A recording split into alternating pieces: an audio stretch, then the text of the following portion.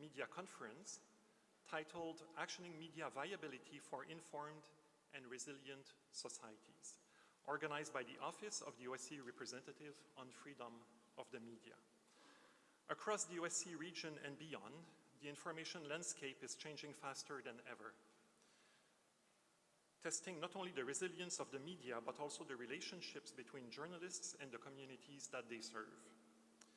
At the same time, we see examples of innovation, collaboration, and ongoing efforts to strengthen independent and viable media. It is amid these developments that we gather today to exchange ideas and perspectives on the path towards free, resilient, and pluralistic media in Central Asia and Mongolia. We have a very rich program ahead of us today, so without further delay, let us begin with our high-level opening panel. Our first speaker is Ambassador Jan Bratu, the OSCE representative on freedom of the media. Ambassador Bratu was appointed to this role in December 2024, following an extensive diplomatic career, including leading the OSCE missions in Serbia and Kosovo, and serving as Norway's ambassador in the Western Balkans. His deep commitment to media freedom and regional cooperation is at the heart of this conference. Please join me in warmly welcoming Ambassador Bratu to the floor. Ambassador Bratu, the floor is yours. Thank you.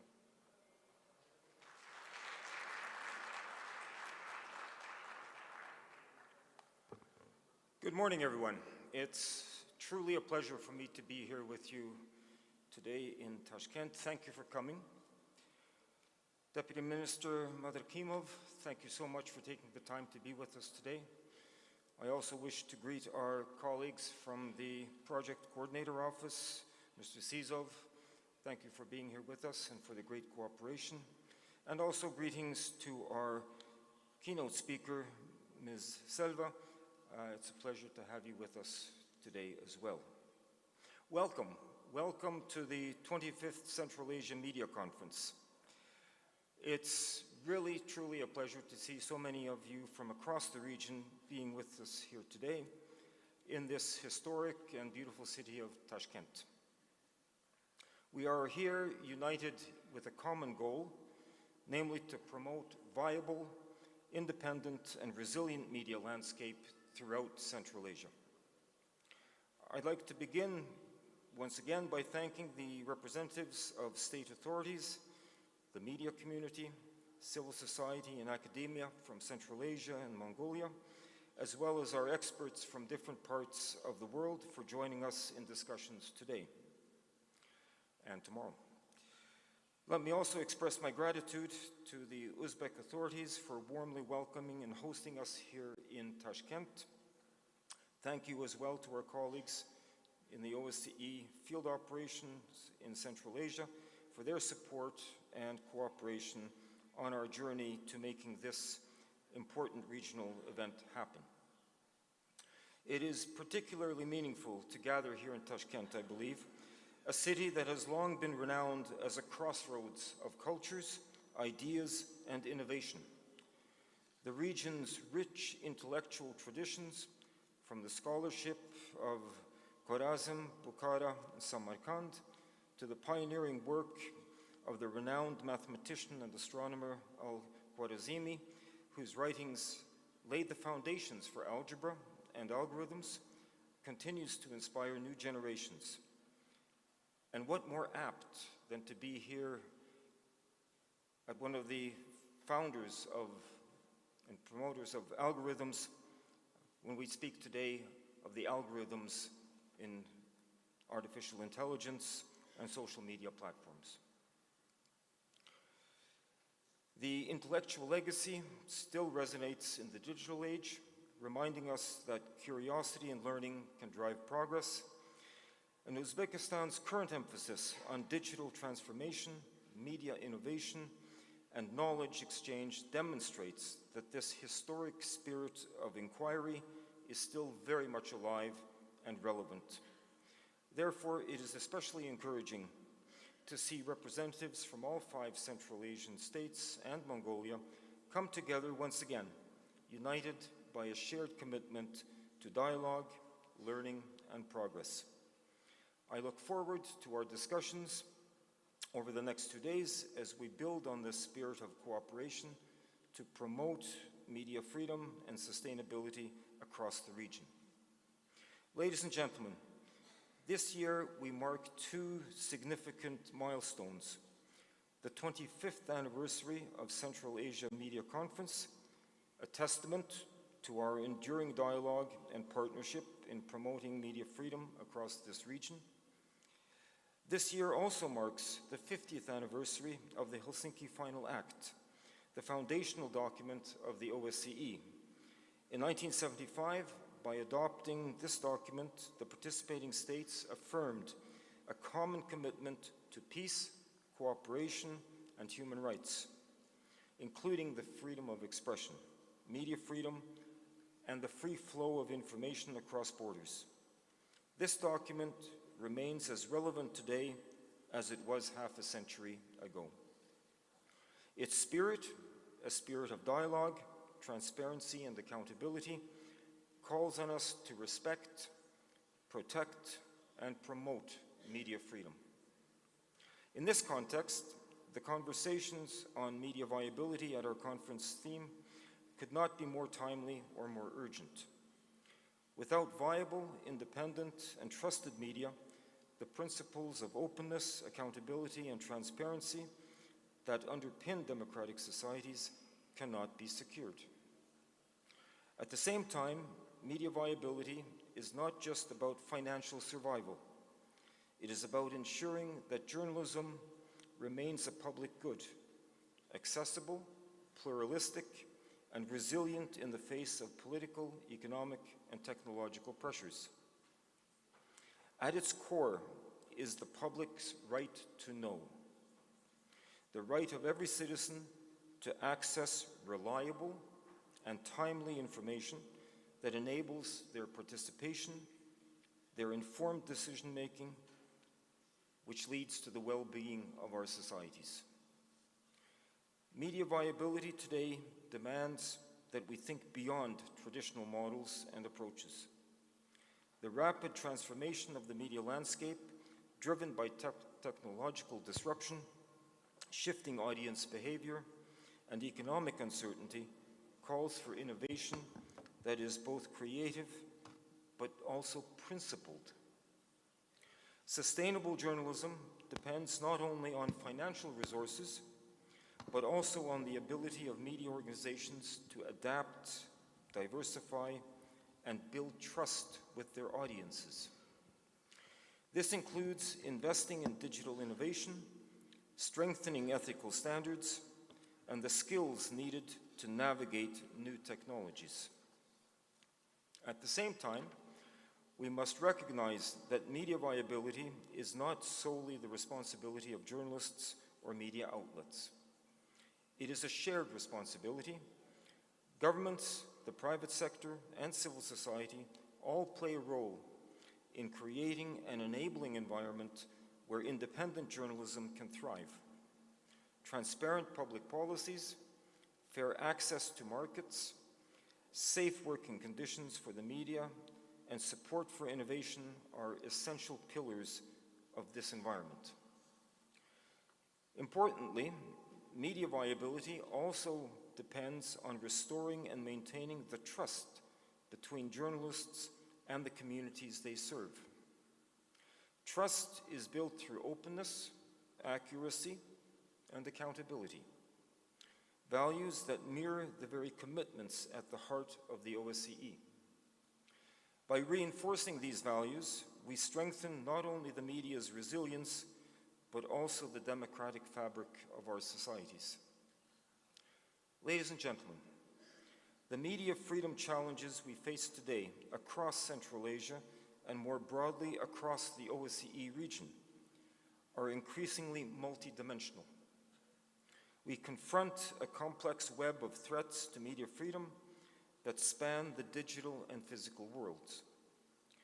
These include the weaponization of disinformation, online and physical attacks on journalists, especially targeting female journalists, and those journalists investigating sensitive issues of public interest. The misuse of legal frameworks to stifle critical reporting to name but a few of the challenges. These threats also encompass the erosion of public trust in journalism and the collapse of sustainable business models for independent media.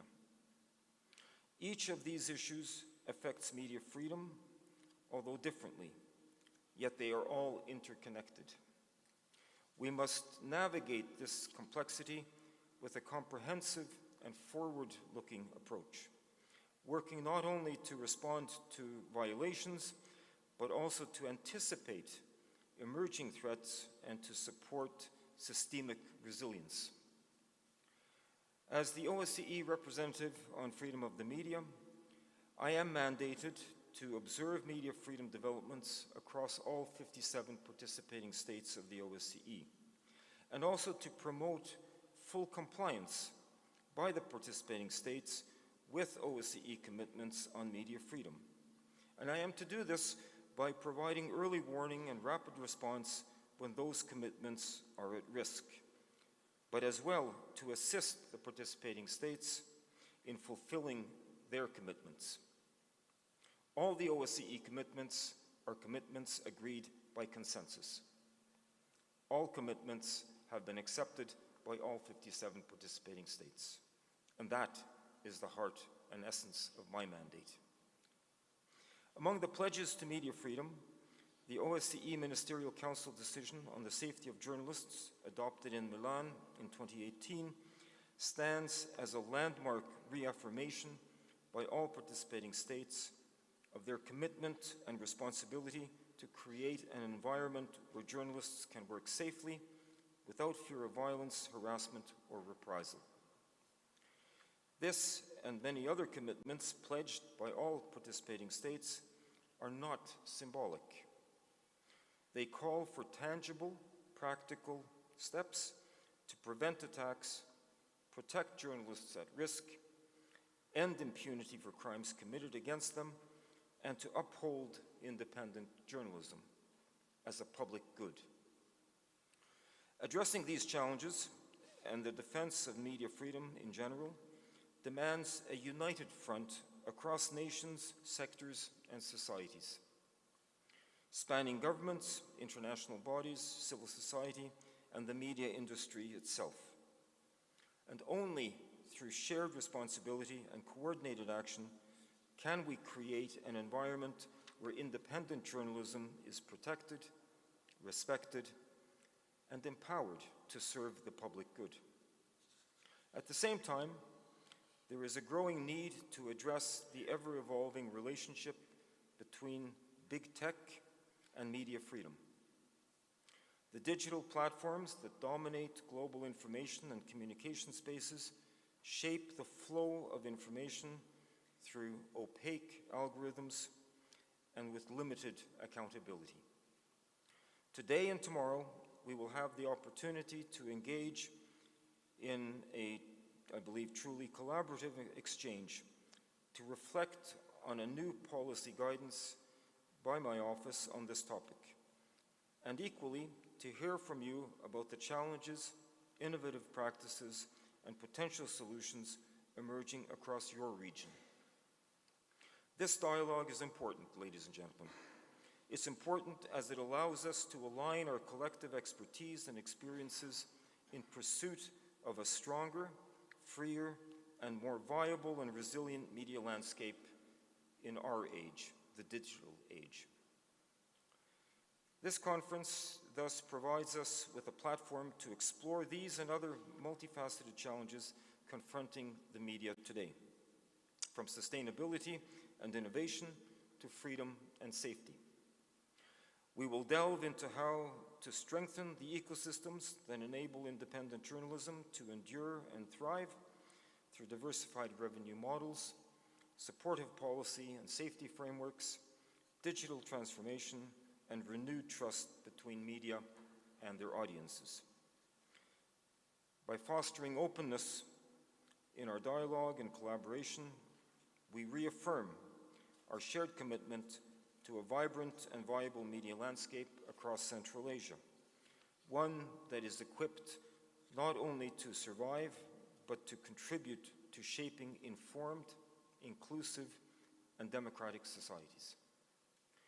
Beyond identifying the existing and emerging challenges, the conference will seek to outline pathways towards sustainable solutions.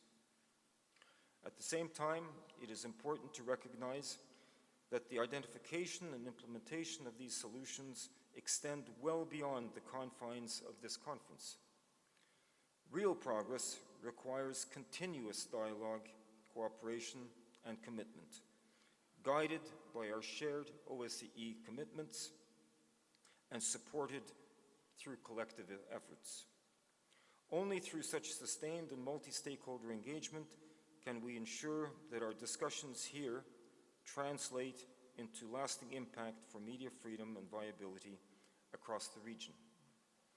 As always, my office and I stand ready to provide all necessary assistance, guidance, and expertise on addressing these challenges offline and online, in compliance with internationally accepted media freedom standards and, of course, OSCE consensual commitments. Thank you very much for being with us. I look forward to an interesting and productive discussion over these next 2 days. Thank you very much for being here.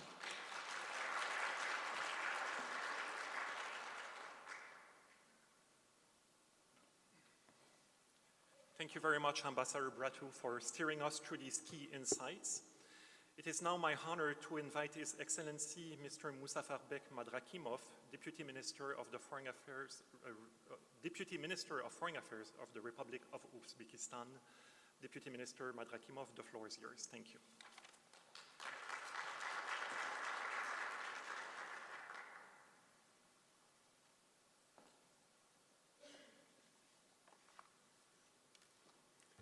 Good morning, ladies and gentlemen, dear Ambassador Bratu, dear colleagues.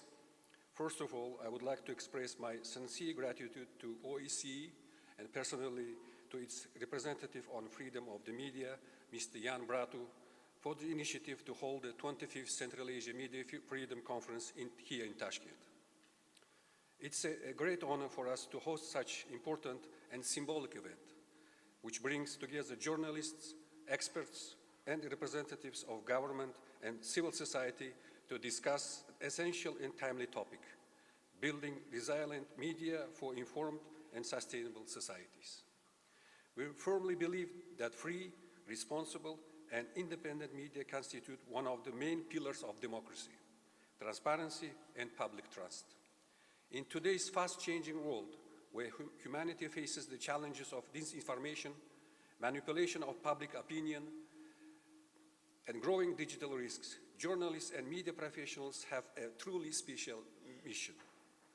They not only inform, but shape the collective consciousness of societies, influencing how people think, make decisions, and respond to both global and local developments. Therefore, strengthening media literacy, expanding fact-checking initiatives, and upholding the principles of ethical journalism are essential to protect our societies from misinformation and polarization. A resilient and trustworthy media sector not only keeps citizens informed, but also builds bridges between people, communities, and governments, fostering dialogue, mutual understanding, and peace. In this regard, we highly appreciate the important and consistent work that OSCE and its representative on freedom of media are doing to promote these shared values and to support professional journalism across the region. Ladies and gentlemen, in recent years, under the leadership of the President of Uzbekistan, His Excellency Shavkat Mirziyoyev, wide-ranging reforms have been carried out to build an open, fair, and accountable society. At the heart of these reforms are our people, their rights, freedoms, and dignity. One of the main national priorities is to protect freedom of speech and ensure genuine media independence. Today, about 2,400 media outlets operate in Uzbekistan, and around 65% of them are non-state. The number of private publications, television and radio channels, and online platforms continues to grow. The dynamic development of online journalism and social media has made it possible for citizens to become more active participants in public life, to engage in open dialogue, and to exercise public oversight over government activities. We are also improving the legal framework that guarantees freedom of expression and access to information. In particular, special attention is paid to strengthening the protection of journalists' rights, ensuring accountability for any obstruction of their work, and promoting transparency and the right to information as among the key goals of Uzbekistan 2030 strategy. This strategy serves as a comprehensive roadmap for further developing democratic institutions and creating a free, competitive, and professional media environment.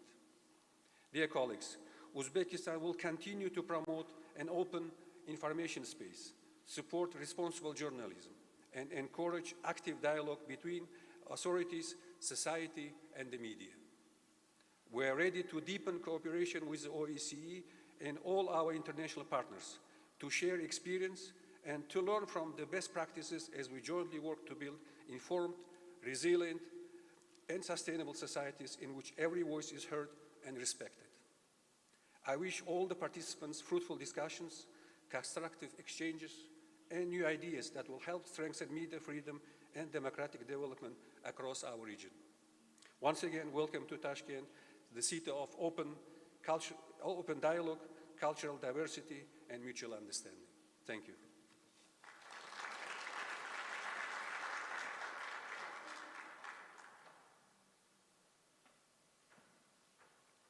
Thank you very much, Deputy Minister Madrakimov.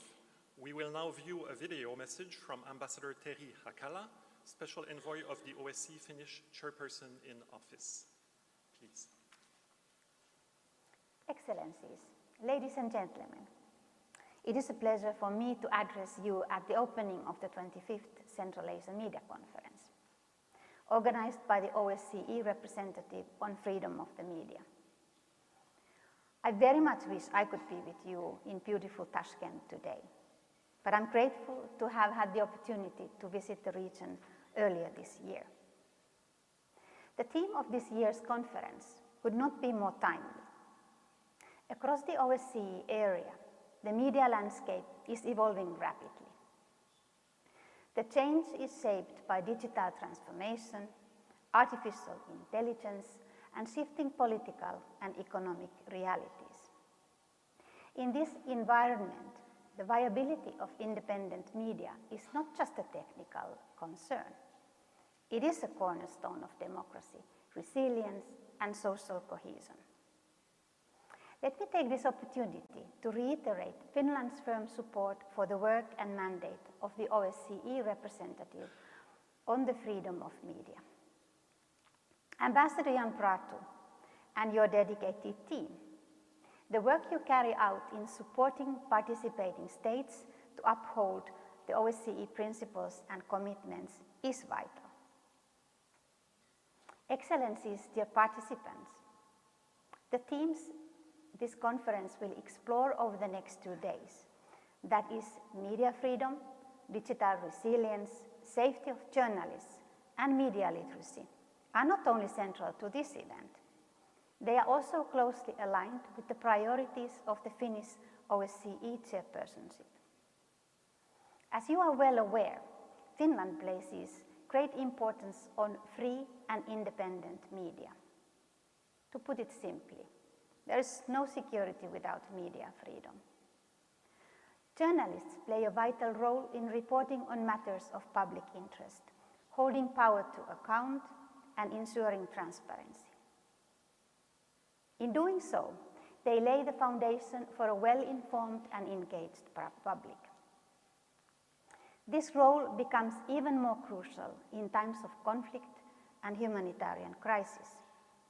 Journalists not only inform, they document. We've seen this clearly in the context of Russia's war of aggression against Ukraine. The work of independent media has been indispensable in exposing the truth and preserving the historical record. Another key priority for us this year is media literacy, which remains one of the most effective tools in countering disinformation and foreign information manipulation and interference. By equipping societies with the ability to critically assess information, we strengthen democratic resilience. Media literacy should be more deeply integrated into school and university curricula. This would help individuals detect dis- and misinformation and avoid the spread of harmful rumors and fake news. In today's complex and fast-changing information environment, the role of media professionals is more important than ever. To ensure trustworthy, fact-based reporting, we must invest in their capacity building. We need to provide them with skills, tools, and ethical frameworks needed to navigate digital challenges and misinformation. Equally important is the need to foster collaboration across sectors such as media development, information integrity, and media professionalism. Only through such cooperation can we build a robust and trustworthy media ecosystem. I would also like to emphasize the importance of ensuring the safety of journalists, particularly women. They often face disproportionate risks and targeted harassment both online and offline. Protecting their rights and well-being is not only a matter of justice. It is essential to preserving the integrity and diversity of our media landscape.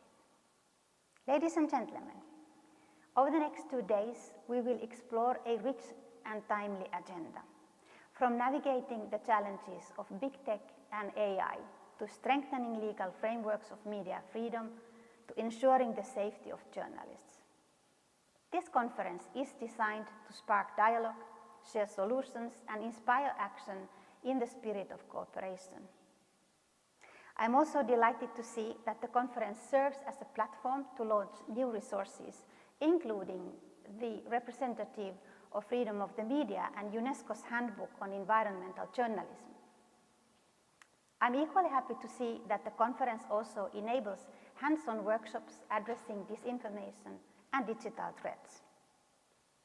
This conference is more than a series of discussions. It is a platform for collaboration and innovation. It offers an important opportunity to reflect on pressing developments and to exchange good practices drawn from a wide range of expertise. Together, let us reaffirm our commitment to media freedom and to building resilient, informed societies across Central Asia and beyond. I wish you all a productive and inspiring conference. Thank you very much. Katta Rahmat.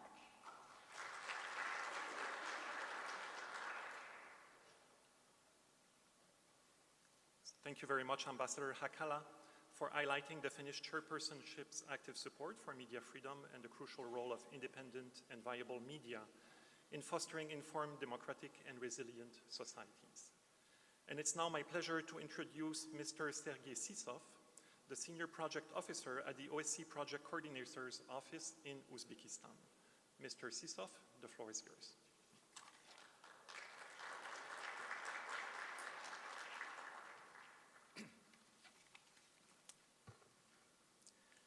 Ambassador Bratu, Deputy Minister Madrahimov, Mr. Tremblay, Excellencies, distinguished guests, ladies and gentlemen, Assalamu alaikum. On behalf of the OSCE Project Coordinator in Uzbekistan, I'm very pleased to welcome you all to the 25th Central Asia Media Conference. I want to extend my sincere thanks to Ambassador Bratu and his team from the Office of the Representative on Freedom of the Media for organizing this event here in Uzbekistan's capital. The conference couldn't be more timelier. In an era of fake news and disinformation, when news outlets must navigate complex algorithms to reach their audiences and turn the income to survive and thrive, the importance of free press that serves the public interest has never been clearer. Free, independent, and pluralistic media are essential to a free and open society and accountable systems. These are exactly the words of the OSCE Permanent Council decision that established the representative on freedom of the media. In themselves, they might sound like tired platitudes, but in the current circumstances, they underline what is at stake when serious, fact-based journalism is at risk. Just as importantly, they represent values that all OSCE participating states have committed to uphold. Unfortunately, the political and technological challenges facing journalists and consumers of news today are many. Ours is a time when artificial intelligence holds out great promise, as did the internet some 30 years ago, to transform the way in which information, and news in particular, is gathered, transmitted, and consumed. Yet at the same time, the threats to the free flow of accurate, reliable information that we all rely upon have only grown. Social media enables the instantaneous sharing of information from the most remote corners of the world, by everyone and anyone. In the best of circumstances, such speed and accessibility give citizens and governments the ability to respond immediately to crisis, as well as routine everyday matters.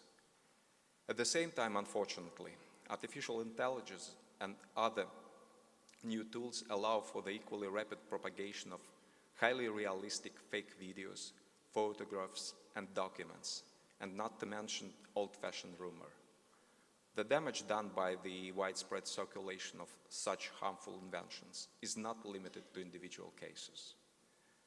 And as recent experience in the OSCE region and beyond has demonstrated, it can be used to target journalists, to undermine their reputations, to put them even at physical risk, and in the end, to prevent them from doing their jobs and informing the public.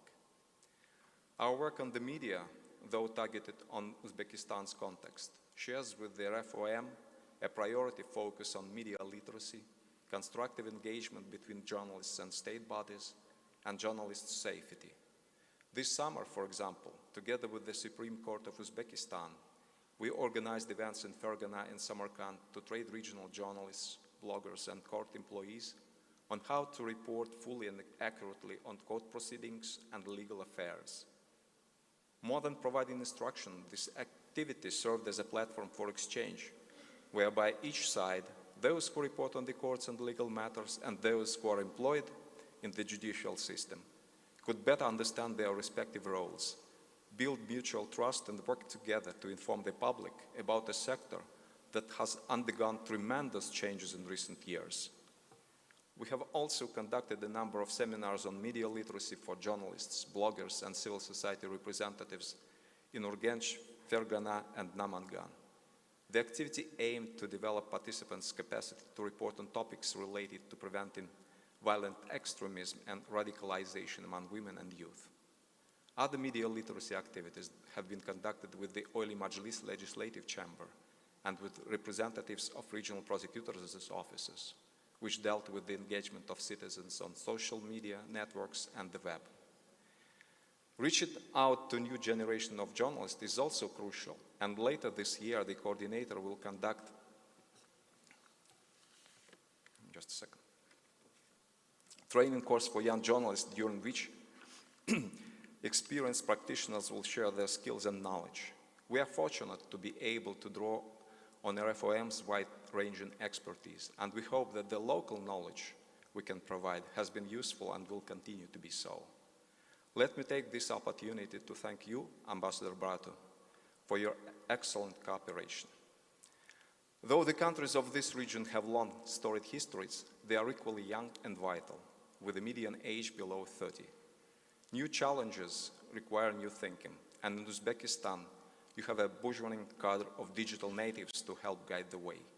And on this way, you can also benefit from the rich experience of the RFOM and the OSCE as a whole. For some of us, it may be hard to fathom how much time passed since the OSCE took shape in its present state, transformed from what used to be known as the Conference for Security and Cooperation in Europe into a full-fledged international organization. Difficult though it may be to believe, but this year is the 50th anniversary of the Helsinki Final Act, the foundational document that fostered the OSCE. It continues to steer our shared commitment to peace, security, and human rights across the OSCE region. And it is also the 30th anniversary of the OSCE's presence in Uzbekistan. During that time, our office has developed a strong, collaborative relationship with the government of the Republic of Uzbekistan and its people. Deputy Minister Madrahimov, I would like to thank you, the Minister of Foreign Affairs, and the whole government for excellent cooperation over these many years. Finally, this is the 25th edition of the Central Asia Media Conference. Congratulations again to Ambassador Bratu and the team for making this latest event possible. You have completed a full agenda of presentations and working sessions for our next 2 days, with an impressive array of experts and participants.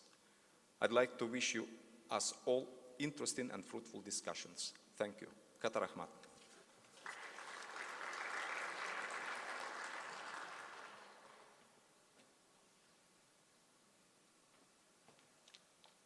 Thank you very much, Mr. Sisov, for highlighting the projects and initiatives of the Project Coordinator's Office in Uzbekistan.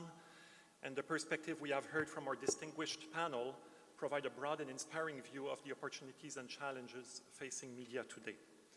We will now move to the keynote address on the theme, From Value to Values, Viable Media for Trust, Social Cohesion, and Democracy.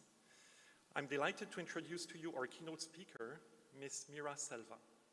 Ms. Selva is the Chief Executive Officer of Internews Europe, a media development organization operating in over 40 countries.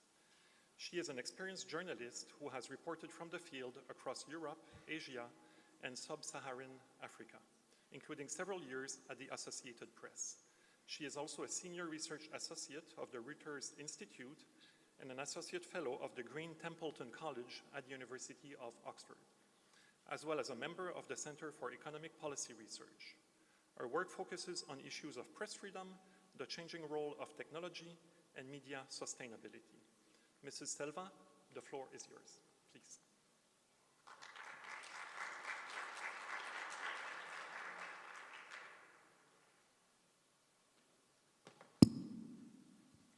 Thank you very much, and it's a real honor to be here. Thank you.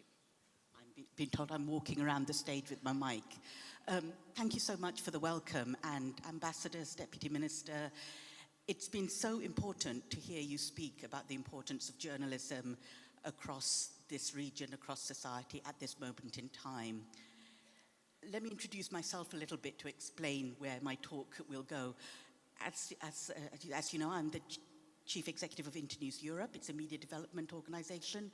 It's been going for a very long time, for several decades. Most of the countries we work in were not or are not democracies, and what we're really seeing is that the line between what is democratic and not democratic is slithering all over the place, all over the world. So a lot of the work that we do, which is about supporting independent media, but also looking at information ecosystems, information integrity, looking at what communities need, is really relevant all over the world, more now than ever before.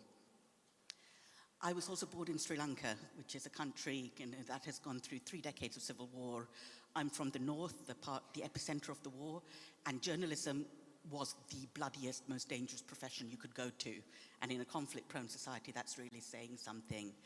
It was, journalists' bodies were washed up on beaches, people were disappeared, the media sector was systematically dismantled, and yet, now, when you look at it, there is journalism, there is storytelling, because what you actually realize is that need to tell stories and to talk about ourselves and the communities never goes away. And whatever kind of government you live in, whatever is happening around you, it's what makes us human. And when we look at the future of journalism and what we need to do, I think that's what we need to really focus on, what makes us human and how can we support that. So as I said, Internews works on the idea of information ecosystems, and we really look at what do you need in any society to have a healthy information ecosystem. And we came up with a list of 7, it's a kind of septagon. And you start with good information. This is good, accurate, reliable information. You need safe access to that information. You need the safety of the information providers. These can be journalists, but they can also be economists and health professionals, anybody who's saying things that are backed by truth and facts that may have consequences that might not be that popular. You then also need a viable media sector because the media is the best conduit for this information in society. You need critical thinking, and this is to do with digital literacy, it's to do with media literacy, but it's really to do with understanding what the information you're receiving is, being able to analyze it and put it into context. And you need legal frameworks. So you need a kind of overarching legal framework that protects and kind of codifies practices and norms, both for the people producing the information, those consuming it, and for those who just are kind of in the ecosystem altogether. There's also been a lot of work recently on the idea of epistemic security. This came out from a think tank in the UK called Demos, and it kind of fed into the conversations we're having now. As if we're going into a kind of more politically, geopolitically insecure world, we need epistemic security. We need knowledge networks and frameworks that are secure, trusted, and usable. And interestingly, I was speaking to some psychologists about this, and they said, oh, is this to do with epistemic insecurity? And it wasn't. I don't think the two had actually encountered each other. But epistemic insecurity is a psychological term based on the individual.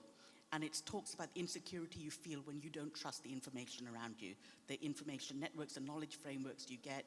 You're not sure if the information you're getting is biased or accurate or relevant, or whether there is something out there that might be pertinent to you, but is not reaching you for whatever reason. And this, again, links to another epistemic idea, which is epistemic injustice, the idea that communities, certain communities, whether they're women, whether they're marginalized communities, minorities, disabled communities, are disadvantaged because, again, they cannot access certain information that the rest of the population can, that gives them an inherent disadvantage in their lives. And all of these are pertinent when we talk about democracy, because democracy is most a threat when people feel unseen, unheard, misunderstood, and feel that their needs are being ignored or not served. So when we address this issue, how to make people feel seen, feel heard, feel understood, and to ensure their needs are met, you can see the role that journalism plays in this. Now, we're in Central Asia, and Internews has been working in this region for several years, and some of our best work comes out of here, mainly because we work with incredible producers of information. These can be journalists, they can also be bloggers, they can be storytellers, documentary makers. You mentioned that this is a young region with kind of growing population under 30, and this is really striking, I think, because when we talk about media development, we often are having conversations where the funding is coming from parts of the world which have aging populations and a kind of demographic, top-heavy demographic. And then we're talking about journalism to parts of the world which have a much more younger demographic. And I think we really need to be aware of what we're saying here. Because what I've seen here in Central Asia is that the generation below, the journalism that's coming up from here is extraordinary. It's digital first, it's innovative, it's creative, it's often rooted in local languages. So it's in Uzbek, it's in Kazakh, it's in Kyrgyz, it's in, it's in the languages that people understand. The people producing this work understand their communities. They understand their audiences. They really know who they're speaking to, and they're laser focused on this. And they have no ego. So they will openly say, we're not going to cover something that is not in our remit. We're going to stay focused on our mission, even if the prestige and the value and the visibility is in covering the other regions. And that's what we really want to build on, this idea of creativity, audience connection, and focus. But, and there's always a but here, I do want to say we don't want to rely on these individuals completely to save journalism and to save the media ecosystems. And there are very clearly reasons why not. The first one, which I've said for years, is I don't want journalists to have to be heroes. I don't want them to have to face arrest, physical attack, digital attack. I don't want them to have to kind of take a deep breath and screw up their courage in order to do their work. They should be allowed to do their work knowing they're protected by the law, knowing they're protected by social norms, knowing they're protected by their newsrooms, knowing they're protected in many ways by their audiences, that the people they're speaking to and the people they serve have their back. And that they can't do on their own. For that, you need an international framework, you need national frameworks, you need a larger community to act. There's also research from the Reuters Institute, where I used to work, and from Pew Research about the growing role of what many people will call influencers, who are in this category, who often produce really good work, like I said, audience-focused, targeted, but it's often very specialized and quite niche, so they won't often cover all the topics. So if there is a part of journalism which is about holding power to account, being able to go to the powerful corporations, going to the governments and saying, have you fulfilled your promises? Are you looking after the citizens? I think sometimes you do need bigger frameworks. You need professional journalists backed by newsrooms and legal supports to do that. And then we have the issue of viability. And media viability will be an ongoing theme in this conference. Nobody really knows what viability means or what it's going to look like. We have tried different ways to fund journalism, to make it viable. There is no silver bullet. I think we accept that there has to be a variety of models for viability, but this real question, who pays for journalism and why, is what we need to address. We talk about trust, and trust is really important because people will only pay for something that they trust. But I would kind of pause a little bit on trust, because again, if you look at the research on trust, some of the most trusted societies are completely closed. North Korea, Singapore. You know, trust in institutions, trust in journalism is very high because there is not much of a plurality of information out there, so you trust what's right in front of you. So trust is part of the story, and conversely, many societies that are open, pluralistic, with very good media have very low levels of trust because people hear all this information about their rulers, about their leaders, and get mistrustful. So trust is part of it. But I think the more important part of this is value. So does society value journalism? And why does it value journalism? And when you look at this, what you really, really need to look at is, does journalism provide you with the information you need to make decisions about your life and to make your life better? And this is where you really, really need to kind of look at what journalism is being produced and what is being supported. We've had an incredible, and not in a good way, year in the kind of media development sector. As you all well know, USAID was dismantled at the start of this year, and at least $140 million a year has been taken out of the media development landscape, and it's clearly not coming back. European donors, other donors, have been extraordinary in their response, but in no way is this money ever going to be replaced. What we will have to look instead is what you can do with different kinds of funding, with quite possibly smaller amounts of funding, but also ideally funding that is less tied to objectives and norms designed elsewhere, but are far more rooted in what's needed in a local population. So it's locally led, accountable and relevant in a very direct way. There are so many barriers to viability, and I talked earlier about the fact that individuals as journalists, as freelancers, can't do this alone, and the barriers to viability are things that, again, we need actions from above. So when you look at the advertising revenue, which is still significant for much of the media, advertising revenue needs to be codified, protected. In many parts of the world, in many countries, it's weaponized. So you see governments giving advertising revenue to media outlets that provide positive coverage and withholding it from those that are critical. It's easy to see why this is an attractive thing to do. It doesn't actually achieve its aims, I think, because what you end up then is a media sector that ultimately loses all credibility, so people stop trusting anything. So actually spreading it and sustaining a pluralistic media base is better overall. We're going to talk about AI. I mean, the disruption of AI. I want to talk about the advantages later, but the disruption that the AI is going to wreak on the media viability area, just as it's beginning to try to get to grips with the last digital transformation, it's going to be extraordinary. Because the moment content is produced, AI tools will be able to scrape that content, contextify it, rearrange it, distribute it within seconds before the creators have even basically had their first cup of coffee after pressing file. So how do you react to that? We need international bargaining codes, we need regulation, we need very active conversations with the big tech platforms. I know that the OSCE has written a really good report, Anja Schifrin and Natalie Heldberger, on the role of big tech and media. And there's one line that's really striking where they talk about the fact that we have, as individuals, as a public, as citizens, and as governments, we seem to have agreed that it's okay for big tech to control the global public space. That just seems to have happened. And so all conversations are now mediated by a very few number of organizations, not usually based in the countries where these conversations are happening. How this happened and what we do about it is the discussion that these kind of venues should be having. So thank you for bringing that together.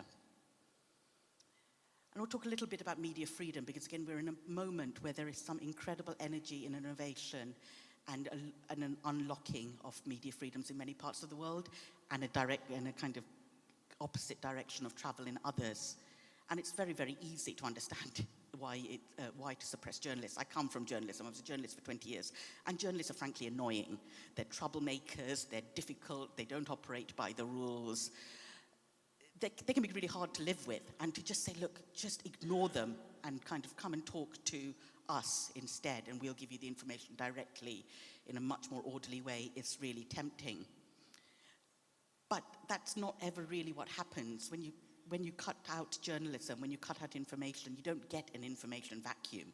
You get a whole different information space that's filled with rumor, theories, misconceptions, misinformation, if you want to call it that as well. But it makes it sound like it's negative, but it's not really, because I went back to the idea of that we're human. We will always tell stories about ourselves. We always want to know what's happening around us, and we want to document it. This is intrinsic to us as human beings. So journalism is one medium through which this happens. Take away the journalism, and people just do it through some other way. Add the digital dimension to this, and the fact that these stories are now then amplified, distorted, translated, spread around the world very, very fast. You see where there's chaos.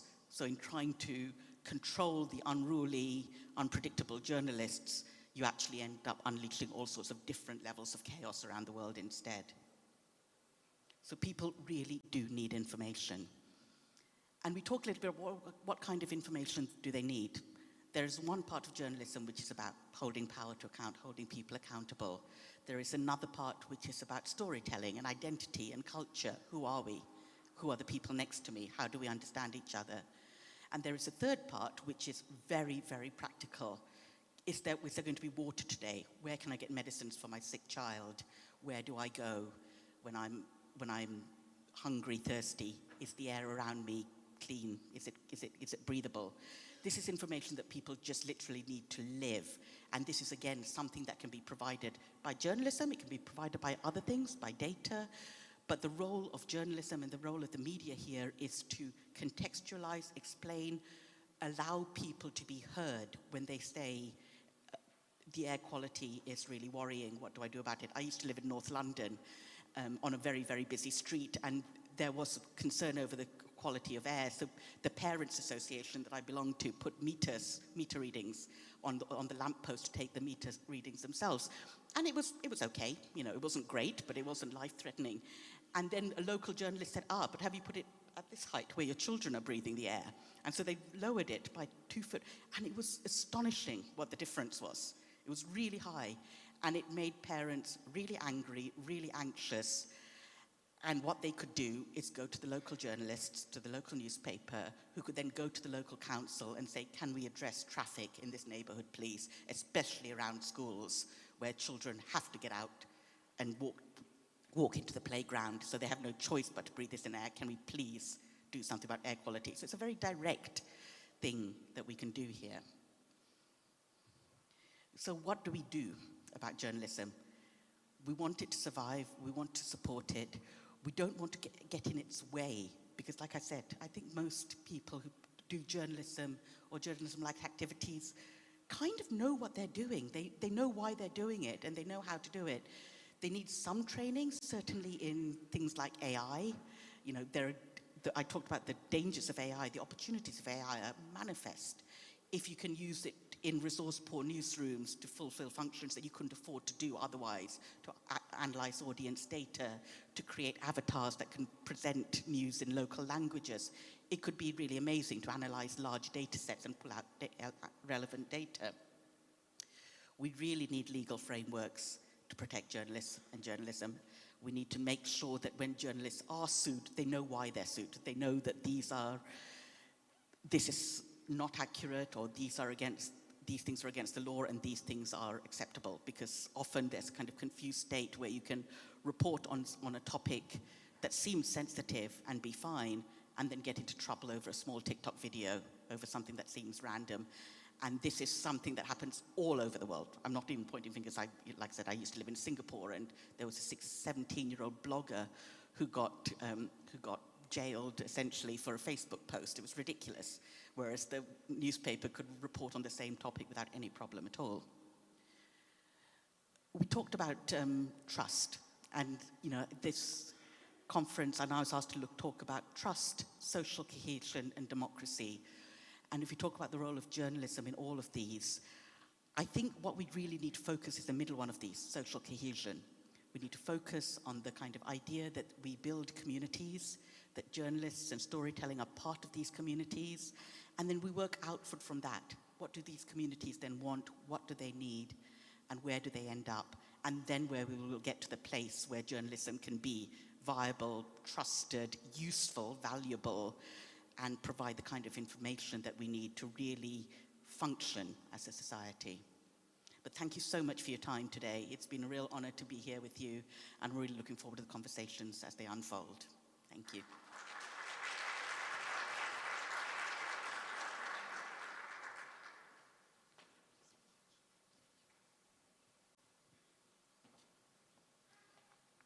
Thank you, Ms. Selva, for your very much thought-provoking keynote address.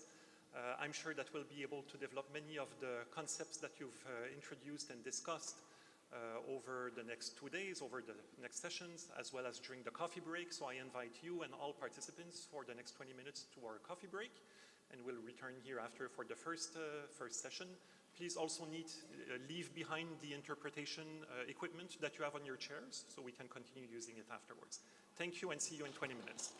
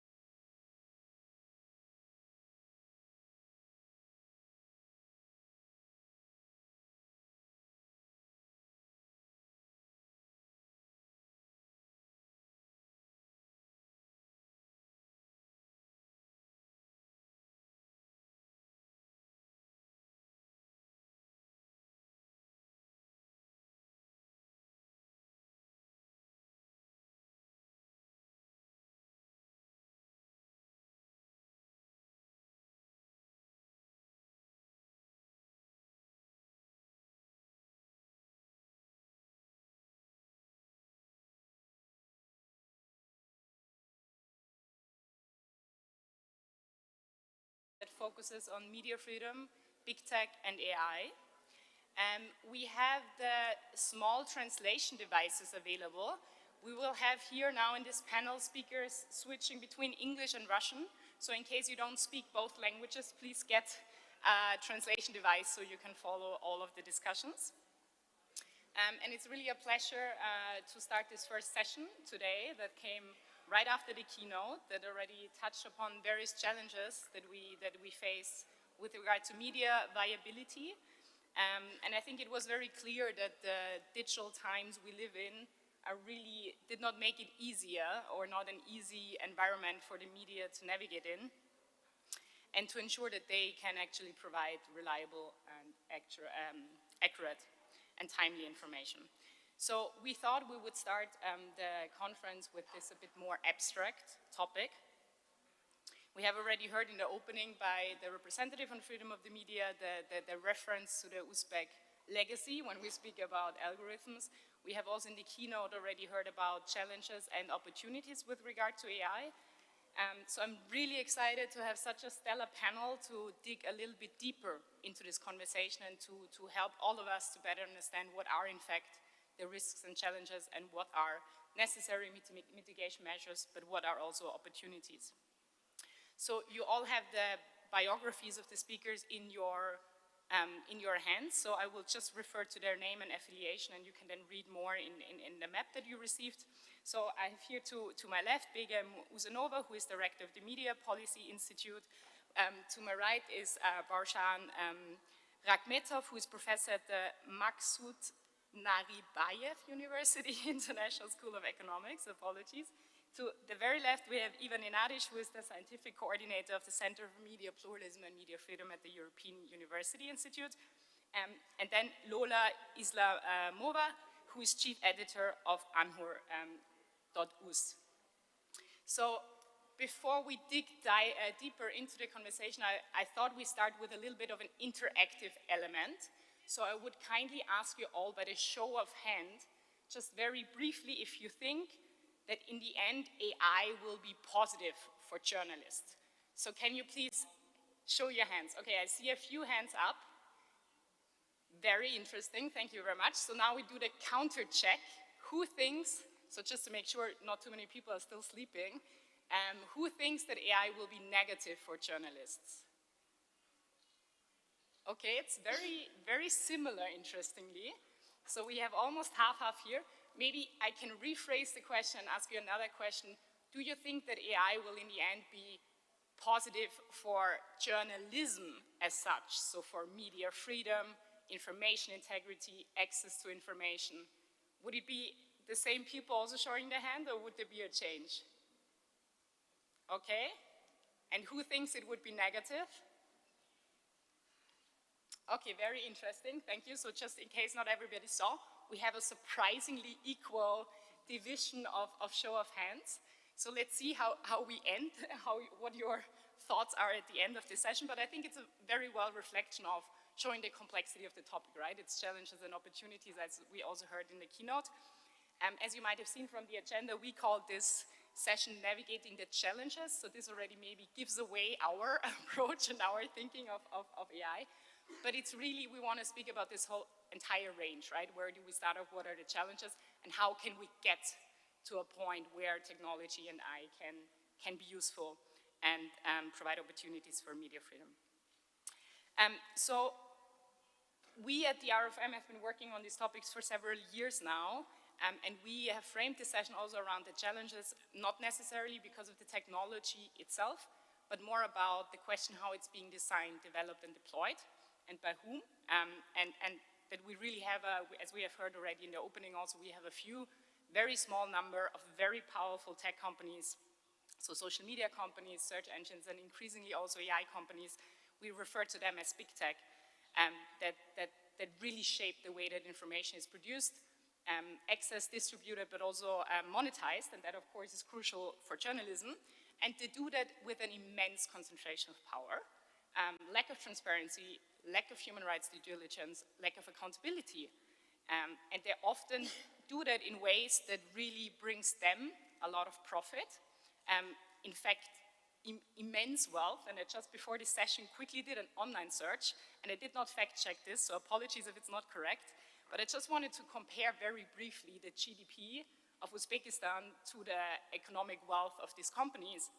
And the forecast of 2025 for Uzbekistan's GDP is 140 billion US dollar, while like if you look at each individual of these big tech companies, like Meta or Alphabet, so Meta is Facebook and Instagram, or Alphabet with Google and YouTube, each of them alone has 2 to 3 trillion US dollar. So that's compared to like 1–2% of the GDP of Uzbekistan, but you don't need to take Uzbekistan, you can compare it also with European countries, like for example Austria, where I'm from. You also have 6 times the size of Austria's total annual economic output by just one of these big tech companies. So just to give you a little bit of a context of what we are speaking about, because this profit, this short-term profit, often comes to the detriment of public interest information, of journalism, of pluralism and accuracy. So 2 weeks ago, you have already heard about it very briefly. We launched this new policy manual, Safeguarding Media Freedom in the Age of Big Tech and AI, that provides a lot of context and provides comparative analysis of the regulatory frameworks that are out there, lessons learned, and then provides recommendations to states. And I'm really very happy to have 2 of the main contributors to this policy manual on this panel, Eva and Begim, who will also dig a little bit deeper into it in the conversation. So maybe that's already enough from my side, and we can move into the questions to really start the day on this rather light conversation, I would say. What are the challenges? How can we mitigate them? And how can we get to this vision that a few of you have expressed, that in the end, hopefully, technology will really be useful for journalism, for democracy, and social cohesion. So let me start with Eva on the very right side from your point of view. To help us set the scene a bit, I've already mentioned a few keywords. We've also heard some in the keynote already.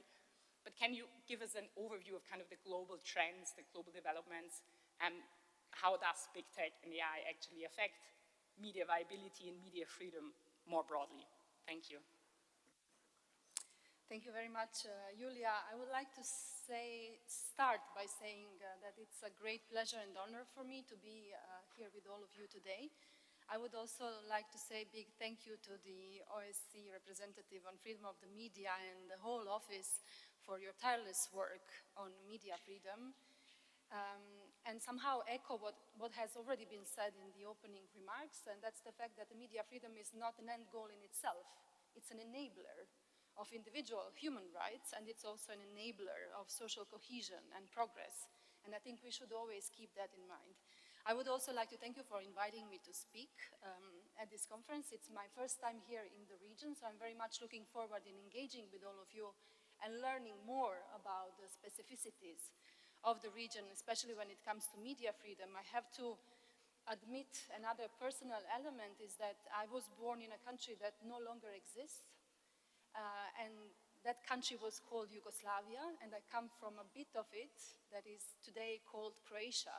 And it's the youngest member state of the European Union. So somehow I lived this experience of societal transformation somehow from the state of play where you have little or no freedoms towards something that somehow meets the standards, very high standards of the accession and joining the EU as one of the political economic communities with higher standards to freedom of expression and media freedom in the world.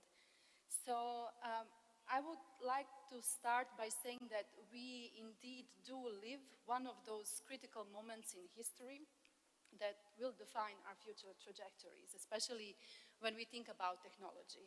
So technology can help create more inclusive and prosperous societies, but it can also easily slip into a different direction if it's captured by particular political or economic commercial interests. So what is the current state of play of media freedom? Of course, we are very much aware that we are fighting battles in 2 battlefields. So media are still struggling with basic conditions for independence. And we've heard also from the keynote this morning that journalists themselves are struggling with basic safety.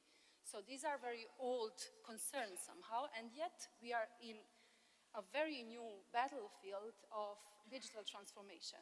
And we are still learning lessons from this digital transformation taking place in the environment of online platforms such as search engines and social media.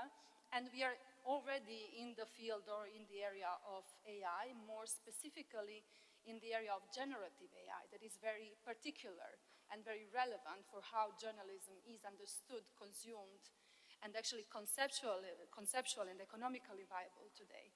So digital news and information infrastructure, as Julia already stated, is increasingly provided by big tech companies.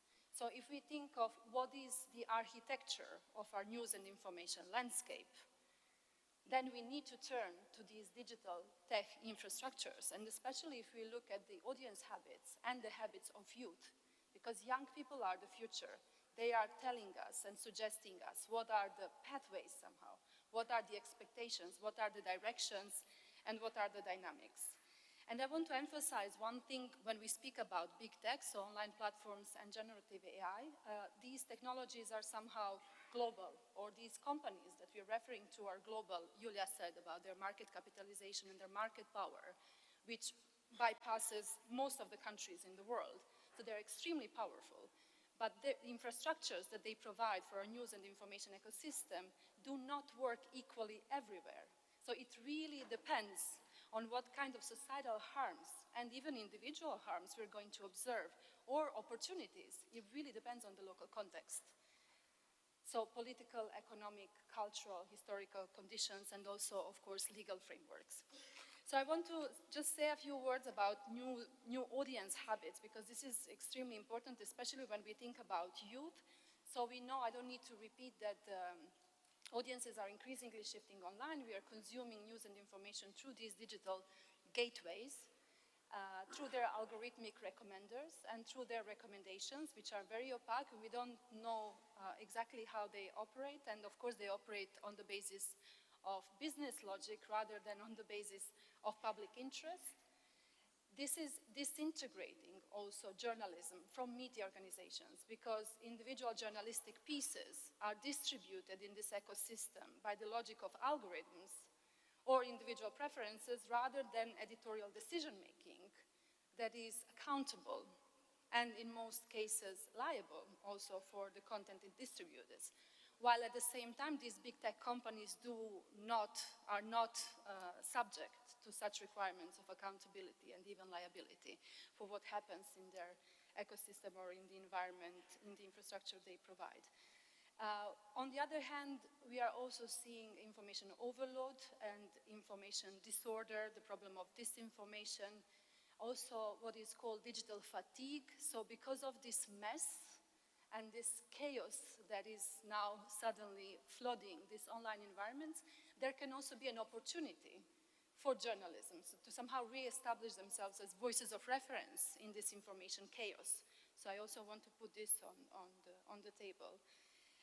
This new ecosystem has also enabled new plethora of voices, influential voices. We can also call them influencers or bloggers, and many of them are actually resilient voices, new freedom voices somehow. And there is a lot of potential for democratizing public information sphere and also advancing freedom in this area through these voices. On the other hand, the infrastructure can also be misused by malicious voices that are using the same infrastructure, but with other aims, with other means, very often with much higher economic means, to manipulate this digital information sphere towards other goals that are not public interest. So even though this new ecosystem of influential voices can also hold positive aspects for advancing freedoms, it can also distract attention from journalism, because influencers, even if they don't do harm, they are producing content that is very often cheaper to produce, so like commentary or interviews, while journalism is still extremely quality journalism. Investigative reporting, analytical reporting is an extremely costly activity. And so if their visibility in the online information sphere is diluted because of a high competition of different actors, this has consequences also for media viability. And this is something to keep in mind as well. And this is not to say that we should limit other voices, it's just to think that how can we then amplify journalistic voices that are relevant and that serve public interest. I will just say a few words about advertising and then I'm wrapping up. So the business model as we've known it for the media is collapsing, is crashing. So the income that was coming or the revenue that was coming from advertising is still there, but in Europe, for example, it's halved.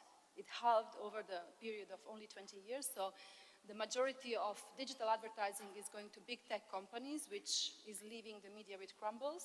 And another very important disruption of the economic model of the media is generative AI and online platforms that are extracting value from using costly media content, from distributing media content, from using quality journalism to train generative AI models, at the same time not giving anything in return, or even in some legal frameworks in which they're obliged to negotiate some sort of remuneration, it's very difficult to establish the real value of journalism and the real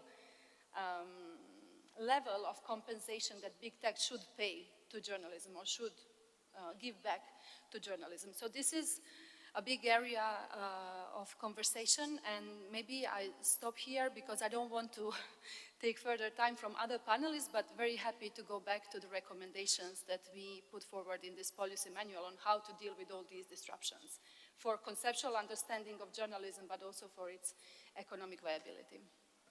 Thank you very much for setting the scene, and I think it was really crucial how you explained how it's so interconnected, right?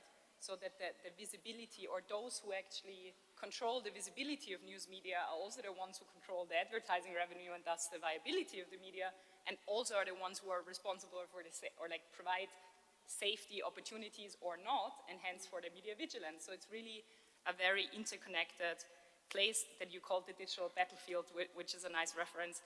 And another thing that I wanted to pick up that you mentioned is something that also Nathalie Hellberger, one of our co-chairs, actually said when we launched the policy manual 2 weeks ago, that the future of media is not yet written.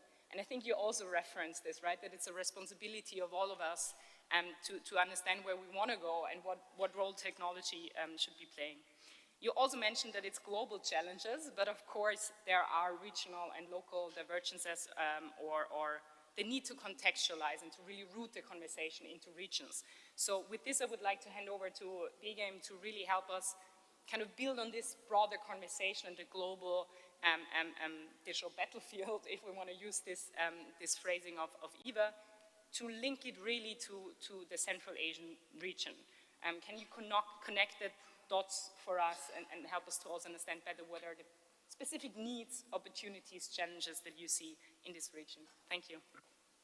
Спасибо большое, Джулия. Ива, да, вам надо будет ответить. Спасибо большое за приглашение. Я второй раз в Узбекистане, в Ташкенте, на конференции ОБСЕ. Мне очень приятно, что вы проводите в таком солнечном городе конференцию. И тема, которая сегодня у нас стоит, это очень важная тема, которая, как всегда, кажется, что мы с ней одновременно находимся, однако мы уже запоздали с ответами на вызовы о конференции, о которой мы сегодня будем говорить. Я со своей стороны хотела бы продолжить тему того, что, возможно, наши СМИ считают социальные платформы как вторым таким фронтом цензуры, в связи с тем, что в наших странах очень сильно политическое давление на средства массовой информации, и с другой стороны есть давление со стороны социальных платформ, о которых мы вот сегодня-завтра будем разговаривать, но для того, чтобы придать фокус и контекст централизиатский, я поговорила с 10 независимыми медиа в Кыргызстане, с которыми мы обсудили, как влияют социальные медиаплатформы на их жизнеспособность, на их безопасность, в целом, как влияет на них, как они с этим справляются, какие риски они считают критическими. И несмотря на то, что это кыргызстанские медиа, я думаю, можем экстраполировать и на централизиатскую повестку. Поэтому тренды, они региональные и вообще глобальные. Кыргызские независимые СМИ испытывают такой многослойный эффект этой зависимости от платформ. Это связано с охватом, то есть сегодня многие СМИ достигают охватов только через социальные платформы. Социальные платформы изменили бизнес-модель заработка средств массовой информации. Теперь рекламодатели идут напрямую в социальные платформы, минуя бизнес независимых СМИ. Социальные платформы влияют на то, как должны создавать медиа-контент. Таким образом, это влияет на такой сложный, глубокий контент, поскольку он не идет, не заходит так, не продвигается социальными медиаплатформами, поэтому им приходится упрощать, делать его более кликабельным. Это не только, то есть с точки зрения восприятия информации, но и сколько ресурсов тратится еще на то, чтобы создавать в разных платформах разного вида контент, который подходит конкретно к этой платформе. И новостные компании сказали нам, что они испытывают постоянный стресс от того, что боятся, что их аккаунты будут захвачены, заблокированы, будут подвергнуты санкциям, которые непонятно на чем основаны. То есть влияет на их процесс очень сильно. При этом коммуникация с платформами, она односторонняя, она фрагментированная и не институционализированная. Отсутствует какой-либо объяснимой обратной связи практически нет, только автоматизированные ответы. При этом большинство СМИ, с которыми мы говорили, считают, что страйки, которые они получают, или блокировки, или санкции какие-либо, это результаты атак троллей, массовые жалобы. То есть и какому-то решению в последнее время СМИ говорят, что стали приходить только когда вмешивается какой-то международный партнер, либо какие-то НКО, то есть самостоятельно то, что заложено в структуре самой платформы в виде политики поддержки, правил сообщества, это не работает. И такая ситуация. Объяснение, то есть большинство сказали, что за год испытывали либо одну, либо две необоснованные санкции, выразившиеся либо в shadow ban, либо в блокировке аккаунта. Несмотря на все эти вызовы, все эти зависимости, наши СМИ, с которыми мы говорили, сказали, что они описывали эту зависимость как нормальную часть цифровой среды. То есть такова реальность. То есть что мы можем с этим поделать? То есть когда мы говорим про цензуру со стороны правительств, мы понимаем, что мы можем делать. Что мы можем делать с социальными платформами, непонятно, поскольку это такие игроки, такие гиганты, от которых мы полностью зависим. И это, конечно, очень такой опасный знак, опасный сигнал, потому что мы воспринимаем эти решения платформ как стихию, как какую-то природную катастрофу, нежели то, что мы можем изменить, то, на что мы можем повлиять, и то, что должно быть подотчетным.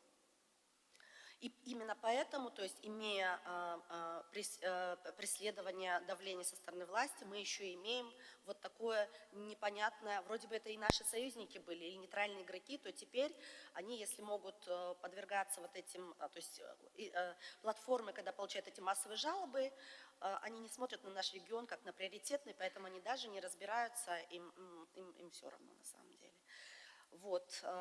Ну и в целом я дальше продолжу во втором раунде, о каких решениях говорили наши СМИ. Thank you so much, Birgit, for contextualizing and for also, at least in the translation, you also used this word of battlefield, like the second battlefield, which even though we always complain there's this securitization of human rights conversation. It seems to be also on this panel, but it really shows the extent, right, of the challenges we are speaking about. So thank you for bringing this evidence of the survey. I think it's really important to also understand better what are, in fact, the impacts that the media see. but then also to make this additional link on this understanding that you mentioned is still lacking of, that this is not a natural way of being, and that change is possible, and there are specific means that states, but also others, can and should be taking to limit this undue power, this undue corporate power over information spaces. You also referred to the different ways of how also authorities or others can use or misuse the platforms really for censoring the media, for blocking accounts. So this is actually a perfect link to what I wanted to ask you, Barshan, to also, you research a lot in your work that you do at the university. You focus a lot on censorship and internet censorship, the way that it's used by different actors for different purposes, and how also platforms can be this censorship intermediary almost. So if you could provide a little bit more information on the work and the research you do, that would be very helpful. Thanks. Okay, thank you. Assalamu alaikum, dear participants of the conference. I'm really honored to be here to speak about AI's impact on journalism in Uzbekistan, because as we know, that Uzbekistan has direct relation to artificial intelligence, thanks to Muhammad ibn Musa al-Kharizmi from Khwarezm. We have the word algorithm now, which is an integral part of artificial intelligence and how it works, because medieval scholars, they Latinized the name of al-Kharizmi to algorithm, algorithmi, and eventually it evolved to algorithms. And now algorithms, they play a huge role. And it's what I'm gonna talk about today, but I'm not given a lot of time, so I'll try to be fast, short, but specific. First, following the speech of Bigaim, I want to highlight main ways how governments try and do successfully censor the internet, the information on the internet, following what was already mentioned. And there, unfortunately or fortunately, governments have many tools in their arsenal. In addition to what was said about exploiting algorithms, again, of social media platforms through bots, bot networks, bots armies, but also mass reporting, mass complaints. Eventually, algorithms of social media automatically suspend accounts of different journalists, internet users. They remove content after coordinated mass complaints. So it's one of the tools. In addition to that, there is also blocking of websites, because we know that throughout years, governments, they block different websites. Sometimes they target websites of media outlets. So it's the second tool. In addition to that, governments also use or employ internet shutdowns. Again, we have many cases, not only in our region, globally, when internet is literally disconnected, either locally in one region of the country or nationwide. So it's another tool, and all those tools are used with the main goal is to censor the internet, which is to restrict, disrupt, or control the flow of information on the internet. Besides that, there are also legislative framework, adoption of numerous laws which also restrict the space for freedom, for speech, for actions for journalists and for regular internet users. And of course, those laws on communications, on online platforms, on mass media, they also have effect on public interest journalism. In addition to internet shutdowns, there was also mentioned that sometimes journalists, again, bloggers, regular users, they are pressured, they are prosecuted for what they publish on social media and the internet. So it's overall, briefly, the main tools in the arsenal of governments to censor the internet. And now I want to briefly highlight the role of social media platforms, which were mentioned, and they are global actors, and governments often try to put pressure directly on them. We have annual transparency reports of Google, for instance, or Facebook, and so on, where we can see how many requests have been sent by governments per year. And there are numerous requests. And importantly, most of those requests to delete some information, to suspend accounts of some users were ignored. But now, governments, they also implement numerous laws.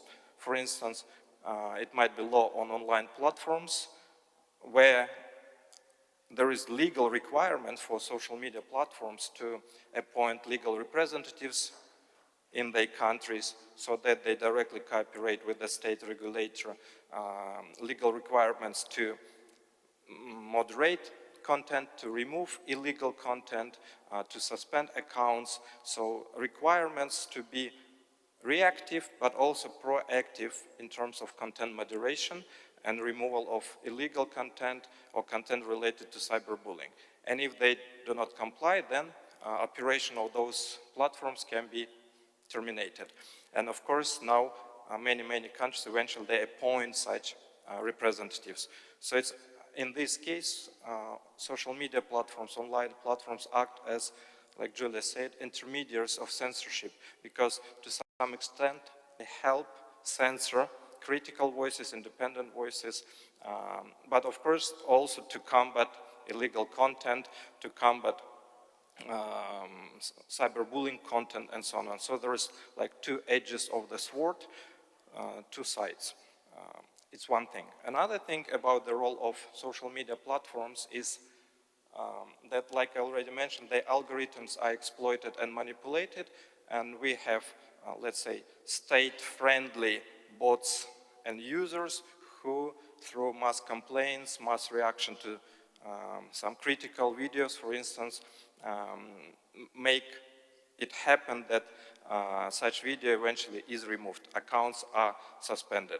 So that's about the role of social media platforms. And briefly about artificial intelligence, because nowadays AI is either used or in the process to be used to facilitate, to accelerate censorship practices. Because currently, for instance, in some countries, monitoring of online spaces is conducted manually or through some subscription-based software.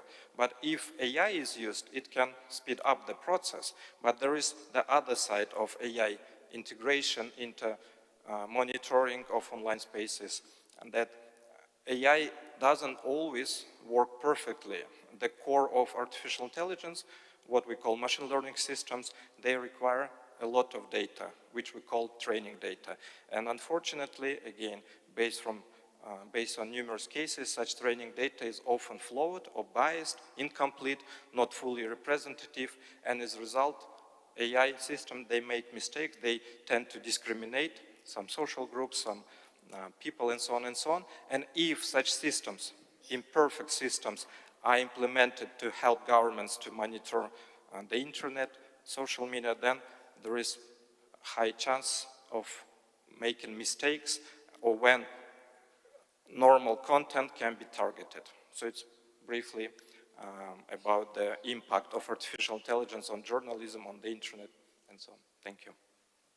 Thank you so much for explaining these different layers. I think this was really useful, at least for me, to hear from you about kind of the direct censorship, like shutdowns or website blockages, but then you also have the next layer of how platforms are through opaque, like public-private partnerships are being used for censorships, right?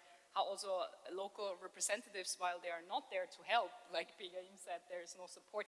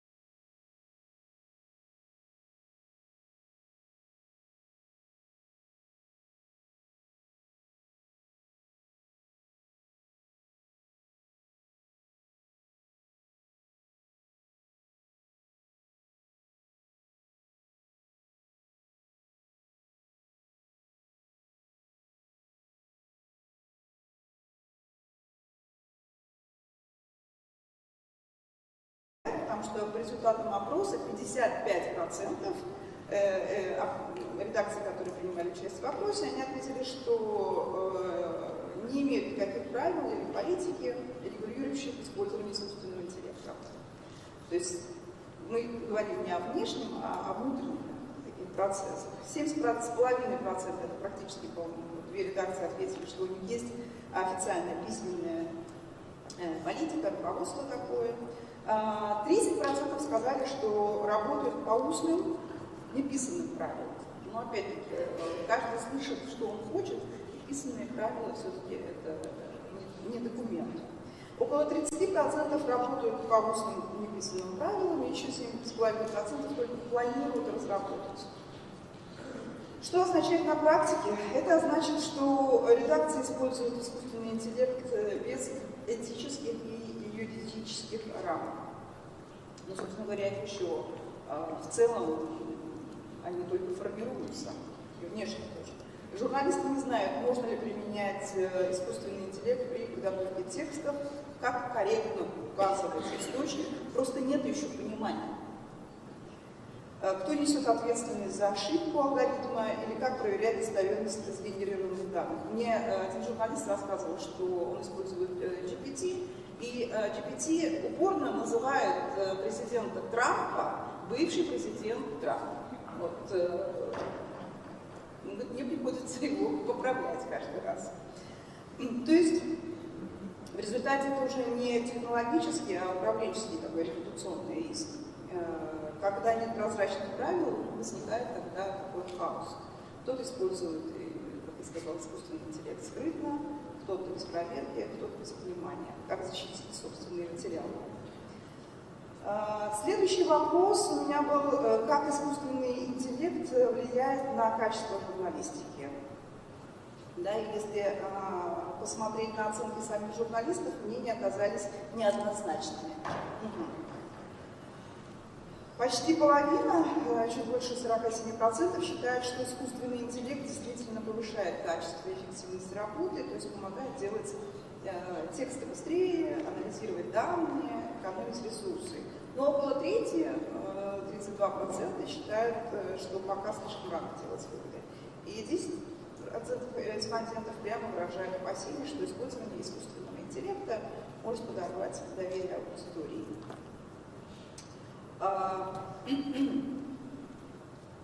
Интересно, что следующий вопрос был к респондентам. Влияние на расходы. Интересно, что экономического эффекта от внедрения искусственного интеллекта в редакции практически нет. Вот, только 20% респондентов сказали, что у них сократились расходы, заметно причем. Еще 45% отметили незначительное сокращение, а 12,5% сообщили, что расходы выросли из-за внедрения обучения сотрудников, оплаты подписок и на инструменты. Честно говоря, эта цифра она понравилась, она меня вдохновила, потому что если редакции готовы инвестировать, значит, они видят какой-то потенциал и стремятся к развитию. На мой взгляд, это показывает, что искусственный интеллект уже воспринимается как не просто как мода, а как направление, которое не успеет выполняться. При этом четверть опрошенных затруднились ответить. В целом можно сказать, что большинство узбекистанских медиа искусственный интеллект пока не снижает издержки, он становится такой инвестиционной зоной роста. И если обобщить, то опрос что показал? Какие-то ключевые моменты. Отсутствие стратегического подхода, искусственный интеллект используется пока еще точечно, без понимания рисков, нет внутренних правил, нет внешних пока правил в Узбекистане. Нету обучения этики применения, это нужно, и незаметная зависимость от внешних платформ. Она незаметная, но я думаю, что она будет очень сильно сейчас влиять на медиа, потому что большинство медиа в Узбекистане не имеют устойчивости, финансовой устойчивости, экономической устойчивости, поэтому в первую очередь пострадают небольшие средства массовой информации. Thank you so much for conducting this survey, for presenting it to us. I think the figures are really interesting, sobering to a certain degree, but it's really important for having an evidence-based conversation to understand better.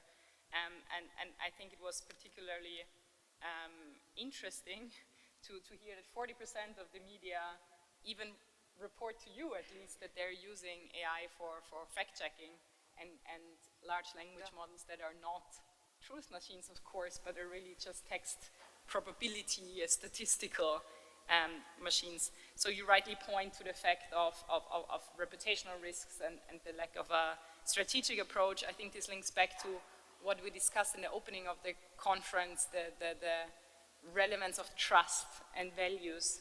To be able to foster media freedom, we need this trust also in journalism, which refers to the reputation you referred to.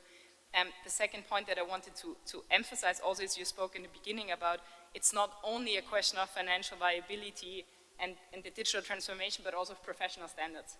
And this, I think, is also really a crucial point to link the whole conversation to the role of the media as well in the questions what technology they use, how they use it.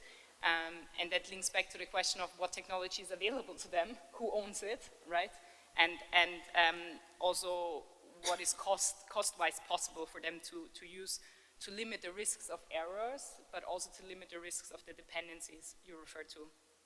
So thank you all very much for outlining kind of like the overarching challenges, risks, what we see currently with regard to the use of the AI. I want to use now the next 20, 30 minutes that we still have in this session to kind of move forward to more towards the question of what can be done to mitigate the risks that we spoke about and to really get to this more positive vision of what is needed to ensure that technology fosters and supports media freedom rather than undermines it, and to get away from this narrative around the second battlefield or the digital battlefield. And maybe I would start with you, Big Aim, to reference back to your presentation in the beginning of the challenges and also reflecting on what you heard now. You were one of the steering committee members of our policy manual, so maybe you can link a bit the recommendations we made there. What do you think could be responses? What lessons are already available to address the challenges which are specific also to the region but are global, to get more towards this healthy online information space and limit the dependencies and risks. Thank you. Спасибо. Да, я бы хотела продолжить презентацию тем, что наши СМИ видят как решение той ситуации. То есть, как я говорила, они нормализовали это отношение и эту зависимость, которая почти абсолютная от платформ. Они считают это частью цифровой реальности, поэтому решение для них это чтобы платформы наконец начали отвечать своим собственным правилам, то есть не реагировать на атаки, на массовые атаки, а действительно разбираться в ситуациях, и чтобы СМИ не подвергали себя опасности за вот такие необоснованные страйки, что они лишатся своего аккаунта, который является основой их жизнеспособности, их средств массовой информации. То есть они даже не просят финансирования, они просто хотят, чтобы платформы соблюдали свои собственные правила. Поэтому вот эта площадка и другие такие площадки, которые будут позволять озвучивать нашим СМИ эту проблему с тем, что они их игнорируют, их не слышат. Это как, знаете, министерство без дверей и окон, наверное, мечта, чтобы они могли принимать решения, ну, каждой власти авторитарной, чтобы они могли принимать решения, а обратной связи могли не обеспечивать. Ну вот платформы сейчас делают такое, поэтому наша задача и этого пособия, этого мануала обратить внимание на то, что у СМИ есть права. И среди тех рекомендаций по снижению рисков со стороны Big Tech и ИИ, это вот коллективные переговоры, в которых участвуют разные игроки, в том числе и малые СМИ представлены, и академия, и неправительственные организации для того, чтобы обеспечивать вот это справедливое, адекватное взаимодействие с платформами, коммуникацию и получать какие-то ответы, в том числе, может быть, разговаривать о том, чтобы у общественно значимых СМИ было больше видимости, было больше, чтобы они были более заметны среди множества голосов, чтобы обеспечивалось множество голосов. При этом есть, конечно, вопросы о том, каким образом определять эти общественные значимые СМИ.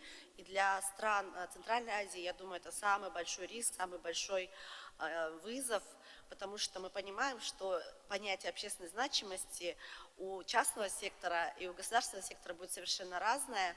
И поэтому, в отличие от стабильных демократий, я думаю, такие страны, как мы, должны полагаться все-таки на какую-то свою модель, где вот эта общественная значимость, она будет определяться с точки зрения международных стандартов, но и с вот этим многослойным участием разных игроков, в особенности вот, самих независимых СМИ, неправительственных организаций, которые защищают свободу слова в этих странах, академия, академические круги, международные организации, которые проводят всякие рейтинги по свободе СМИ в этих странах, для того, чтобы действительно обеспечивать вот этот контроль и оценку с тем, чтобы под общественно значимые СМИ не подразумевались благоприятствующие, лояльные средства массовой информации, чтобы не получилось, что вместо того, чтобы помогать независимым голосам быть более заметными, чтобы не получилось, что наоборот они становятся еще менее заметными. Мы считаем, что очень важно изучать лучшие практики, которые сейчас разрабатываются в Европейском Союзе, поскольку они как пионеры в этом отношении, которые пытаются призвать к подотчетности социальной медиаплатформы.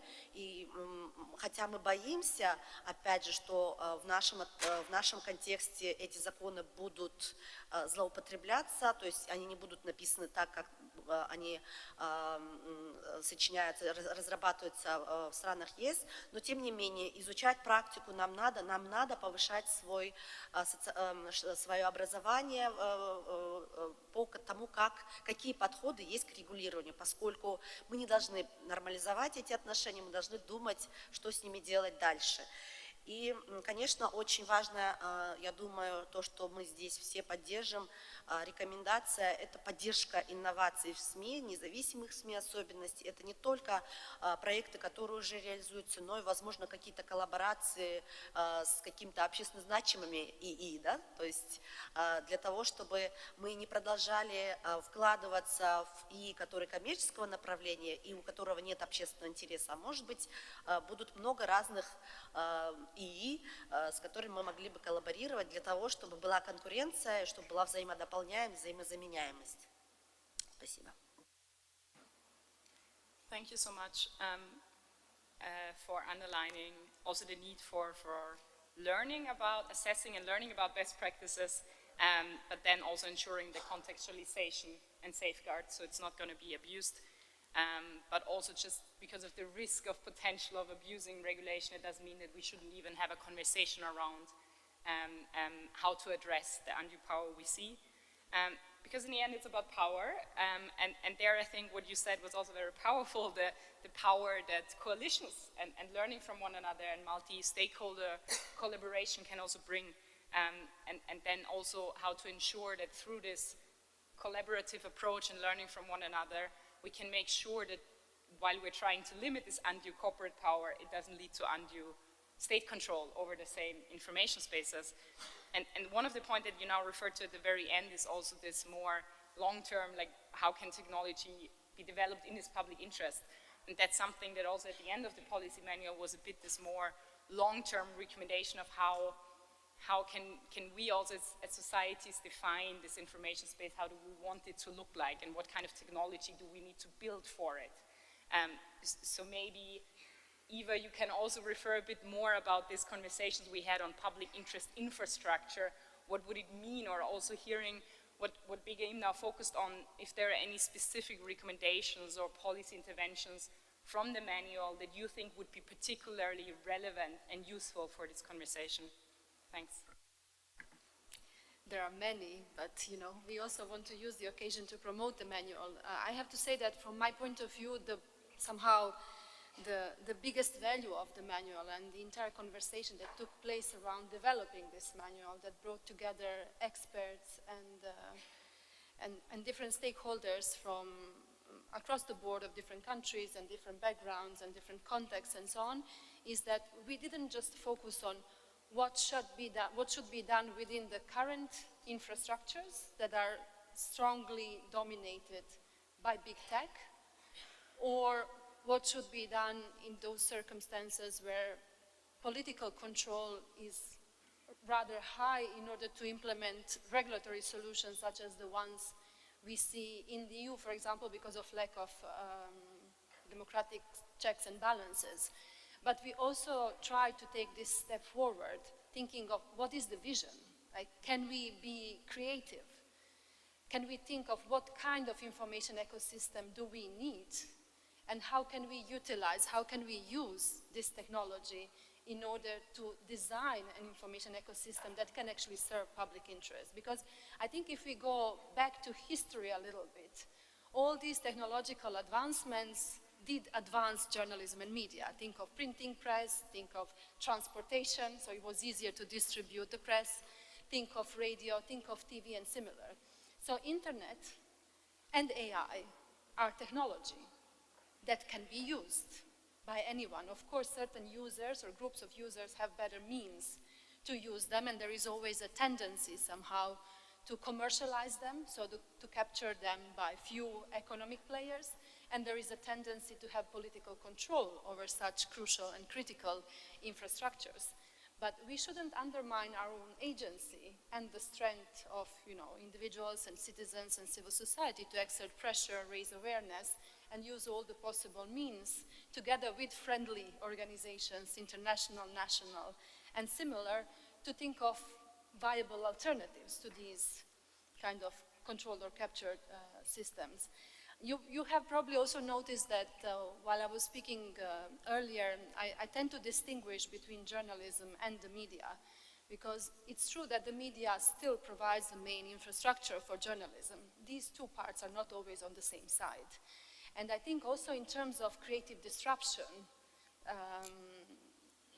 we could think of, and also taking into account new habits, especially of younger audiences, and all this innovation that is taking place in this sphere. I was quite shocked by the results of the survey you presented that showed that the editors are somehow opposing or preventing journalists from using this new technology. There is always this resistance to change, but this is extremely counterproductive. We cannot go to the age we lived before. We're in a digital age. We need to embrace the change and this creative disruption and think of new ways and formats in which the essence of journalism can be delivered, perhaps not just by journalists and perhaps not within the traditional infrastructures provided by the mainstream media, which did not meet the needs of citizens in all possible cases. Of course that we still do need media, but I think we should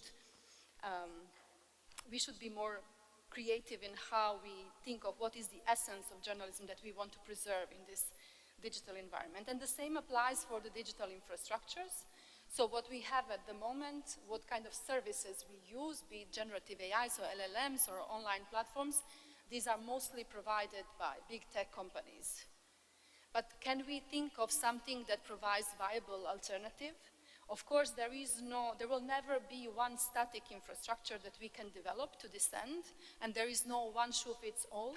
So we will need to negotiate somehow in deliberative and inclusive process of what this alternative viable public interest serving digital infrastructure is. But for example, in North America and Europe, we are seeing some attempts of using the infrastructure of public service media to bring it better into the digital realm, so to use this infrastructure somehow to provide quality journalism as an antidote to disinformation, information disorder, and the captured systems and infrastructures of big tech. And of course, again, emphasizing not one shoe fits all, because public service media, even if they're called public, they're not truly independent still in many countries. So this is why I'm saying that there is no one shoe fits all, and we need to think of a context when we're putting proposals forward. But this is just to somehow use this occasion to emphasize the need to think in creative terms. Like, we shouldn't just give up and say, okay, this is what we have and the big tech is controlling our information ecosystem. We need to be brave and we need to be creative and we need to collaborate in order to imagine what are the viable alternatives. Thank you so much for providing this vision almost. I think it's really necessary also to not feel powerless, right, and disenfranchised, which was a bit what Begin, you mentioned in the beginning. You have this feeling that here in this region, many just accept this is the reality, and to have this vision of alternatives is necessary to be innovative and be creative. What also we heard in the keynote, many people are, and many people really want to or need this inspiration to be able to act on it. Just before I hand over to the next speakers, even though we don't have too much time, we can take 1 or 2 questions from the audience in case there are any pressing questions. So if you would have any questions to the panelists, please indicate it and we will have microphones. But before that, I wanted to ask you, Bauer, if maybe, like, you see also a potential from what you hear now, how technology can then be used to address these censorship challenges that you spoke about before, and how it can provide a tool to overcome the censorship and actually help to limit these risks. Thank you. But I also would like to focus not only on technologies, but also on legislation. Yeah, because there are many technologies like circumvention tools, virtual private networks, encrypted messengers, and so on, which might help as well. But I also want to highlight, again, and to continue the topic raised by Begim about desire that online platforms properly moderate content themselves. And there is a problem because there is a huge amount of content generated every day, every hour, every minute and second, and of course they're not able to timely moderate and react to the all content because they have billions of users. Just imagine, Facebook, for instance, has 3 billion active users. Instagram, WhatsApp, Twitter, and other platforms, they have YouTube, they have over 1 billion users, and imagine how much content they create daily. And of course it's impossible. So their solution, in addition to manual moderation, which is already afloat to some extent, is to bring more AI. But like I said, more AI is not necessarily a solution, but it's the only way to automate a moderation of content. And there are problems. But following what I just said, I want to draw and bring your attention to the case of the European Union, because they recently adopted a series of laws which try to mitigate what we just discussed today. And one of those laws, for instance, is the EU Digital Services Act, which requires social online platforms to disclose how their algorithms recommend content to users and how their algorithms moderate content. Because that's important, because algorithms, it's basically those hidden tools that shape our lives significantly, but at the same time quite subtly. Whatever we do mostly is driven or shaped by algorithms.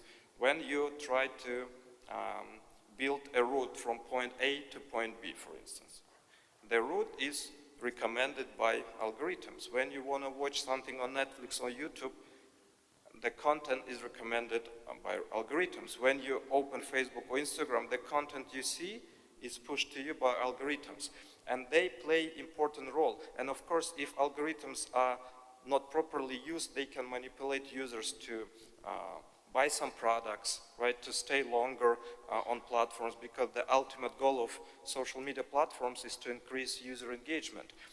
And such laws, they require to disclose how the algorithms operate, and this can mitigate the risk of being addicted, of being manipulated by AI-powered algorithms.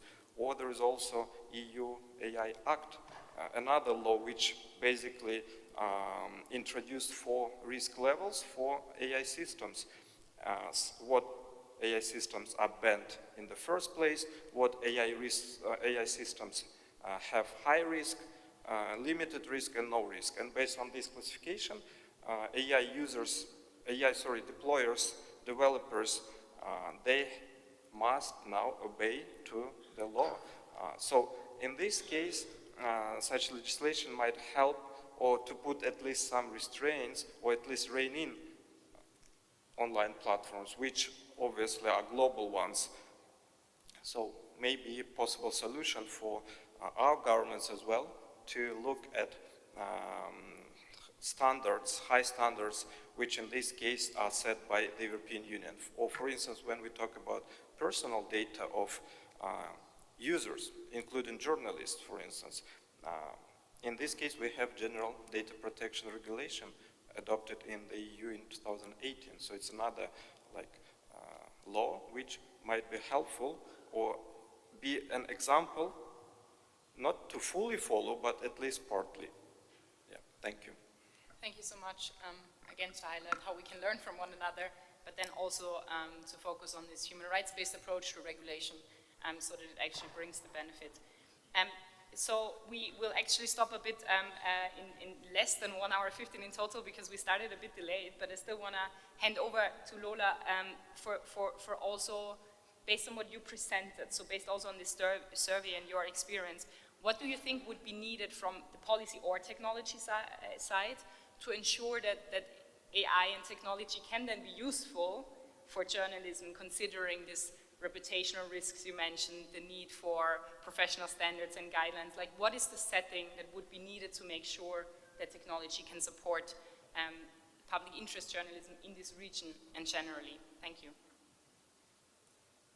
Да, я сейчас подумала о том, что искусственный интеллект, он как глобальное потепление, как глобальное изменение климата. Мы не можем его остановить, но мы должны использовать. We have to use that technology, so journalists could improve their performance, could work quicker. We recently carried out an amazing investigation, thanks in many ways to AI. Well, we made it quicker, and it was deeper and better, and definitely we were using the basic ethical and other norms which were outlined for us, and so that process could become manageable. Well, it seems to me quite a few actually, but some steps have to be taken, and I'm thinking that first, internal rules for AI use in editorial rooms should be developed, and potential international agencies, internationals that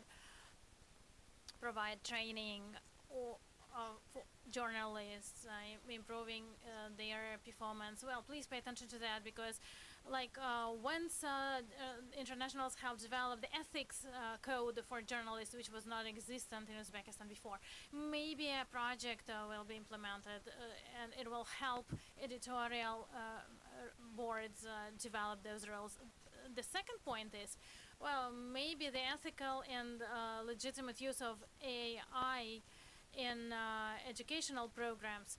Well, because journalists need to understand which data they use, how algorithms operate, from where they can expect some risks. And the third point is maybe financial sustainability of media needs to be developed. As I said before, it's silly to deny AI and all those algorithms. Well, definitely we need to train the media in how to use the AI, because AI on its own doesn't decrease costs, but it opens up opportunities for optimization and audience analysis, new formats, like point-specific content. And in fact, editorial boards need to learn how to make profit in new settings without relying on some circumstances or some algorithms. And those steps, I believe, could be taken. Спасибо большое за то, что вы очень четко обрисовали вот эти вот карты. Internal rules and ethical standards and capacity building being essential.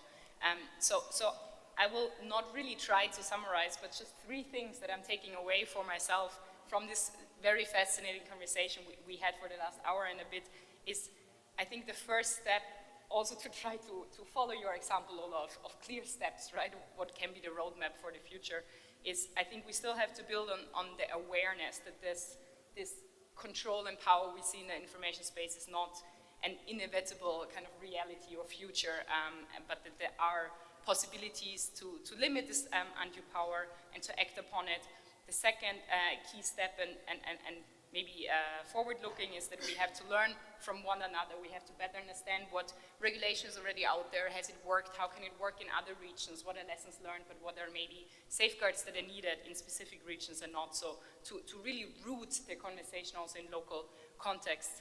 For this, I think conversations like today are very important, but of course alone not sufficient. So the third point that I'm taking away is this multi-stakeholder joint approach to trying to find solution. And with that, I would like to also invite those of you who are particularly interested in this conversation to join a workshop that we are doing tomorrow afternoon. It's actually session 7, where we try to really dig a little bit deeper into what can be this roadmap. Like, how can we really translate the recommendations to a local roadmap and step forward, and where we will also do some group work and a little bit of an interactive conversation. And before closing, I also want to mention 2 additional logistical points. The first one being is that after this session, we will go outside for a group picture that is actually just outside in like the doors to I think in front of the hotel. After that, we will have lunch in the restaurant next to us on the side, so we don't want to take more time away from your lunch break. And the second logistical point is to please leave your translation devices here in the room, so don't take it with you. And then I would really like to invite you all to join me in thanking the speakers for this fantastic conversation, and wish you all a good lunch break. Thank you very much.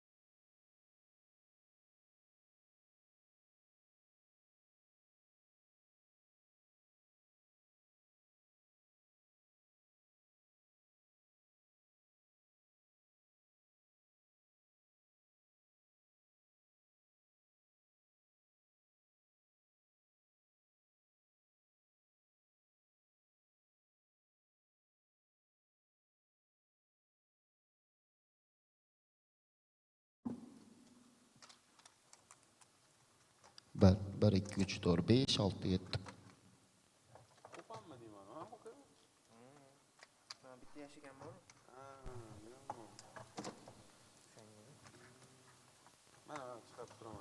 Bir, ikki, uch, to'rt, besh, olti, yetti, sakkiz, to'qqiz, 10.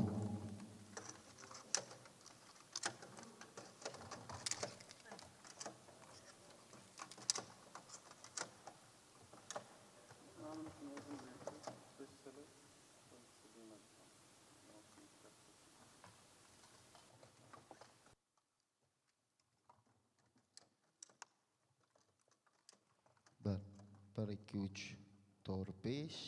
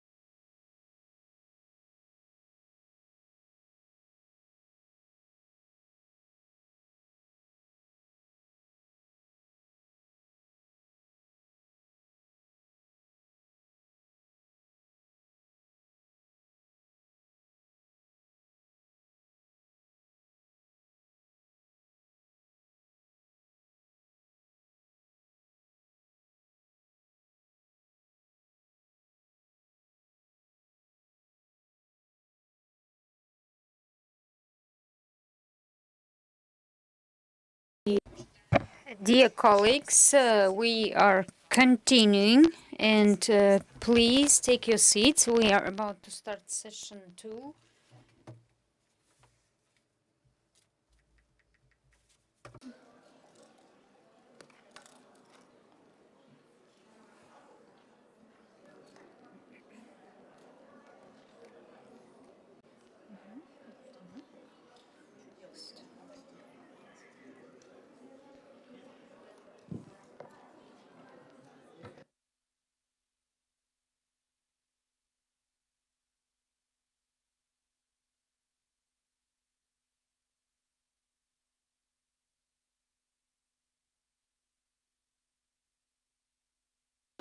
Коллеги, пожалуйста, Dear colleagues, please take your seats. We will start in 1-2 minutes.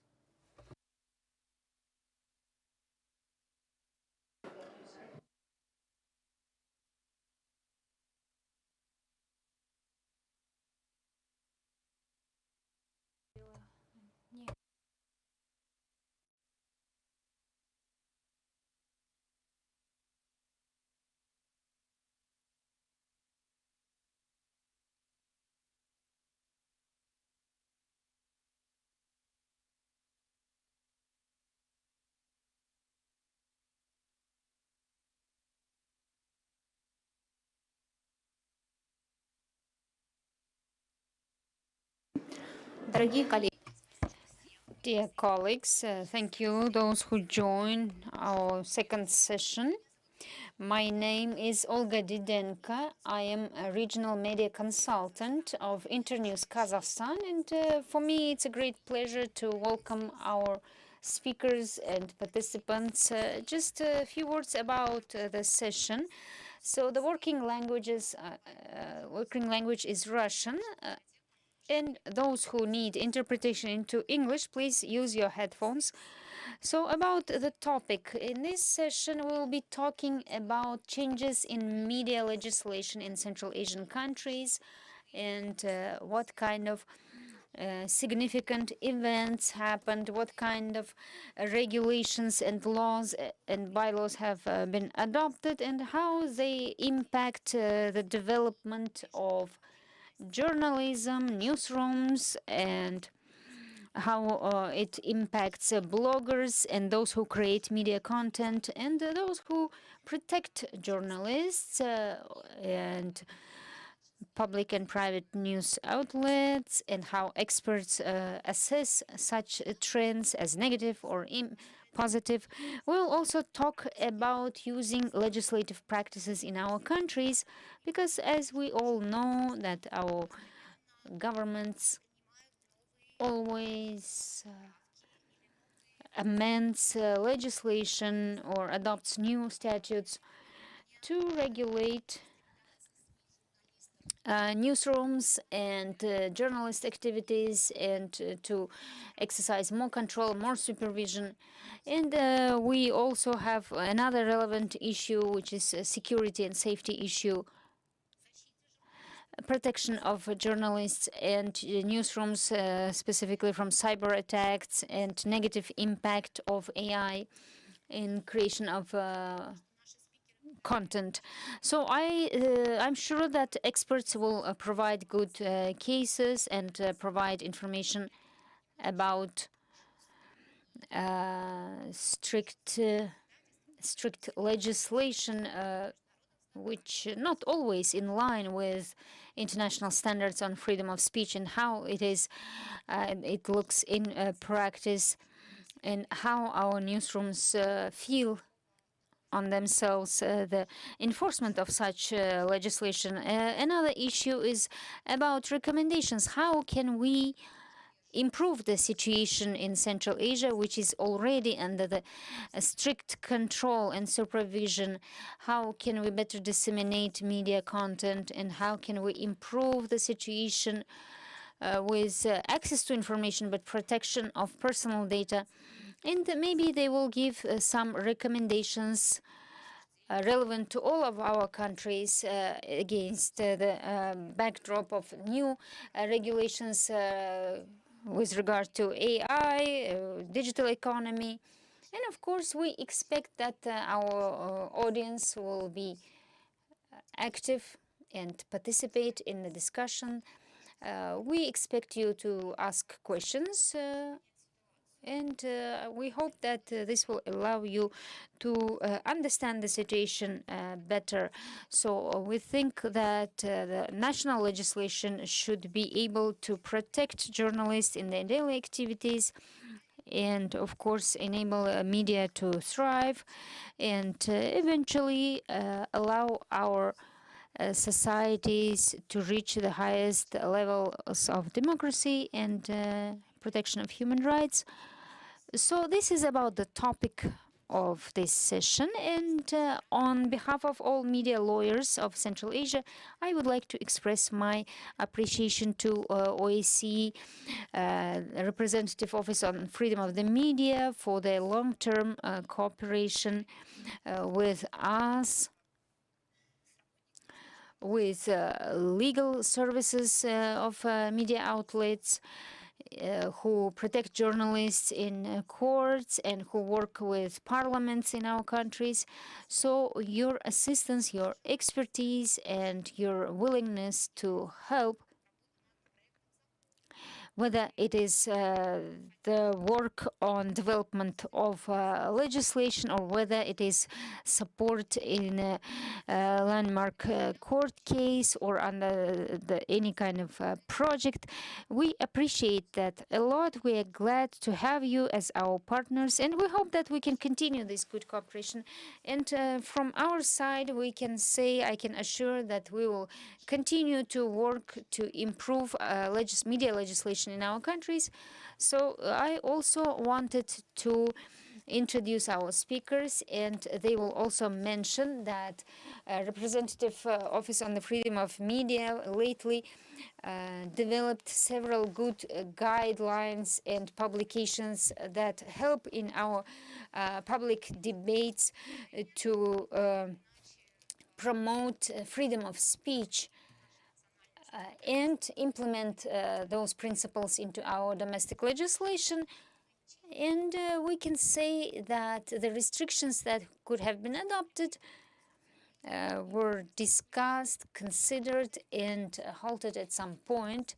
So in each of the Central Asian countries, there is some step back from international standards, and speakers will tell about this during their speeches, but we hope that the situation will be improving. And now I would like to introduce our speakers and start the discussion. We will have interactive session, so we encourage you to ask questions at the end, and speakers will also answer the questions from the moderator. So let me start with Ahmad Alagushev. He is he's from Bishkek, Kyrgyzstan, media lawyer. He participates in development of laws and bylaws, and he also represents journalists in courts. It is very important job because this, of course, provides venue to do media work with legal work. And then we also have Gulmira Birjanova. She is a co-founder of Legal Media Center, and she's a head of a legal service of the Media Koldao from Astana, Kazakhstan. She is very important media lawyer. And we also have Ilhom Hamidov, who is a media lawyer. And our lawyers help a lot to promote international standards. On my right, everyone knows very well our media lawyer who works in Tashkent, Uzbekistan, but throughout Uzbekistan, Ilhom Hamidov. As all of us, Ilhom also participates in media regulations discussions and also works in practice consulting and protecting journalists in difficult situations. So with great pleasure, I would like to introduce one more participant, Shahlo Akobirova. She is the defender of freedom of speech and access to information, freedom of expression in Tajikistan for a long time. She is a leading NGO, HOMA, and she works with media, with journalists, with governments and other stakeholders. So let's move on to the session. So let me start from the first question. What kind of new laws and regulations have been adopted in our countries, and how they will impact the work of journalists, media, and how they impact the freedom of expression for the society as a whole, and how can our citizens realize their rights for freedom of speech, freedom of expression in the media platform. Ahad, we all know that lately Kyrgyzstan, well, we cannot call it a breakthrough, but probably this is just a step back.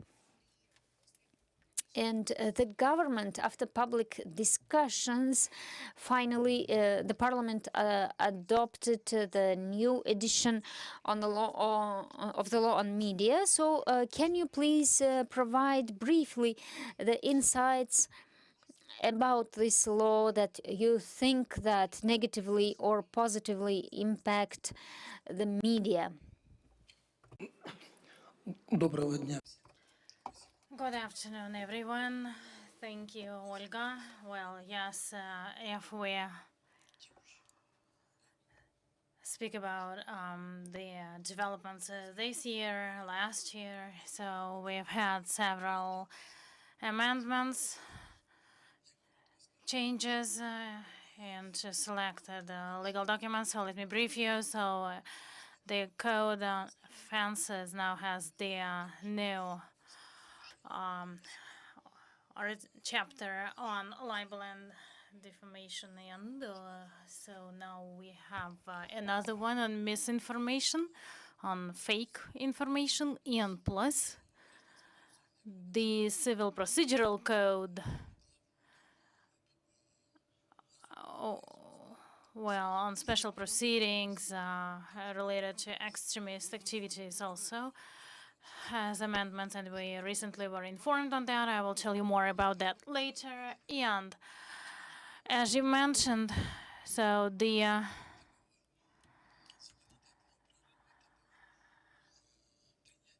on top of that, legal breakthrough was adoption by the parliament of the law on mass media. So let me give you some background. So the initiative itself was put forward by the president. So that was the presidential resolution that organized the group. And for 2.5 years, it was developing that draft law, and there were 6 drafts, and they were finalized. In the end, the compromise, that version went to the parliament, but the parliament that got dissolved this year. So, and they introduced changes and amendments. So the conceptual changes were introduced. And the 3 key points were there. One of the most important ones is that all internet media websites from then on were supposed to get registered as media, while in the draft law we put it like voluntary registration, since this is the case in the Russian Federation, in Kazakhstan. So, I mean, that was available, that voluntary registration as a media outlet, but initially we disagreed with that and with what was initially indicated. And another controversial point which we can hardly agree with, and which will represent another step back. To some extent, there was the provision about foreign participation or engagement in media outlets. So the restriction is up to 30%. And again, there will be a measure to be imposed specifically against some media. And the provision about restricting that foreign engagement, involvement, well, that was part of that law and the law on television and radio. Well, in a relevant law, that provision which was related to some restrictions with regards to frequencies. Well, that was adopted initially, but when the restriction is like blanket, so I mean, yes, it's becoming more and more relevant. And one more point, so I guess it's essential as well. Maybe it's not really visible, but the law says now that a journalist should belong to any given editorial board. So freelancers are outside that system now, and again, it will affect them. And there are quite a few points. So as for liabilities, now again, that provision is now broader, and say if it is related to requests to government agencies, now the period is reduced to 3 days. Yes, a lot of progressive good points, but those 3 norms, provisions, they actually are very controversial. Yes, Shahla, you also have some important changes. No legal documents were adopted in the area of media legislation, but there were some specific changes which have positive effect. Yes? On media resources, please tell us more about that. Good afternoon, once again. Yes. In fact, the information code, which unfortunately was being discussed for a long period, 7 years, and it has yet to be adopted. And also the new law on media, which unites 2 available laws, the law on printed press and the law on radio and television. They were merged into one piece of legislation, and in principle in 2023, extensive work was done. And a lot of international experts were engaged, and we had a lot of public hearings, and some 100 proposals from media community were included in that draft law. And now that draft law went back to the parliament, and in principle, there are some proposals from the government which need to be revised, and that's the expectations. But on the other hand, we have some positive aspects, like the license, which will be granted for an unlimited period, and quite a few other aspects. And well, now it's a norm. It's fortunately, it was adopted. So the last license was for television companies, and the licenses that were recently given to independent media now are unlimited. And also, the media community was discussing unequal terms for like government and private media, and some of them can start working being unlicensed, and others depend on licensing heavily. And the most recent license was given to those media outlets, and now it's more or less equal. And we can also talk about these processes, but let's discuss this later. Ms. Gulmira, a question to you. We know that Kazakhstan is very advanced in parentheses country with respect to initiatives in changing media legislation. and many initiatives are being put forward by members of the parliament. So for the past years, what has happened, and what do you pay attention to when you work, when you protect journalists, and what kind of changes to laws and regulations have been adopted lately? Good afternoon, everyone. Thank you very much, Ms. Olga. I want to be a good storyteller, but actually I'm lately being asked to speak as bad cop. And in the morning, we had two comments already mentioned about Kazakhstan legislation, which criminalizes pedophilia. And almost 100% of members of parliament are supporting this change in legislation to criminalize pedophilia and LGBT propaganda. So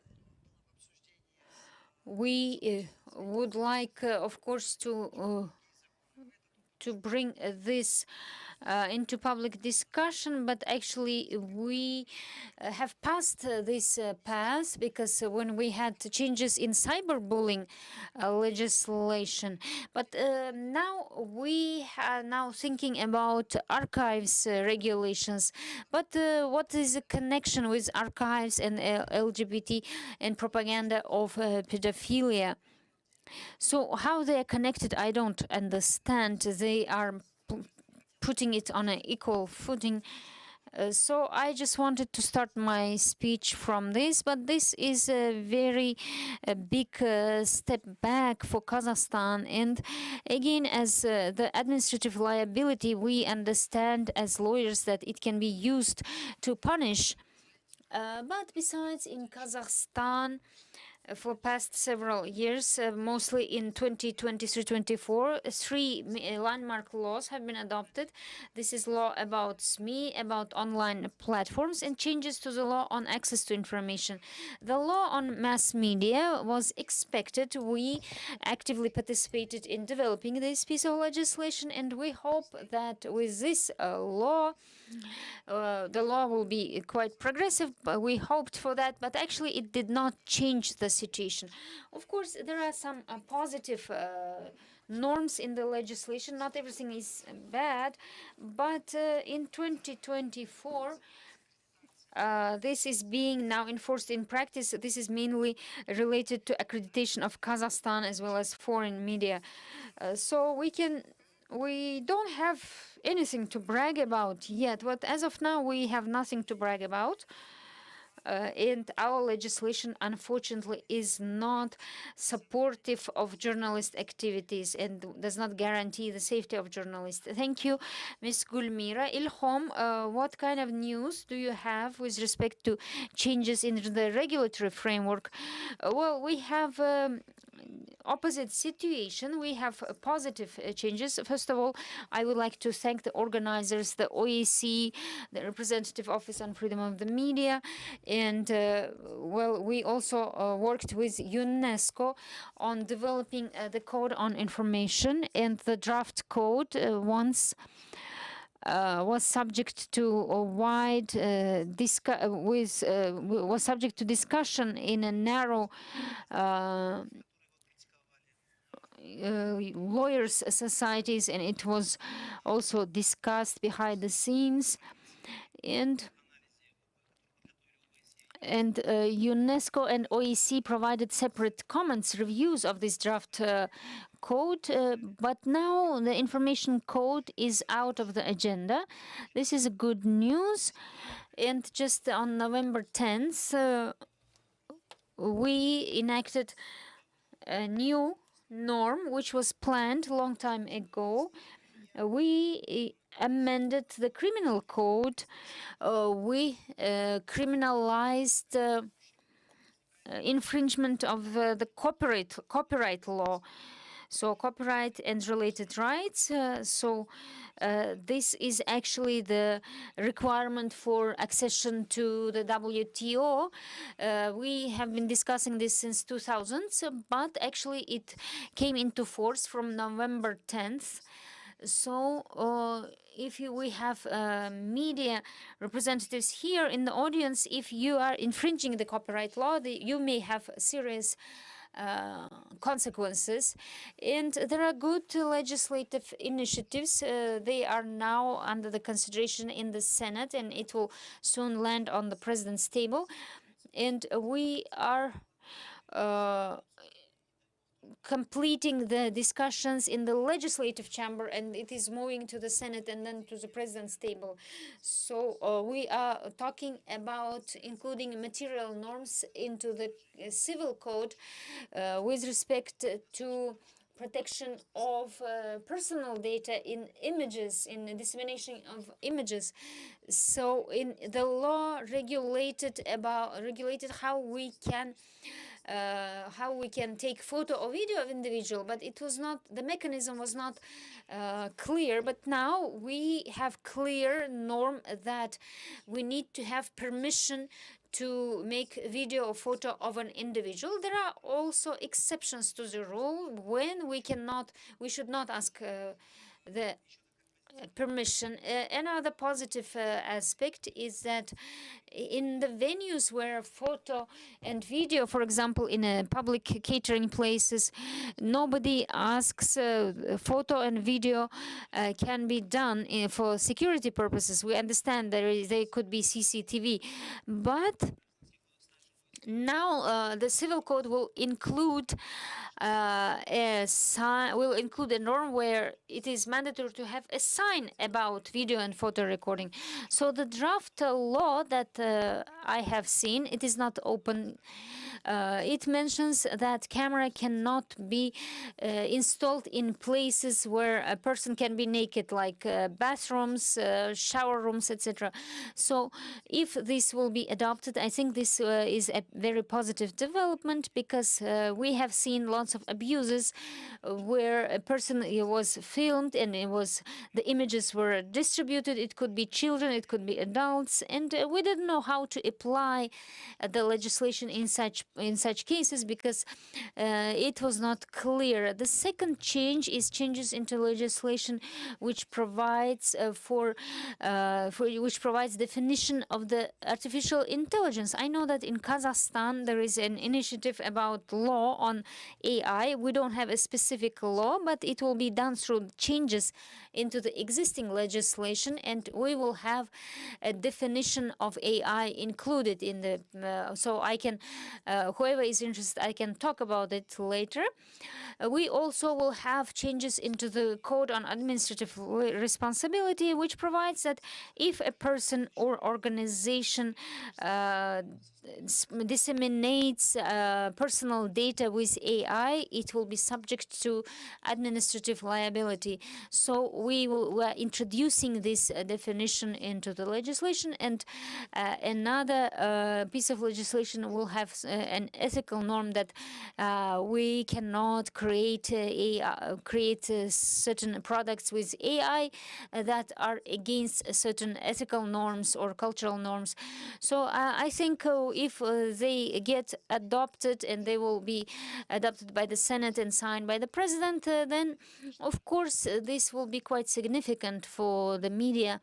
And later, with seminars and some capacity building activities and awareness raising activities, we can introduce these changes to media community. Thank you very much, Ilham. Let me briefly sum up all the previous messages, and I will outline the trends and changes to legislation in various countries and to what extent they have a trend to have positive effects on the activities by journalists, bloggers, and the implementation of that right to the freedom of expression in our countries. First of all, the government of all Central Asia countries definitely considers regulation of AI. Well, in each country, it depends. Well, some countries advanced already, like in Kazakhstan, where they have the last stage of discussions for that draft law on AI regulation at the Senate. So also they have the laws on copyright, on online advertising, on various other media operations. And other countries have only started developing those initiatives, but I guess that the OSCE office of the representative of freedom of the media has to pay attention to what extent those draft laws meet international standards, to what extent they're well balanced, and to what extent the willingness of our governments to regulate, to come up with some government information resources, to what extent this is well balanced with the protection of personal data, the right to private life and others. Well, that's the first trend. The second trend is like unification of all those laws pertaining to rights of humans in the digital environment. Well, this is also high on the agenda in our region, and somehow sooner or later that will be translated into some codes, and this is a trend we are witnessing, and maybe some international expertise will be required for us to understand to what extent those documents are in line with international commitments by our countries. And probably the third trend is the concept like illegal or illegitimate content or sensitive content or unwanted content. Well, this is information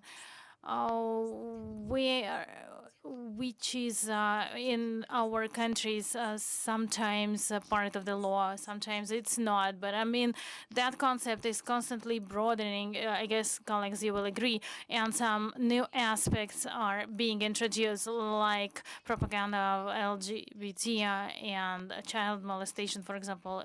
And this is sensitive.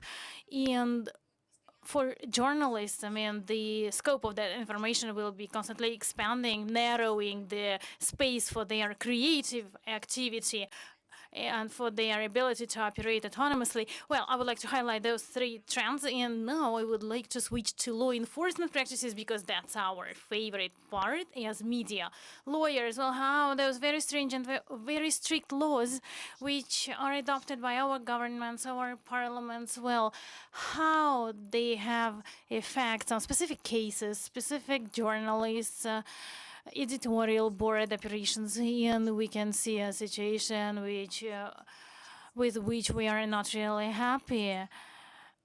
And well, Gulmira, let's start with you. Kazakhstan has a rich judicial practice with regards to journalists, bloggers, and mass media, editorial boards. I guess you can hardly find an editorial board in Kazakhstan that never had any proceedings at court and for any administrative violation or any breach of any sort of liability. Well, with regards to enforcement, with regards to judicial practices, what's your assessment as a media lawyer with extensive experience? Well, thank you. Well, I guess I will add some positive note here. Otherwise, you will say that I'm being negative. Well, our legal service had 3 appeals, and in 2 we won. So 2 civil cases were won, and I guess here we mostly plan to discuss problems. Well, if it's about civil defamation and related cases, cases about dignity, where it's a the claimant is a regular person without any high-level position, and the article is not really political, and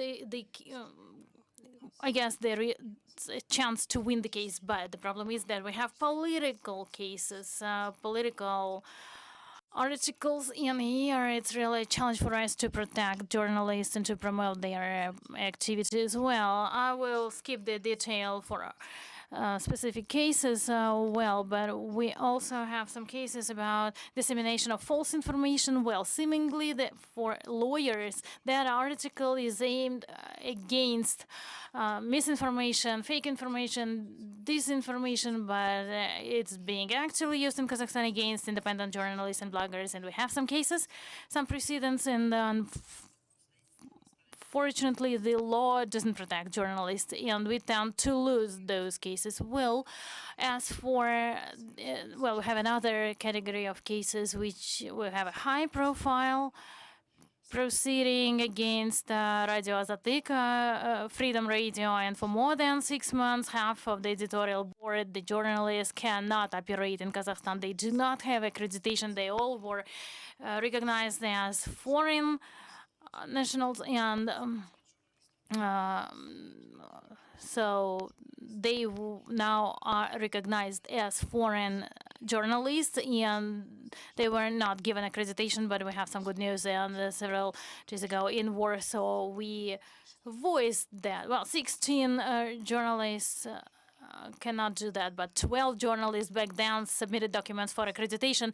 Well, I'm not like trying to associate that with our excellent presentation in Warsaw, but maybe this is some manifestation of soft power, and we can say that somehow that made a positive effect, that 12 journalists of the Freedom Radio now can start working, but 16 cannot, and so far this is in progress, the appeal process. And some journalists are incarcerated, and there are articles with dissemination of false information. And well, the question is to what extent journalists are dangerous to the public, so they need to be incarcerated. And 4 of our journalists are detained, and there is also another bad legal practice with information attacks. My question here goes to big tech, and a lot has been said about that at session 1, and they blocked the content of independent media in Kazakhstan, like YouTube channel by Ahmedyarov was blocked upon well, I don't want to use the word that provocation, but an active citizen stated that there were violations of copyright, and the independent internet portal Republic was blocked, and TikTok said, well, they were asking like, when can we start operating? And TikTok said, no, you are blocked forever. What the principle behind those blocks? Because we do understand the content is mostly political, and the next proceeding in Kazakhstan, I'm coming to the end of my message. Well, this is a dissemination of personal data in an article which never was used in Kazakhstan against journalists. The journalist disseminated, disclosed personal data taken from restricted sources, and actually legislation of Kazakhstan allows you to take data from open sources as well. It's again a very bad precedent, bad case. So if it's if there is a legal liability, so it's like censorship, because journalists will be afraid of carrying out their investigations, and access to information. Definitely it's not improving, and well, journalists are not given information, well, a lot of confidential restricted access information, so this is used, that statement is used not to provide information to journalists. So well, thank you, Gulmira. Well, we would like to ask the Office of OSCE representative of freedom of the media to pay attention to those facts of holding journalists liable with regards to those non-typical articles, and the number of those facts is increasing, and the punishment tends to become more and more severe for journalists and speakers from other countries. Well, pay attention to other trends requiring special attention from us and from international organizations. So potentially we could decrease that level of prosecution of journalists in our countries. Well, Ahmad, your attitude to ongoing processes, judicial processes, to what extent they are critical to mass media? If there are any decisions that can stop operations of media resources, especially independent, to what extent journalists feel safe or with regards to carrying out their daily routine? You know, when we were fighting for the law on media, in the working group last year, prosecutor's office brought a lawsuit about liquidation of a media outlet, and in the court, by court decision, this outlet was closed. Then the court decision came into force, and actually right now there is such a process going on. This year, with the same method, it's now became a trend. Again, with court decision, TV April TV channel was shut down, which had a license for broadcasting. It was broadcasting in the country. So this court decision is being appealed in the appellate court. And appellate court is now resisting and each time returning the appeal to us, finding some kind of technical errors or something. And we are at the stage of correspondence with the appellate court. So this is with respect to the trend of shutting down media outlets. Well, 2 weeks ago, when we were communicating about which cases to cover, again, one district court in Bishkek city adopted a decision based on which Krug Media, Timir of Life, as extremistic. And then their leadership was also acknowledged as extremistic. So this is outrageous. And this was a shock for the whole industry because we did not get the copy of the decision on the first day. On the second day, it was published. And I want to say, well, what I was saying, I will go back to changing the legislation about extremistic activities. So the legislation on extremism as well as civil procedure code was amended, which provides for specific procedure. Before, only information materials could be designated as extremistic. And within 3 days or 5 days, the trial court would review the case. Then it would be able, we would be able to appeal it in the cassation procedure. So we did not have appellate procedure in between. But with this court decision, we understood that in June, a package of legislative pieces were adopted, including this amendment to Article 260, Part 1 of the Civil Procedure Code, which allows to designate not only materials as extremistic, but also individuals and legal entities. Acknowledging in the trial court procedure is a very strict procedure, and it implies that the concept of responsibility is now shifting. So we expect that the Supreme Court will rectify this together with cassation instant court decision. So because I think the trial court made a big mistake with respect to individuals, because the law provides that extremistic could be materials, documents, but not organizations or officials or individuals.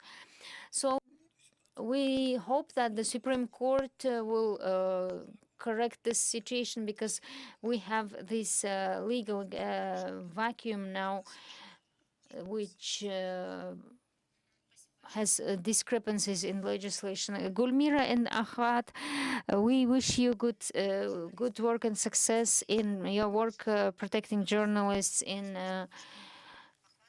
judicial bodies. So we know that your work covers this legal defense of journalists, and it of course speaks of the fact of, it speaks about the importance of protecting journalists and independent media resources. And we also need to pay attention not only to regulatory framework, but also maybe strategies or agency internal documents This, of course, helps us in our cases to work with courts, with the Supreme Court, because when a case about protecting journalists goes into higher judicial bodies, they should have understanding so that they can reverse the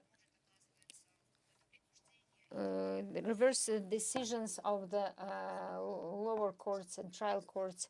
So we are now asking Ms. Shahlo about judicial practice. What you can mention, what can we pay attention to? You as a media organization that protects journalists, what will you be paying attention to in your practice? Well, with respect to enforcement of laws, as colleagues mentioned, the issue with access of information is remaining relevant. Actually, there is no big legislative gaps, but the practice shows that on a practical level, the issue with access to information is quite high. And recently, our research shows that about 80% of respondents, journalists, they mentioned that there is a big problem. They cannot get timely information regardless of the fact that the law provides that information shall be provided to journalists within 3 days. But at the same time, there is a law on access to judicial documents. And this is relevant to media organizations as to any other individual. So information should be provided within 30 days. But the trends that we are seeing, it is not only true for private outlets, but also for the public media outlets. They cannot get information on time from even state bodies. But there is also change with respect to the approach towards this issue, which we hope will change the situation. There is also presidential decree. Every 6 months, there is a press conference in state agencies. And during the last press conference, we presented our assessment of the quality of press conferences and the results of this research. By the result, we invited the press secretaries and independent journalists. It is very good that this issue was also brought to the meeting at the government's meeting, and President's office also paid attention to provision of information during press conferences. This is very good, but unfortunately, such press conferences happens once in 6 months.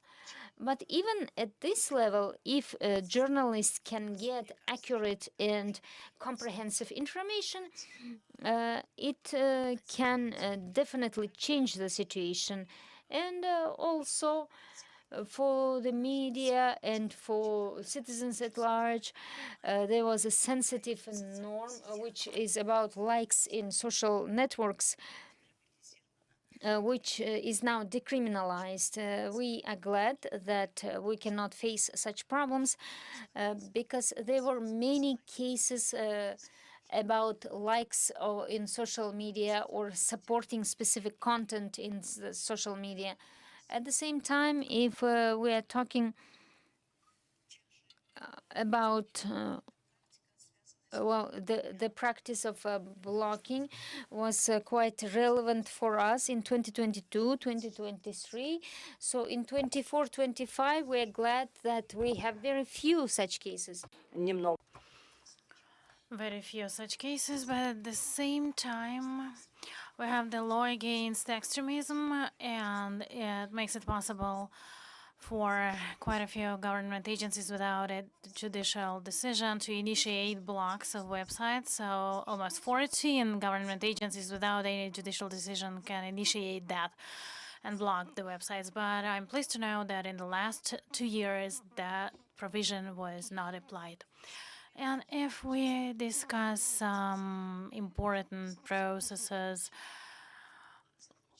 the concerns for the journalist community. So we had 2 cases against journalists. So and one from the independent newspaper and journalist Rukhsana Hakimova. So both cases were not related to their professional activity. One was treason, and the other was an article related to extremism. So in those cases, our great concern is that those judicial proceedings were closed, restricted access, so we didn't have any understanding of what was going on there. So openness of those trials, well, this is an important point for the journalist community, because we cannot understand that we are not informed on what is going on with our colleagues. Thank you so very much. I will sum it up later. So the trend in Tajikistan, so we can see that with regards to journalists, bloggers, and heads of media organizations, yes, quite severe articles are applied. To what extent it is effective, to what extent it is related to their professional activity, to what extent it is balanced, transparent, and open. Well, these are like open questions, and if the community cannot get that information and cannot participate in the trial and cannot support the journalists in such a situation, well, it definitely is a cooling effect for other journalists. It's a bad signal to them, suggesting that you have to be careful in your daily activities. It's what we call self-censorship, and I guess the level of that is already high enough in our countries. And what are your updates with regards to processes, trials against journalists, media, and bloggers? Well, I would like to highlight one case, which I believe is quite important. When journalists started protecting their rights, we had a case. I will not disclose the name of a journalist. He's quite popular, and I can see her here, so I will not mention her name. So in February, in the internet, a blogger insulted a journalist. The journalist went to the civil court to protect herself, and in the first instance, there was no success, but then they won that case, and the blogger had to post the retraction in his social media, and then 25 million, well, more or less $2,000 compensation had to be paid. Well, I believe that this is quite considerable, although the initial request was way higher, but so the court decided partially in favor of that. Well, journalists as professionals know their rights, and I'm pleased to know that it was a very good case. When other journalists, well, will see it as the precedent, and that those attacks against them, well, they can go to court and protect themselves. Well, the judicial system proved that it was working. They protected the journalist. And well, the other case, well, this is mostly a trend I would like to share with you. So recently, many people, well, allegedly they want to protect their rights, but they threaten mass media that they're going to go to court against them for libel, defamation, and mass media that do not have their lawyers, well, they cannot afford their lawyers, well, they get scared when someone comes and says, well, I will file a claim against you, and well, because there are cases when if it's administrative liability, the law enforcement agencies step in when a person says that they insulted me, they offended me, and the law enforcement agencies must like take that case, and the other party should explain why it happened. And some people tend to use it for their personal interests to exert pressure on mass media. And naturally, when those mass media approach legal professionals, we naturally provide advice, we review the case, and if there are no insults, and no information was disseminated that could have negative effects on no libel. And then definitely we inform them how to act in that situation. It takes time. It might be scary. We understand that, but this is the trend, which is mostly concerning private media, what I can see in practice. But hopefully, gradually, with the improvements in the media literacy, that trend will improve. Okay, thank you so very much. Let me sum it up. So as for law enforcement practices against journalists and editorial boards, well, I can know that the situation is becoming more serious. We can put it this way. If several years ago, before the pandemic, 5 years ago, we could hardly imagine that a journalist can become a party to the in the trial with regards to anti-corruption investigations. Well, see, now it's a current practice in Kazakhstan, for example. And we could never imagine a journalist being tried for treason. Well, this is real practice in Tajikistan, for example, and we could never imagine to what extent there could be abuse with regards to anti-extremist legislation to be applied against journalists and bloggers, and this is current practice in Kyrgyzstan and in Kazakhstan. So that we would like to draw attention of OSCE representative on freedom of the media on to how easily law enforcement agencies can apply those severe or heavy or, well, serious articles entailing long sentences and, well, because definitely sometimes information to be collected could be sensitive. It can be about civil servants. But anyways, this is not done in the private interests of journalists. This is in the public interest. And the law enforcement practices demonstrate the reverse trend, and definitely we're working to change it. And use of articles with regards to disseminating false information, which emerged after the pandemic, when the whole world was combating fake news. And now this is still part of the legislation, and we see how frequently it is used at discretion. And with regards to regular routine publications, daily disseminated by journalists in the media. Well, colleagues, thank you. And now let's switch to recommendations. Could you please briefly mention 2-3 recommendations quite relevant to your countries and who you are going to address them to? Well, all the recommendations definitely will be addressed to staff of the OSCE representative on freedom of the media. We would like to thank that office because it's been really helpful, supportive, and also we have representatives of government agencies and maybe representatives of legislative bodies will listen to you. Hopefully you will address all but the audiences. Well, but let's start with your well, the law on mass media itself, its final part, has the provision, the caveat that the cabinet of ministers shall ensure harmonization with the rest of the legal documents. Well, most likely it suggests that some subordinate legislation is going to be developed, since the law says about registration, re-registration, and when we provide recommendations, first of all, I guess we would like to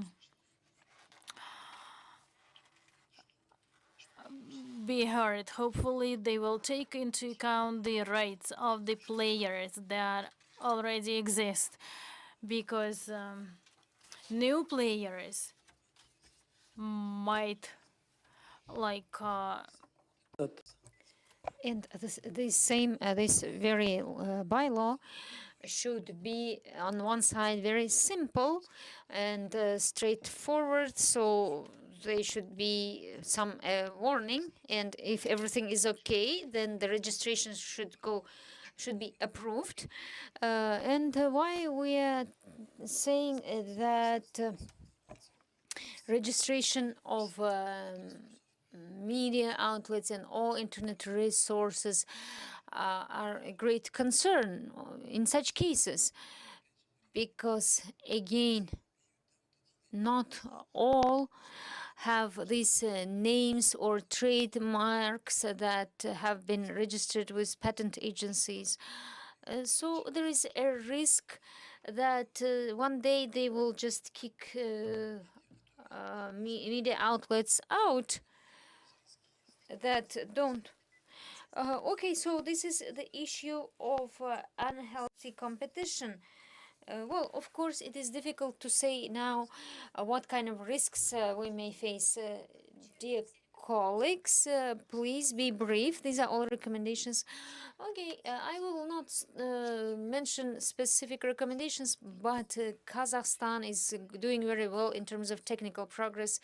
Kazakhstan is about to adopt law on AI. Just recently, we approved the digital code. We are doing quite well in terms of technical progress, technological progress. But unfortunately, there are such issues with respect to attitude towards journalists in the area of disinformation and war in Ukraine.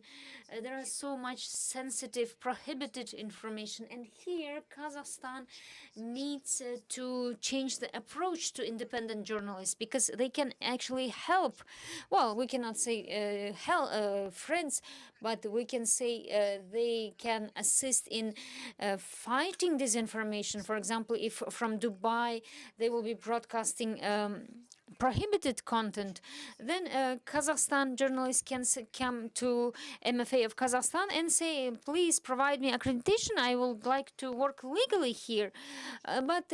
So in this sense, we need to provide tolerance towards them and see them as friends and fighters against disinformation. So only with this we can say Kazakhstan will be almost ideal. Okay, thank you, Mr. Ilham. Yeah, I would like to also make brief 3 recommendations, which we are actually putting forward for a long time. First is to provide a warning nature of the registration. Now it is done only with application. And we just recently shut down one media outlet, one organization which was involved in registration, but now nobody is responsible for the media registration, so it is now a void. So we can just provide just a warning mechanism. The second and third recommendation is introducing in the Code on Administrative Responsibility 2 types of liability. First is for violation of the journalist's rights or interference with their professional activities. We had cases when video cameras have been broken, or their equipment was broken.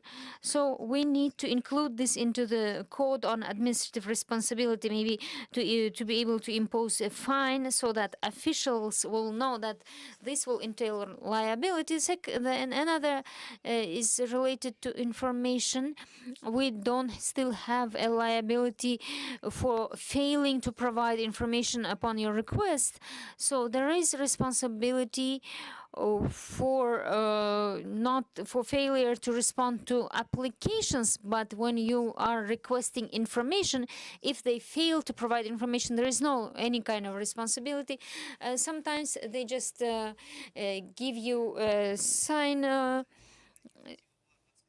So we proposed an initiative in 2021, but then everything has been stalled for some time since then. Thank you, Mr. Ilham. Well, in terms of recommendations, it would be good to simplify the registration of media outlets. So again, this should not be a permission to register, but just to inform about registration. So when we actually started working together with OEC on the draft of information code, we provided such norm, and we would like this work to be continued so that we bring this to the end. Then I also want to have better access to the advertisement market, and we can also develop a law on advertising which will provide both for private and public media equal opportunities. Thank you very much for these concise recommendations.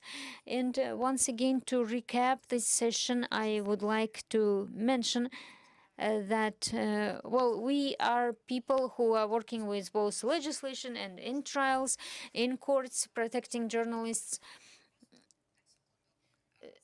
We observe such a trend. Unfortunately, there are such pieces of legislation, and we are seeing more strict legislation when it comes to regulating journalism. And with respect to regulating AI, we have concern that this is a too simplified approach. This looks like more approach as regulating AI more like in China than Europe.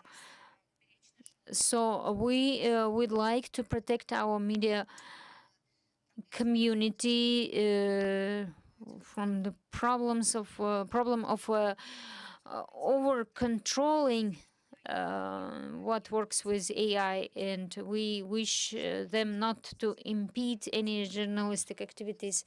And digital codes are being developed in our countries. We're following this procedure. And what comes to dissemination of personal data and exercising the rights in digital community should not be restrictive. In law enforcement practice, we call to governments and NGOs to pay attention to how serious is the responsibility of journalists. So it is no wonder that journalists almost constantly are having lawsuits with government agencies as with others. So thank you very much, dear colleagues. I'm very glad for your updates and good insights, and for your daily work to improve media legislation. And thank you for your practical work and protection of journalists in courts. Good afternoon.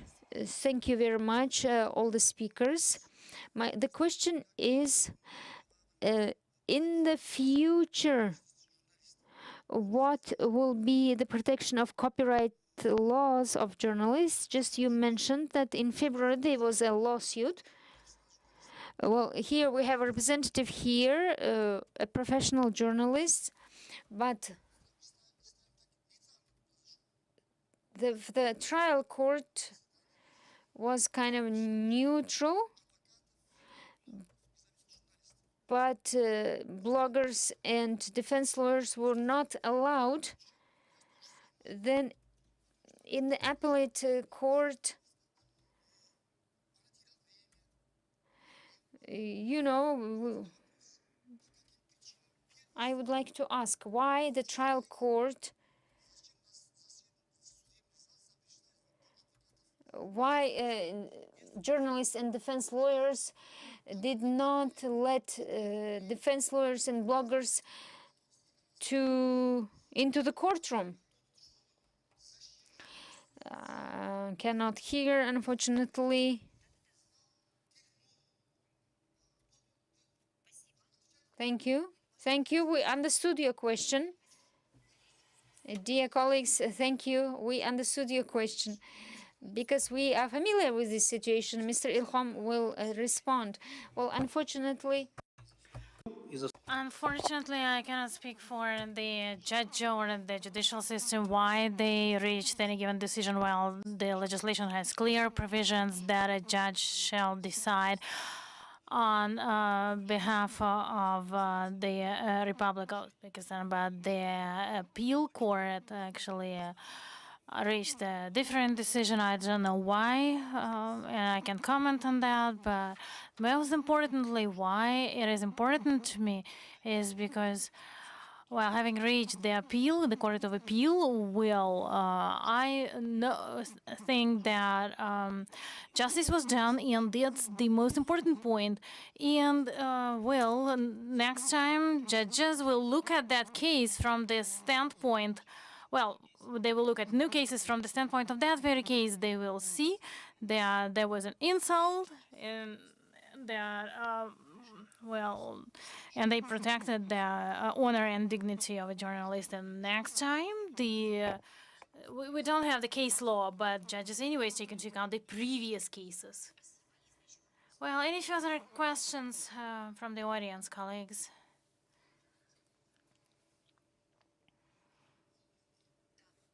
Yes, please.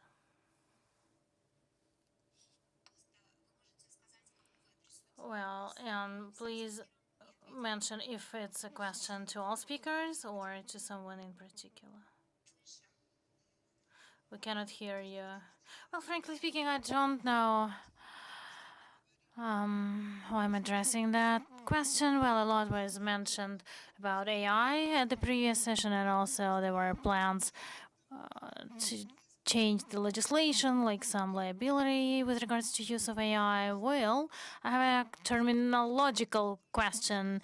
Artificial intelligence, well, that concept has been in place for more than 100 years. Well, a regular calculator who can calculate on its own is again something like AI. But as for the terminology in the law, Google also is AI. Will there be any clarifications? Because the microphone should be off. Well, otherwise they will ask if it is AI or not. Yes, thank you. Let me answer. Maybe Gulmira or I can answer. Well, in Kazakhstan, well, the law governing AI was approved. Well, it's a legal term. What AI is from the perspective of the law, we will share that law with you, and we will see how those technological terms become legal concepts and to what extent they are they become the part of the legal space. And well, how can we feel it in our operations as journalists in the area of media? Yes, thank you for your question. We do understand that it's a technological term, but it's become legal as well. And some of its derivatives like regulation of AI, national AI regulation operator, and so on. Yeah, I would like to add briefly, I like the phrase in the internet that, so natural intelligence shouldn't be damaged like for the benefit of artificial. Well, I train future journalists, and I can see that young journalists to be somehow perceive AI as panacea, so they believe that it will replace everything for them, but while pursuing that, they are not really considering the need for fact-checking, and that's essential. We have to communicate to them that AI is just a mechanism. Yes, it's a tool. It is, and it's not subject to regulation now, because in Kazakhstan now, even the Board of Trustees actually now introduced AI as a member of that board. So see, I guess it got skewed somehow. So if you pay too much attention to that AI, well, thank you, Gulmira. Let's take the last question and then we will wrap it up. Thank you. The last but one, no, you and then you. Okay, thank you, speakers. Well, I'm a journalist from Kyrgyzstan. My question is about a related area, since here we also have lawyers, legal professionals, and now Kyrgyzstan is developing the law on bloggers. It's quite relevant and it's topical. The question goes to representatives of all countries. So how do you regulate that area? If you have any similar legislation, what definition of a blogger is used, maybe based on the number of subscribers, and what recommendations could you provide for Kyrgyz colleagues when they participate in the development of that draft law? Thank you. Well, maybe, yes, I will ask Shahlo, because in Tajikistan, you don't have regulations for blogging, and it's one of the Central Asia countries, which for many years maybe has been considering that initiative, and maybe some attempts have been made, but that's not a law so far. And then Gulmira, Kazakhstan has different experience. It's another extremity, so they already have bloggers, not really bloggers, but influencers even, and they have a separate law on that. Colleagues, please be brief. Okay. Such attempts have been made in Tajikistan repeatedly in the last 3 years, and we even had draft laws which were submitted for consideration. So independent authors, just citizens who wanted to get that law adopted, they tried to promote it. Well, they called it a law, but they actually were not entitled to call it. So, and there were heated discussions in the social media, and also representatives of the Ministry of Culture at the beginning of the year also expressed their willingness to draft such a law on bloggers. But the Ministry of Culture also had repeated consultations with representatives of the blogging associations, with our association and other media organizations. They had such discussions, and as a result, they decided that there was no need for that law. And we justified that we were one of those who were opposed to that law, and we justified it saying that all actions or inactions of bloggers could be regulated based on administrative or civil code, and there was no need to come up with a new law. Thank you. That's one position, and a totally different position is situation in Kazakhstan. Now, good news. Well, in Kazakhstan, for many years, we were trying to ensure differentiation between mass media, journalists, and bloggers. That was essential because prior to adoption of that new law, unfortunately, whatever was in the internet, well, was considered to be mass media, and all bloggers were journalists. There was clear definition of mass media, and now the situation changed 2 years ago. So we have two laws on mass media regulating mass media and journalists, and the law on online platforms and the law on online advertising, which actually regulates the blogging. But the recommendation, our recommendation is, okay, that's good. Well, my personal opinion, you may disagree with that, but I believe that bloggers are not journalists. They have totally different, well, somehow different objectives, goals, and it's a totally different concept. But in Kazakhstan, blogging is regulated. Well, we have the new definition, influencer, a person who is who provides information for the purposes of advertising or entrepreneurship. Well, there is a risk that with the new law on online platforms and online advertising, Kazakhstan now has new article dissemination of fake or false information. And when you adopt the special law on bloggers, well, it's good because advertising needs to be regulated. But at the same time, please be careful because some other provisions could be adopted that would regulate all users as well. Thank you. And we also have some experience in between those two. This is Uzbekistan, where bloggers were just simply recognized as equal to journalists. Yes, in Uzbekistan, when blogging was only emerging, I can't recall the year, but I guess that was like the 2016 or maybe 2017 or 18, and the amendments were introduced to the law on informatization. Well, the concept, well, not really a blogger, but the owner of a web page or something else, something like that in the internet. Well, I will send it to you later. And the point is, we have the concept of who a blogger is, and the same law now has amendments on the responsibilities of a blogger, what he's supposed to do. So actually, maybe if we look, bloggers may have more responsibilities than journalists. This is very interesting. So this is the last question, please. I'm from Kazakhstan. I wanted to ask Gulmira. We all know Gulmira's contribution to radio freedom case. How difficult it was to work, and have you encountered pressure from the government?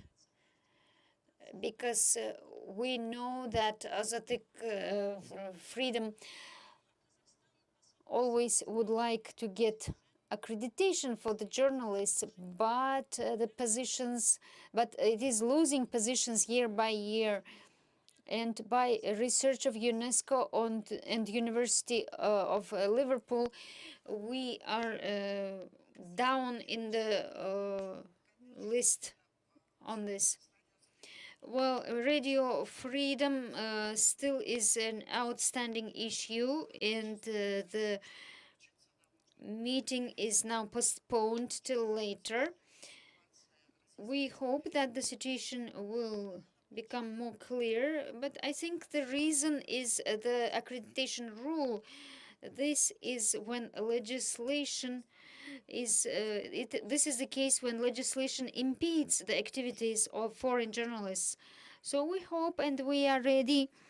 I would like to make a statement that Radio Freedom is ready to sign mediation agreement to be able to work. But with respect to our organization and our staff, I don't know. I don't think there was any pressure. So it is good that what we are saying here, we can say in Kazakhstan, we participate in different discussion platforms with the government, and I hope this will be the case for the years to come. And I think we can dot the I's with Radio Freedom and cross the T's. Technical character, but before that, thank you very much to our panel for this very dynamic and informative session. We will have one more photo right here in this room in front of the stage. I would kindly ask you to assemble right now for this photo, and then we will break for coffee. Thank you very much. Я могу перевести или всем понятно? Да. Пожалуйста, не расходитесь после окончания. So after this session, we asked a group photo with OAC representative on the freedom of media. So we are closing this session. Thank you very much for your attention. Thank you those who are not indifferent to protection of journalists and media. We like this job actually. So we thank all the colleagues from Central Asia, except Turkmenistan. I hope Turkmenistan will join in future events. So I see here so many journalists, editors here, and just partners from NGOs from our countries. And of course, we thank the OEC representative office on the freedom of the media for your work, for your support, for your coordination with the government and parliaments and the judiciary and the civil society. Thank you for helping our work. Thank you.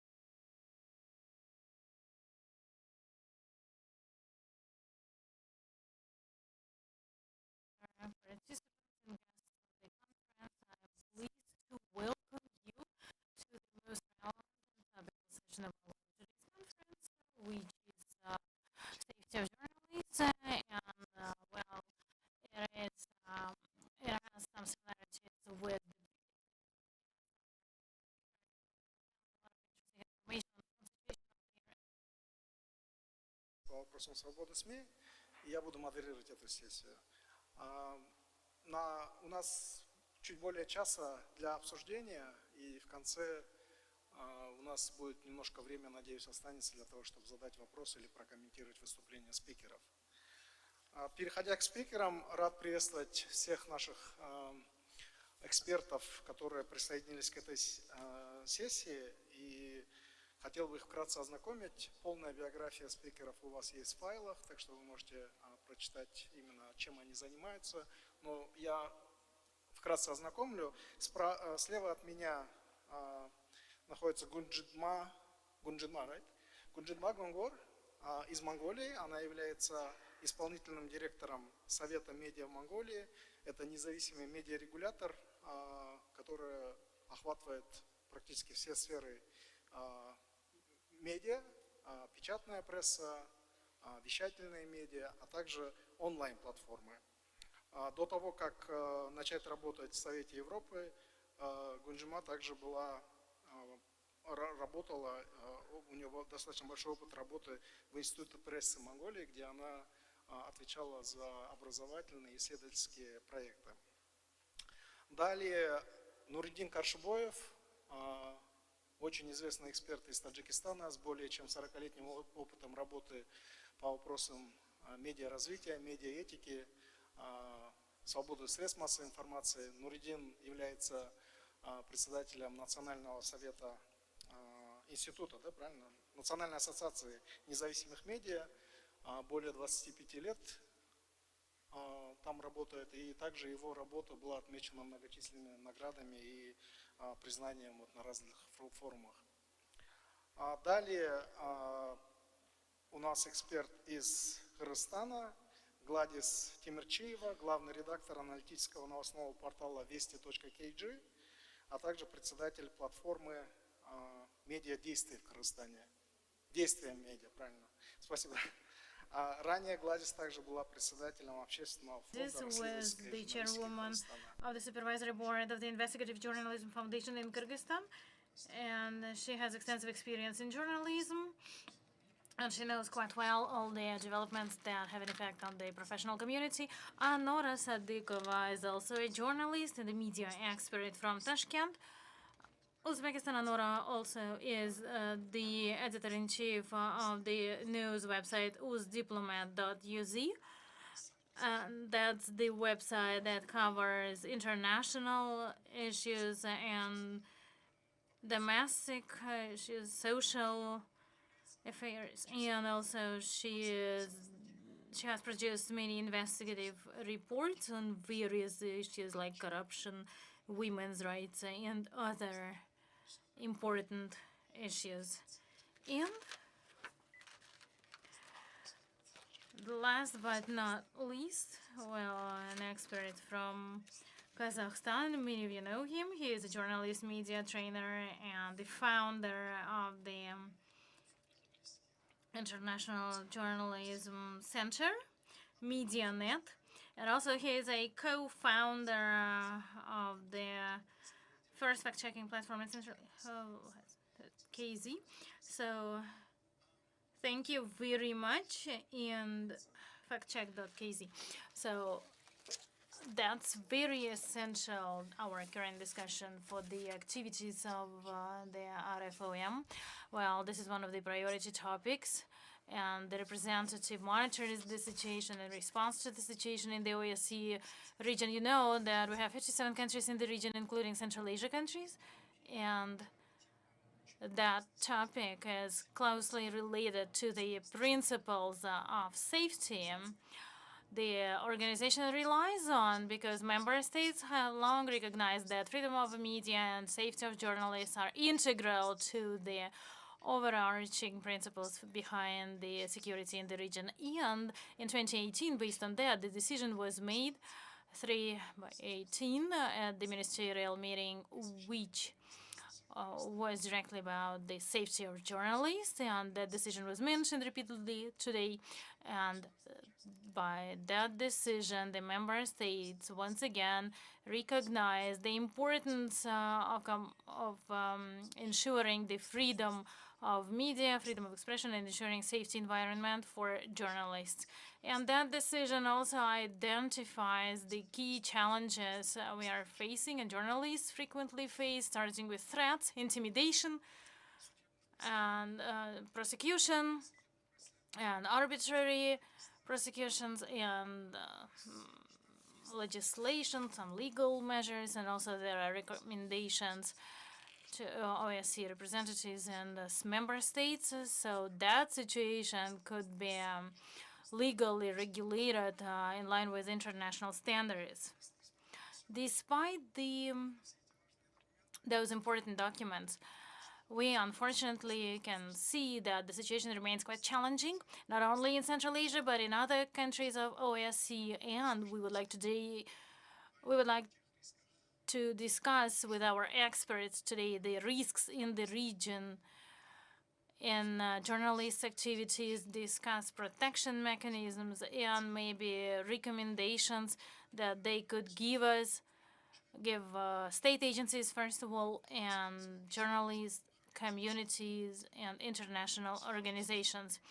I suggest Anora starts our session, and I will ask her the basic question about what is your vision of the situation with safety of journalists in Uzbekistan. Well, this is relevant to all speakers, but Anora could inform us on risks and threats she can see currently for journalists and journalist organizations.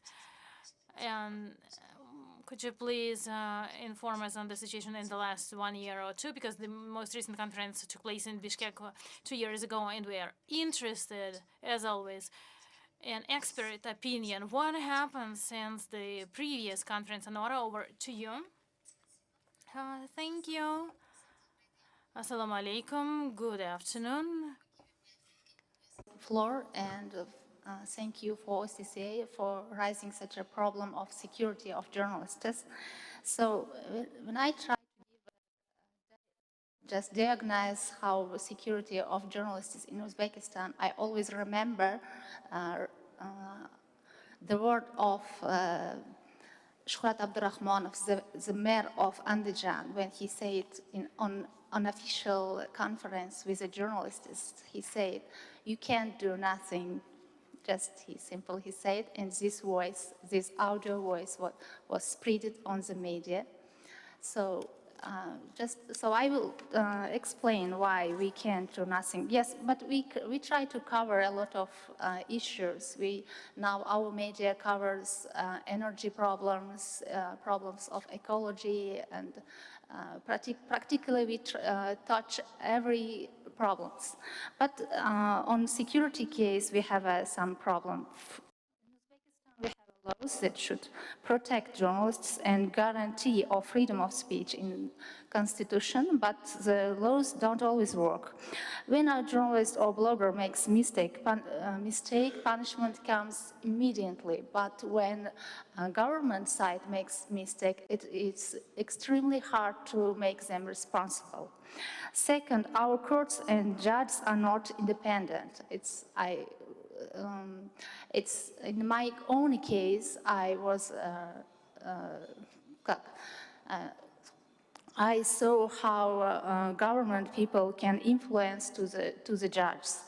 The third, going to court for the journalists is really expensive and slow. Many journalists simply cannot afford it.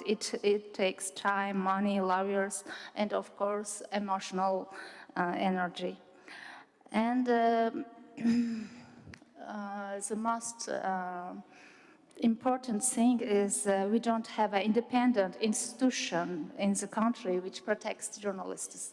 Yes, we have a lot of NGOs which works with a capacity building, which trainers journalists, but we don't have an independent institution which which monitors journalists' court cases or other violence cases, and which helps with on court cases, and which which will help with funding and with we need sometimes we need help with lawyers also, and I think it's maybe it will be good to have some independent institution which will help us, and I think this institution should have some representative in the parliament also. So Анора, извините, что перебиваю, у нас еще будет. I am sorry for interrupting, but we will have some session on recommendations. So if you can focus on problems that journalists face in their work, day-to-day work. Parliament also never raises issues of media freedom or online violence also. And journalists, when, for example, in Uzbekistan, we have some Telegram group which always insults journalists, and if some journalists criticize governments or raises some problem with uncomfortable for the government on these Telegram channels, they will see violence addressed to them.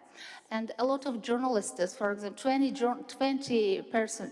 journalists addressed to the prosecutor, and we asked to punish this Telegram channels, but we don't have a result.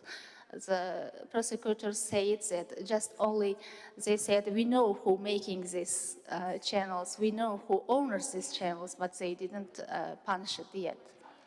So, and we have some cases also when journalists and media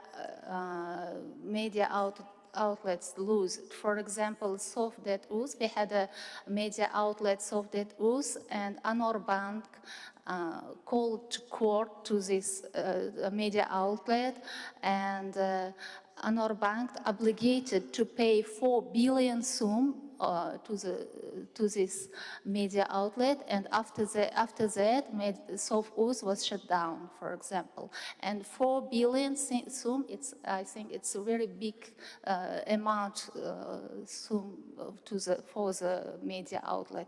And I think the problem is when we talk about security, it's important also that judges should know what is the media freedom is and what is a media, what is a freedom of expression is. I think that a lot of judges just don't know what is a media freedom is. For example, in my case, when I had a court case with a government official, and in the beginning, and this government official insulted me in Facebook. In the beginning of court, the judge simply said, "Oh, I don't know nothing, and I don't know anything, nothing about social media," and he judged and he gave its conclusion to our problem. So. Спасибо, Нора. Мне кажется, вы затронули очень тоже. You mentioned very important topic, irrespective of the fact that in our countries for all these years we conducted lots of trainings for law enforcement, for judiciary. Still, there are some lack of knowledge with respect to this topic. And with respect to professional activities of journalists, we probably need to have some capacity building for the judiciary. So this is relevant for many of our cultures. So continuing cyber threats topic for our countries, I would like to give the floor to Adil. I know Adil works with journalist organizations and journalists. I would like to ask Adil's assessment of safety, including in the digital platform. Thank you. I wanted to mention that we are now in an unprecedented stage period because the countries are now trying to support independent media, the civil society, and for our autocracies, everything is very sad. And I think in the nearest future, Kazakhstan, well, by accident, is now carrying the flag of democracy and now has good positions in many rankings. But speaking about Kazakhstan, I would like to say that speaking about legal risks, from all the things that my colleague mentioned with respect to legislation, overall, they don't mention about political will of the government to improve the situation with freedom of speech. Actually, they resort to all kind of means, including digital means, to restrict freedom of speech. So there are three pillars: big tech, society, and the government. So this is like a triangle, and where the society is always a victim. So the most sad about this is that in autocracies, they fall to big tech. So that's why our governments, our autocracies now adapt to this digital platform, digital era than civil society. First of all, they employ the army of bots and trolls and all that tools, digital tools, including to promote mass complaints, to be able to block certain accounts on the social media. So they use these digital tools. So these are not legitimate means of regulating the platforms. So besides, they use hacking software, including different attacks, phishing attacks, etc. And the most importantly, they use different different social networks, TikTok and like Telegram. So if I were human rights activist in Kazakhstan or in the social media, I would migrate from Telegram to some kind of other social messaging platform like Signal. So because any kind of big tech representative would, of course, conspire with the government. So this is very brief response to the topic. So we regularly encounter активисты постоянно сталкиваются с блокировками их аккаунтов, удалением и блокировками. Это сейчас это самый такой главный тренд, и это очень легко и дешево организовать, и этим пользуются, как правило, правительство. Спасибо, Адиль. А вы не могли бы также рассказать о той работе, которую платформа FactCheck.kz проводит, с учетом того, что есть инструменты ограничения контента путем обращения к социальным платформам и так далее, но также были механизмы эти обращения как бы, в обратную сторону переиграть, чтобы могли верифицировать информацию, может быть, разблокировать определенные страницы. И вот FactCheck.kz, насколько я знаю, тоже занимается проверкой информации и сотрудничает с такими социальными платформами. Может быть, есть также примеры какие-то вот из ближайшей практики? Да, я приведу пару примеров, вернее, конкретику, да, опишу. У нас, как у FactCheck.kz, у единственных пока в Центральной Азии, за исключением Монголии, я имею в виду именно Центральную Азию, есть контракт с Мета на проверку ленты Facebook, Instagram и Threads на предмет выявления дезинформации и маркировки фейков. Сейчас мы ведем переговоры с TikTok, чтобы то же самое делать.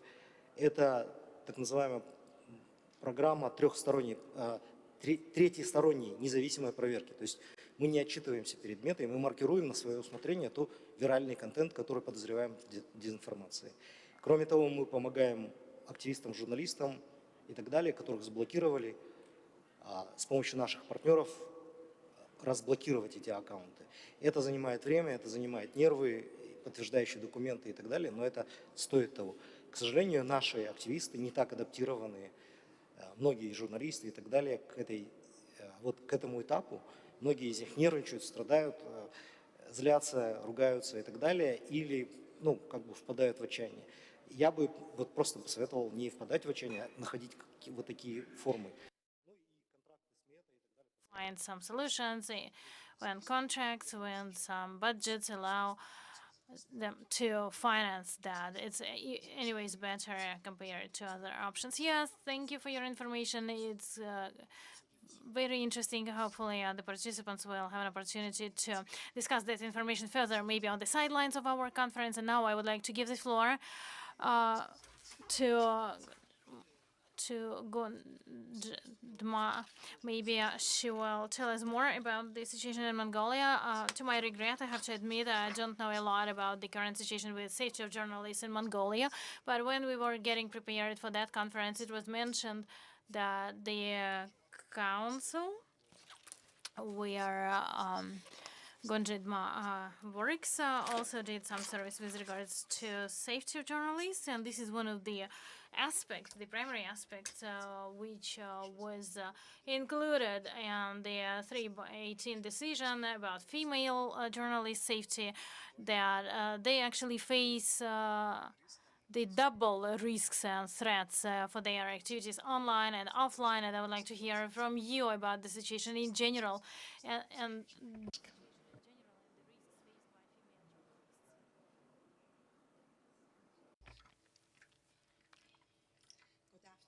Добрый день всем. Мне очень приятно выступить на этой очень важной конференции. Mongolia. I work Media Council at the self-regulation body to resolve any complaints between the citizens and newsrooms. If any ethical mistake, citizens, they can comply to Media Council.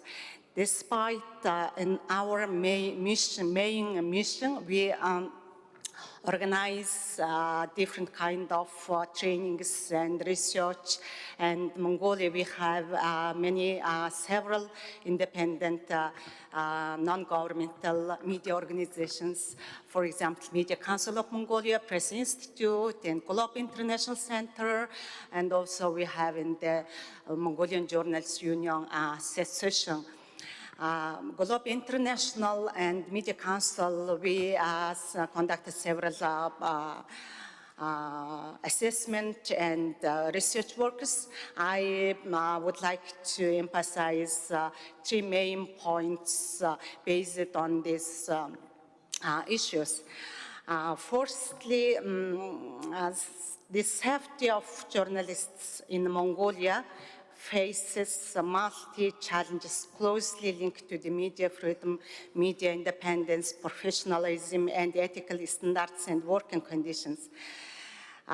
In last year, we evaluated an assessment the safety of journalists. We collaborated with Anti-Corruption Agency and Mongolian Bar Association, which is the lawyers' association.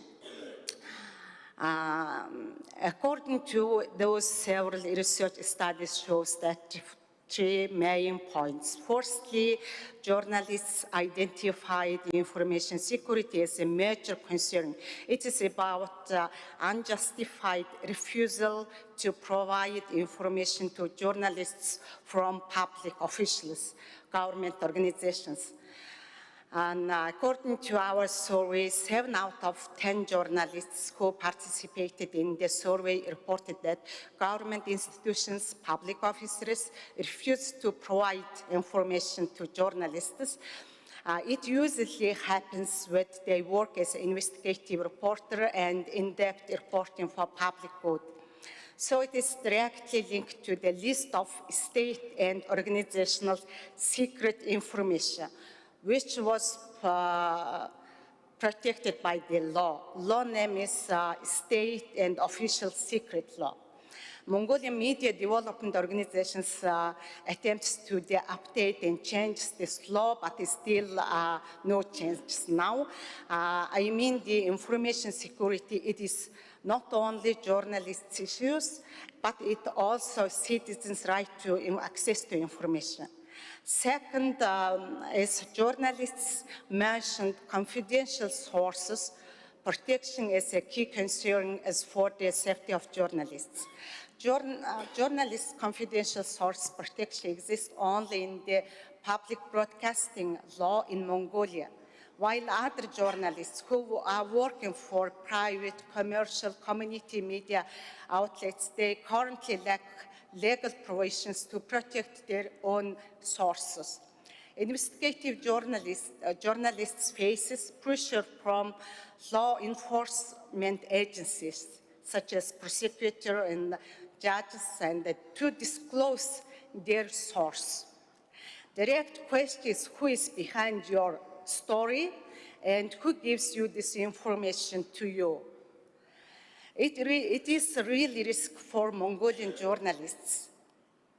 Even though we don't have any legal protection to protect in the confidential sources, the Mongolian media ethics principles, which was adopted by the Media Council 2015, we stipulate that journalists have a duty to keep their sources.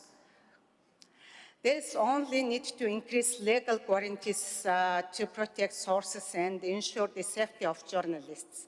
The safety of journalists is not only media issue, but also its core human rights concern and freedom of expression.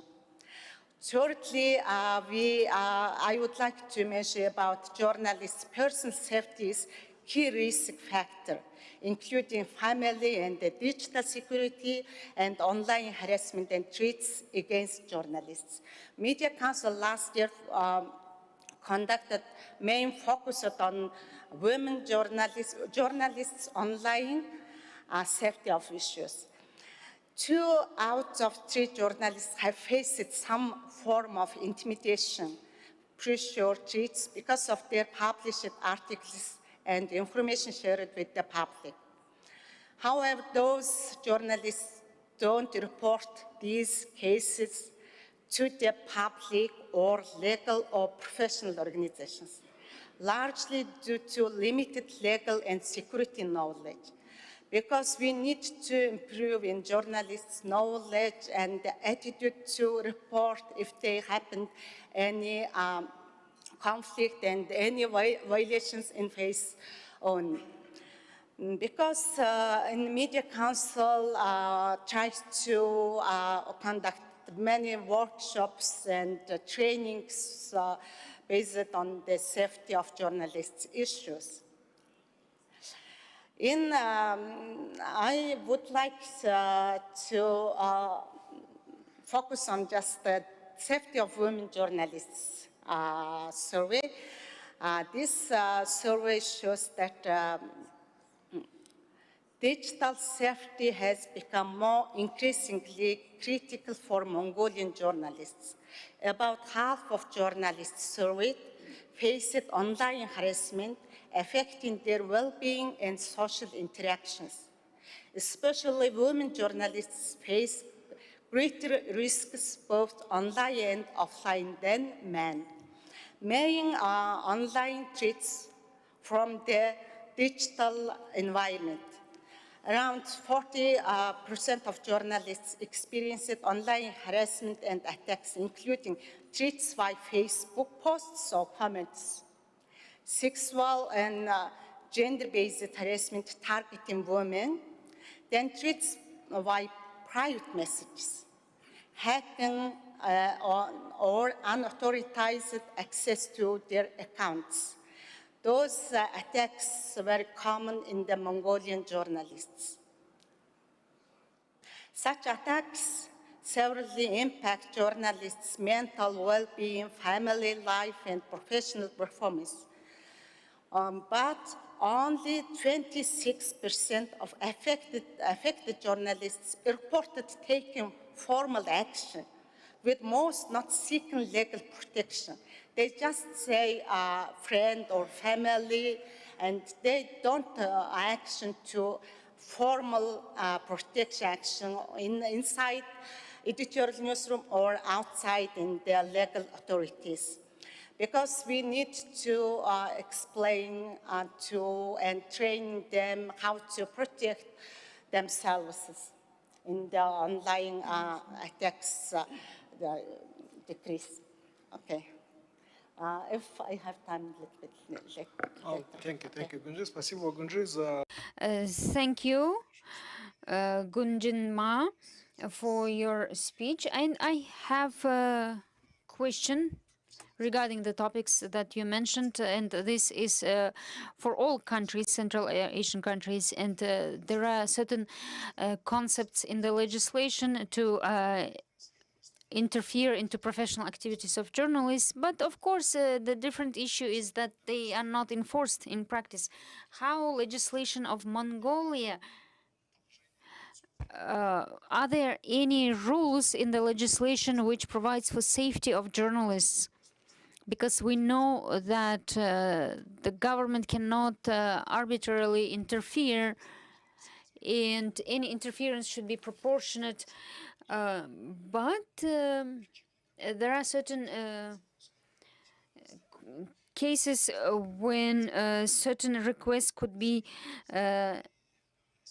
submitted with respect to sources. So in your practice, are there such safeguards in the legislation that provide for safety, security of journalists? What kind of legislation do you have?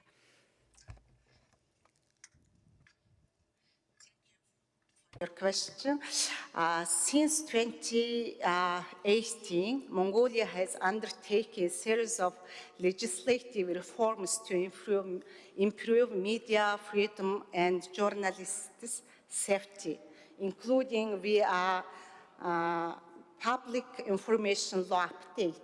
It is access to information law updated in the two or 3 years ago. It's the regulation state information is classified into 3 categories. What is open information, what is closed information, what is restricted information. It's very helpful to understand and public what is information, what information open there, should be open there in front of the journalists. Second, new law in personal data protection law we adopted. And this law collection and processing and use of information for journalistic purposes is permitted. If all of personal data is protected, but sometimes some information open the journalists. If journalists sensitive information from the individual and the other side, it should be very sensitive, and all of the information should be open the journalists. And also we are trying to update in the Mongolian media law update. It's since 1998, we don't have any changes on this law, and now we are trying to improve this Mongolian media freedom law. It's under this law, now ongoing discussing process of Parliament. Parliament did first draft received, now just waiting list on this law. Under this law, we include several good regulation for journalists. We're trying to define who is journalist, why is differences in the journalists and bloggers and social media influencers. Also, we trying to clear and what is journalistic work, and also we try to improve in our soft regulation, media self-regulation process body in this law. Thank you, Ms. Gunji. And now we can give the floor to Mr. Nuruddin. You were in the beginning of creation of independent mass media in Tajikistan. So if you can give us the insight about the dynamics of media in Tajikistan. Thank you. Thank you, Mr. Aidar. Dear colleagues, ladies and gentlemen, I would like to express my gratitude to the OSCE for attention and support to this topic of freedom of speech and freedom of expression and freedom of mass media. This is very relevant today when journalists in many countries, including Tajikistan, are facing difficult challenges, serious challenges. In the previous sessions, our colleagues, to some extent, Shahla and Homa organization already spoke about this issue, but actually, to say the truth, the situation is quite sad and serious. As it was mentioned in the decision 318 in Council of Ministers adopted in Milan, the participating OSCE countries take the obligation to provide safety of journalists and provide zero tolerance with respect to violence against journalists, as well as provide freedom of mass media. But unfortunately, in Tajikistan, for the past several days, but actually specifically during the last 5 years, we witness exacerbation of the situation and increased public state control over media outlets and controlling access to information. And now we have a great concern over safety of journalists. So from that, we can say that the journalist communities are facing serious safety risks, and now journalists are afraid to cover sensitive topics as well as many of the social topics. So I don't want to tell much of statistics and figures. The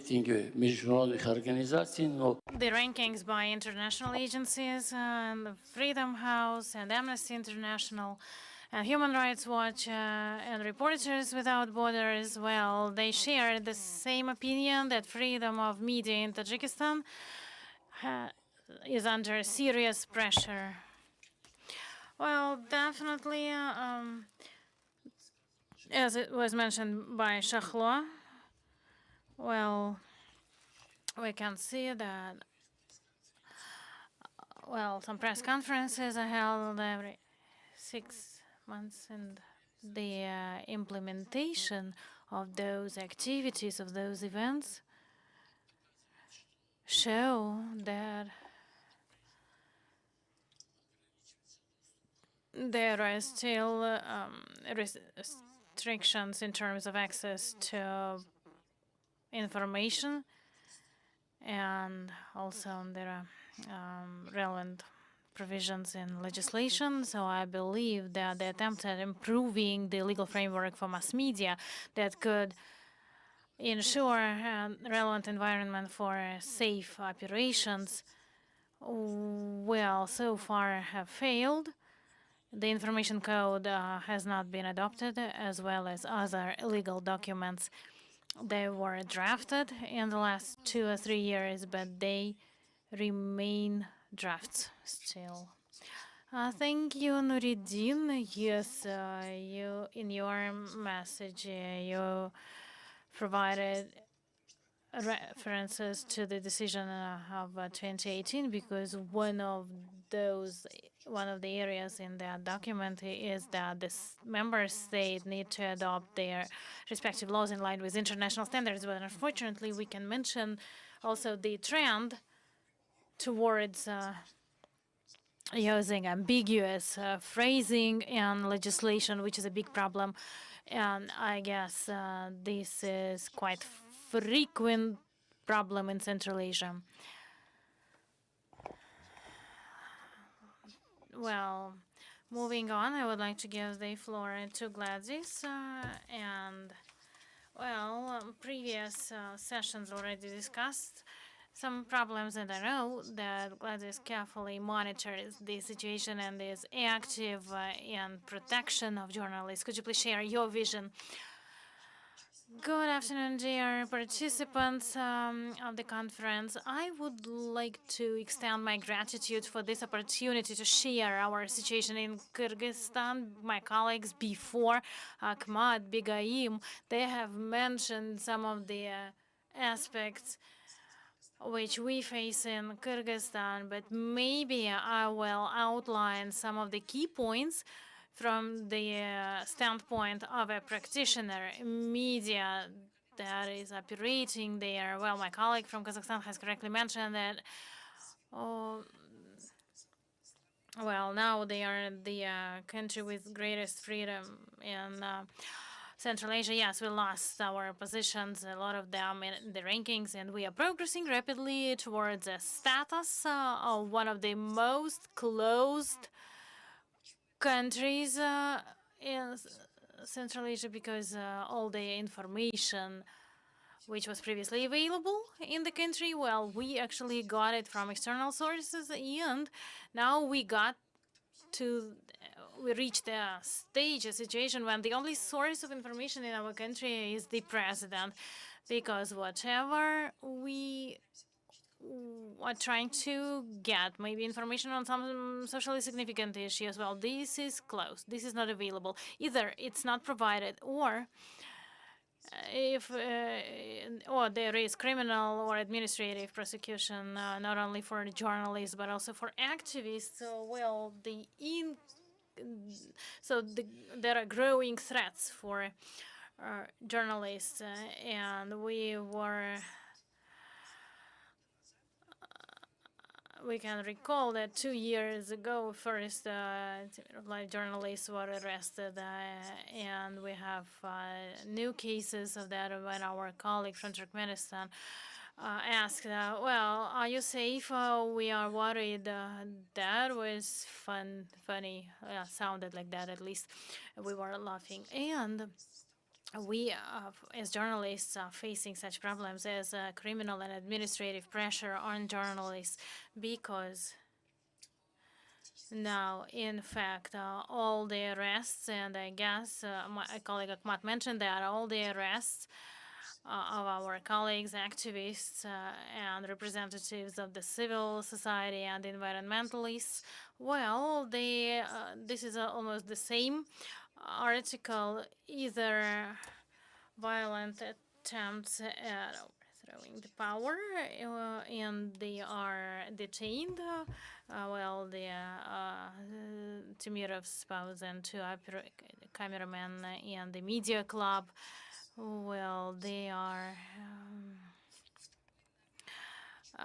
detained based on those articles, and the legal risks. I would also like to mention, and Akhmat also mentioned, that the state declares that it protects journalists, and seemingly we have excellent laws that are supposed to facilitate work by journalists and protect them, but in fact we see that those laws which are being adopted, the law on foreign agents, the law on unreliable information, the amendments to the code on offenses and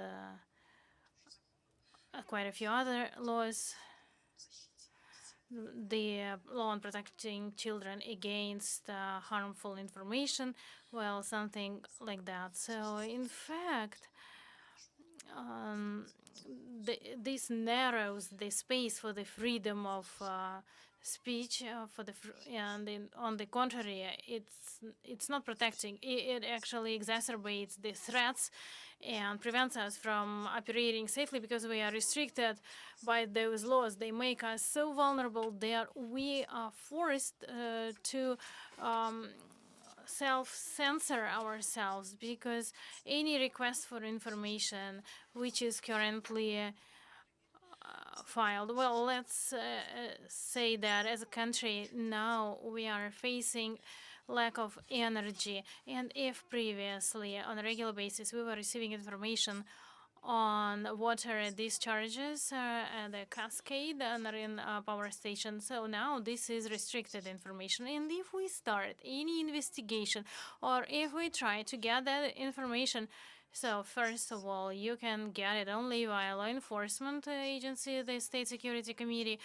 and the second is that it will entail potential preventive discussions, as they call it, because as soon as you are touching upon an issue, or when the leader of the state or the second person in the state declares something, so if we touch upon those issues, then we are called to the law enforcement agency for those preventive discussions. And there were such cases on environmental issues and uranium deposits. Well, environmentalists tried to discuss that, and they were called, and some discussions were held with them by law enforcement agencies, and they stopped raising those points. So now we can see a situation when the society just gets moves away from discussing socially significant issues. It's becoming dangerous, not only for journalists, but for the society as a whole. So now we have reached a point when journalism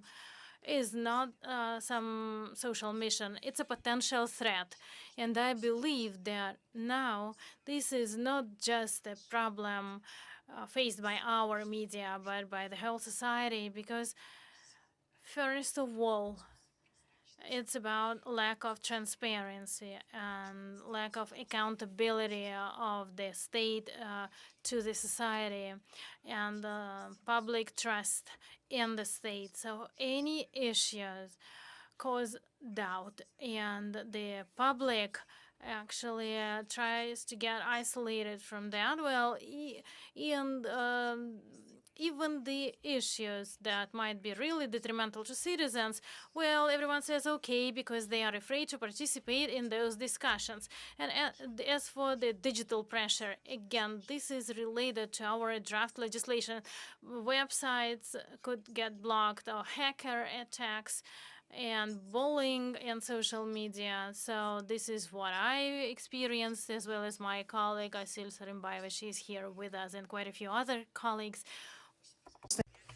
And there are cases when personal data was disseminated, or some intimate photos, and the access could be obtained only by law enforcement. So such cases have happened. So these are the main threats that I wanted to mention. Thank you for sharing these stories, and thank you for giving your expert assessment.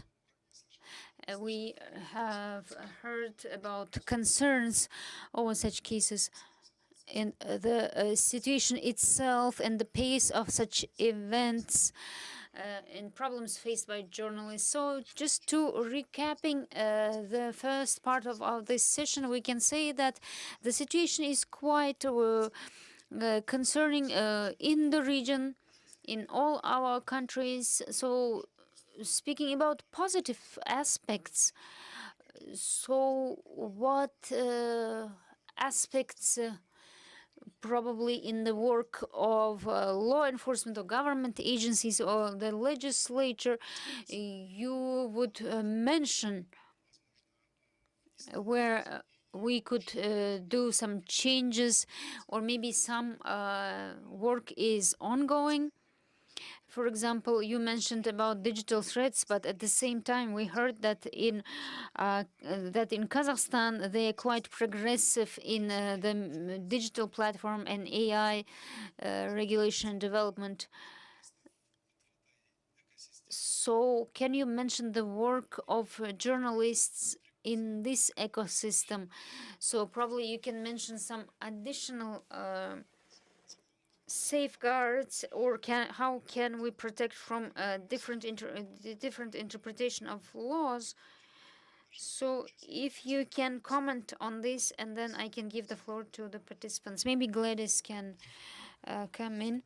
So I think such kind of forums like this one, or conferences, this is actually an excellent tool to mention these trends and discuss such trends, because I think actually OSCE is quite a respected fora for discussing these issues among the member states, participating states. So I think that I'm very glad that we have the chance to share such information, and the fact that OEC is organizing such type of conferences is giving us opportunities to develop some common recommendations.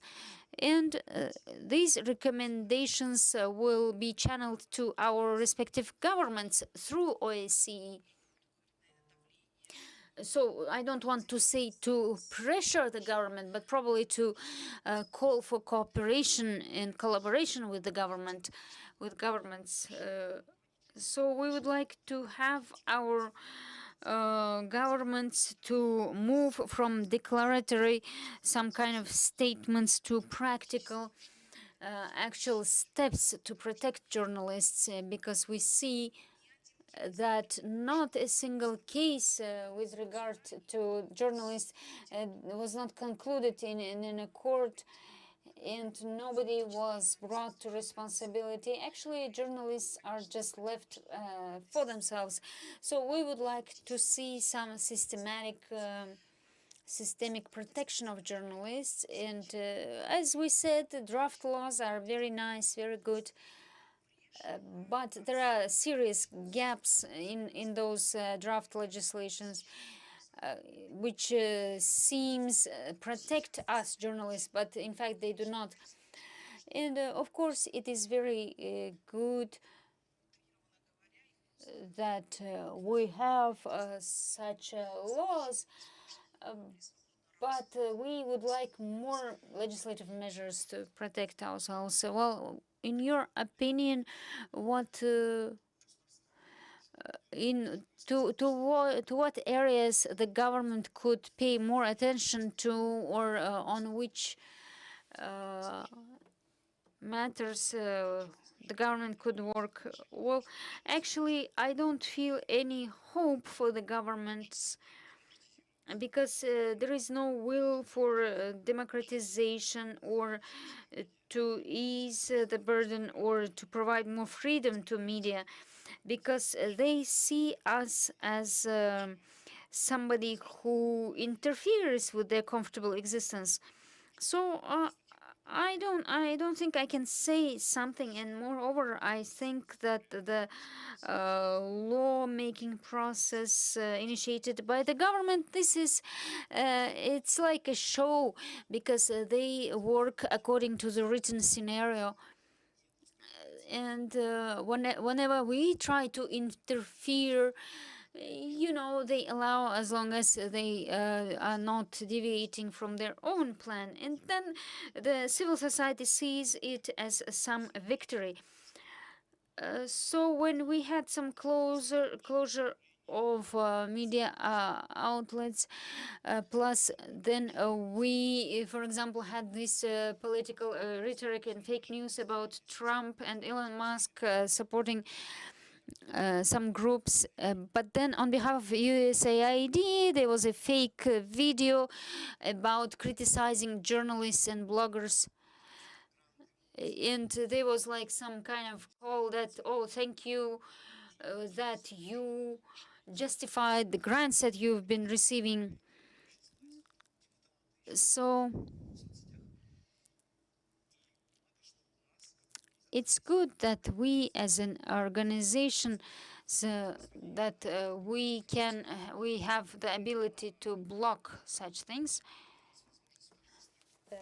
This is opportunity in every country.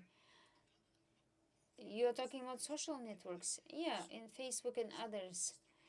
Then this video was stopped from dissemination. This is quite legal, quite professional. Then we need to understand where we have avenues, where we have opportunities. Of course, there is a personal data breach. For example, somebody may get a bank loan on your name, but with such methods, there are some leverage possible. Miss Anora, what do you think could help the situation? One of the recommendations that you started mentioning, this is probably establishment of some ombudsperson or some kind of institution that would work for the interests of media. Well, is it possible to have something like this in the future? Institution, and we should try to open this institution because we really need Uzbekistan always demonstrates that we have a freedom of speech, we have enough security for journalists. If maybe if government want to prove these words, it's not only demonstration for the world, it's a reality. We should open some real independent institution, and we should have our voice in parliament, because in parliament never raises the problem of freedom of speech and online violence of journalists, especially women. So, and also it's really important to training of judges and prosecutors on the topic of freedom of speech and the media. And also we need media lawyers. So yes, we have some 3 or 4 media lawyers, but it's not enough. We have a lot of lawyers, but a lot of them, they don't understand media. So we need training lawyers on media also. Спасибо, Анура. Спасибо. Гунджи, я хотел бы спросить вас, вот вы отметили тоже... Gulmira, I wanted to ask you, you mentioned several things, including access to information, protection of sources. So in these areas, is there any work being done right now? And what can we suggest short term? So what would be recommendations to the government and international organizations? Yes. Okay, firstly, we need to improve in the legal framework to protect freedom of press, including confidential journalist sources, and ensure the safety of journalists. It's this confidential journalist sources should be protected in the law. We put in this media law draft. It should be adopted by the parliament. It's very important for Mongolian journalists to wait this legal guarantees for long years. It's very important. And also, I think its main point is to improve to ensure in safety of journalists, we improve in the internal process, internal protection in the newsrooms.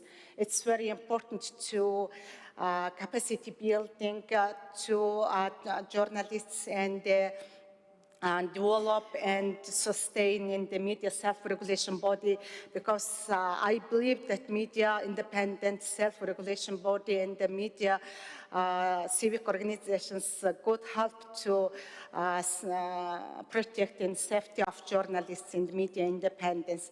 We wish that in the politicians and government should understand in media and journalistic real situation and why is protect the safety of journalists. It's very helpful to exchanging and information, understanding, sharing thoughts in between the government and civic society organizations. It's if lack of understanding, lack of knowledge to protect of safety of journalists, it's flaws in the unnecessary legislation.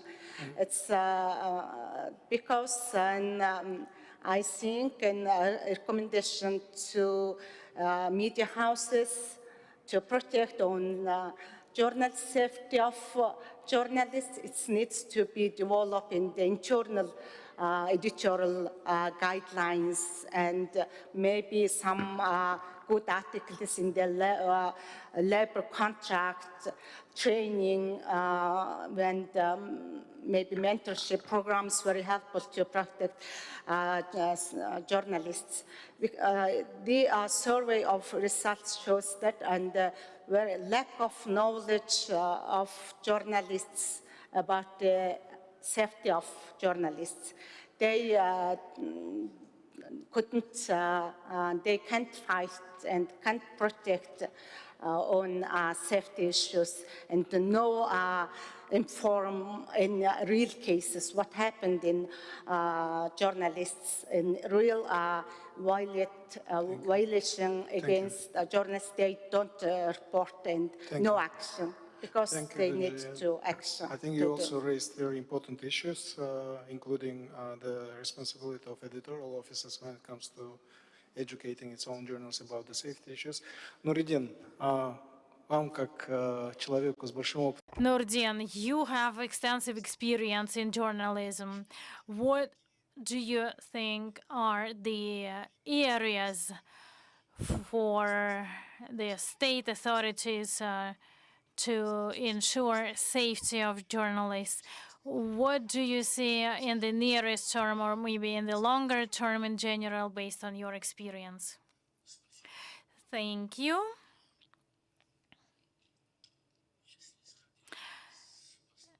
Well, based on the saying that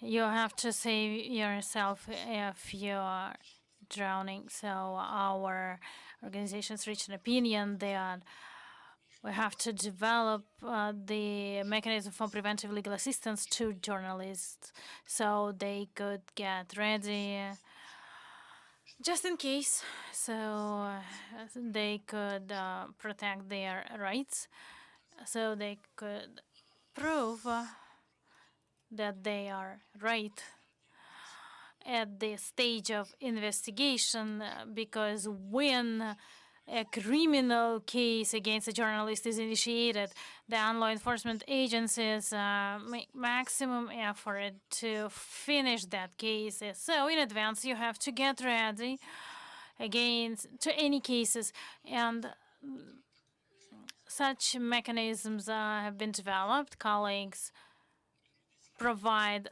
legal advice, and they write letters, appeals to state agencies, but the capacity in that sense is quite limited. It would be sensible to promote such initiatives in our region. Another point is, as far as I know, and I have participated in working group 2 years ago, we developed a package of changes and amendments to 2 laws of the Republic of Uzbekistan, the law against extremism and the law on fight against extremism, to counter extremism, and it would be sensible to get back to reviewing those proposals because, as you're aware, currently 12 journalists in Tajikistan are imprisoned, and almost all of them are convicted based on the law on extremism, so it would be worthwhile to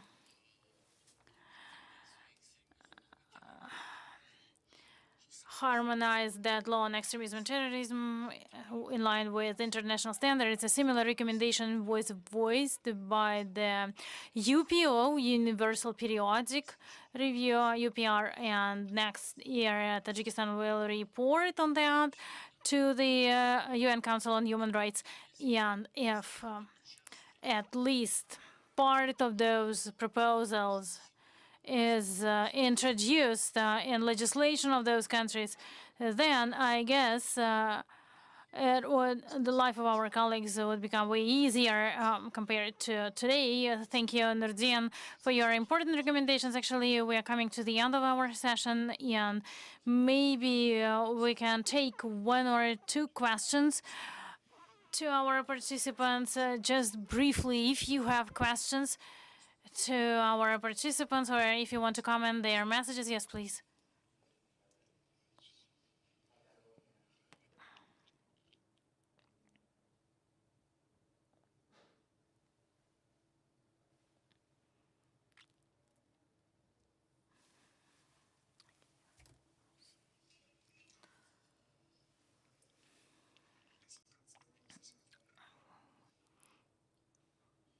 Please, briefly. Thank you. All speakers, exclusive KG, Kyrgyzstan. So I heard from many colleagues from many countries that they had good legal frameworks, but many provisions are declarative. And a good proposal was voiced about the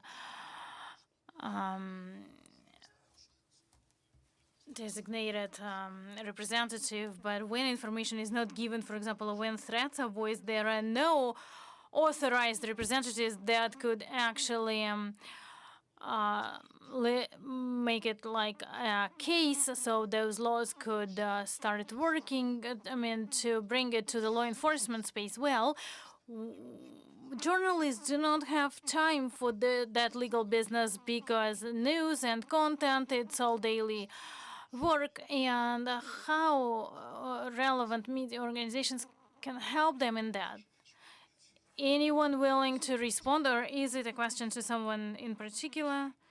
Would you like to answer, Nurdin? Well, as I said before, in principle, our colleagues are not really willing to protect their rights, and they're not really ready for that, and media and human rights protecting agencies could help them in that. But as I said before, the level of self-censorship in the society is so high that even human rights activists are afraid of taking those cases if they are sensitive. But in my previous statement, I said that we had to develop mechanisms for preventive legal assistance so they could know when they face any given cases where to go and which legal provisions refer to. I would like to give a small example. Our colleague went to get information, and he was told, okay, come tomorrow, come the day after tomorrow. They did not want to give this information, but he insisted, I have the right under the law to get this information. Please provide this information to me. But he was told, please apply in writing. He got on his computer and he drafted a complaint and submitted this form, but by the time he came to the newsroom, he was already called and told, okay, come and get this information. So we need to be more persistent, and we need to work together in coordination, journalists, media organizations, and human rights activists, in order to exercise the right of citizens for information. Anyone would like to add? Write about our problems and what kind of rules we need. For example, as a journalist, I will be happy to have some rule, for example, which punishes of officials who will not answer to the questions of journalists. I think media organizations exist just for solves our problems. So, Thank you. Thank you, Anur. Я бы хотел со своей стороны посоветовать. I would like to recommend to think about plan B, plan C, D, etc. And use not only legal preventive assistance measures, but also the media plan, how to apply to audience, how to target the audience that would support you, and how to gauge interest and use information campaigns. Only one document that goes to the agency which does not have a desire to help you, I think this is not enough. Any kind of procedure, if it will be supported by information campaign, for example, a briefing for foreign embassies, then it will be a force multiplier. Thank you. One more question. Please introduce yourself. Farida Sharifulina, housing.uz. I have a question to the OSCE. Early 2020s, the activists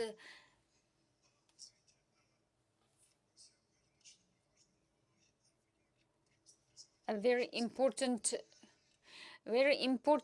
question, but please address to speakers. No, to OSCE. Well, early 2020s here in Tashkent, we had a meeting at the OSCE office, local office, and we were journalists and human rights activists.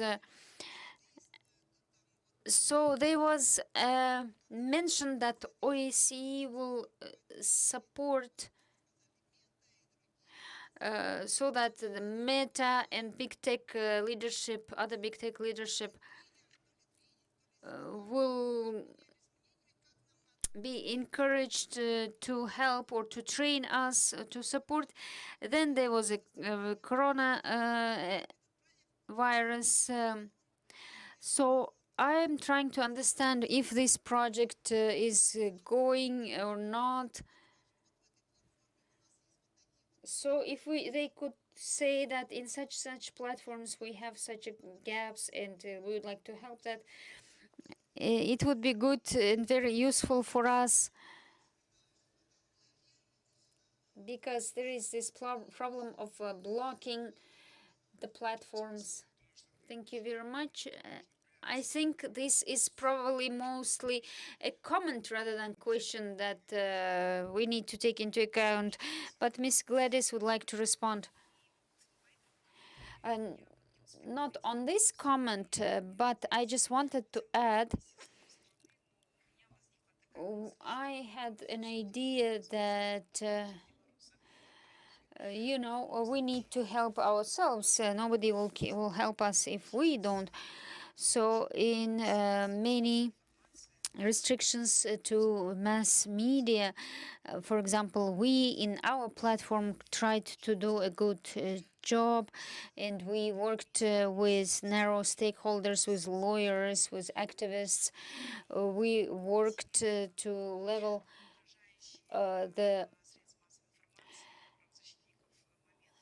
we tried to level the risks in for example, in the law on foreign agents, we decriminalized if, for example, foreign agents engage in some political activities. Before that entailed, for example, up to 10 years of imprisonment. So we achieved some kind of small victories.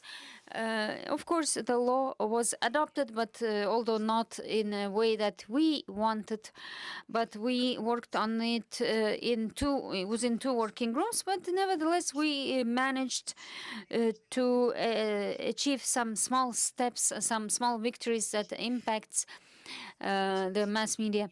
So in this case, I have an idea that the same way we need to work with specialized experts and stakeholders in order to eliminate the gaps in the legislation and come up with specific mechanisms for protection. Thank you very much. This emphasizes the work that we need to be doing with you as journalists. Actually, unfortunately, the trend is not for the improvement, and situation is still bad. And of course, the activeness of the society itself is quite important. So our session is coming to an end. Thank you very much to all our speakers, experts, for their insights, for their practical advice and recommendations. Thank you.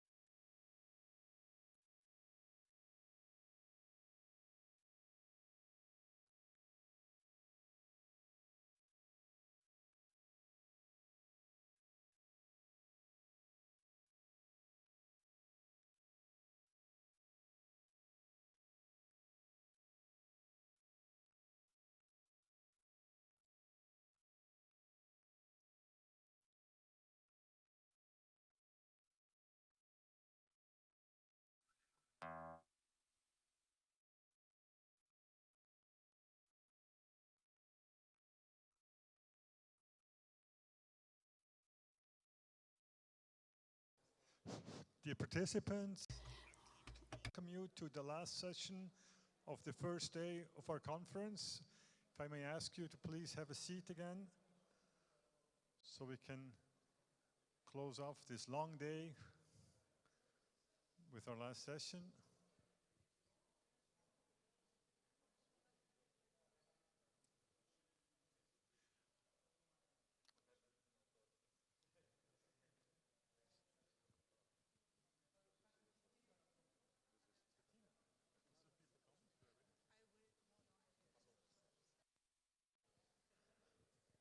Let's wait 2 minutes. Some more people may join us. I will start in 2 minutes.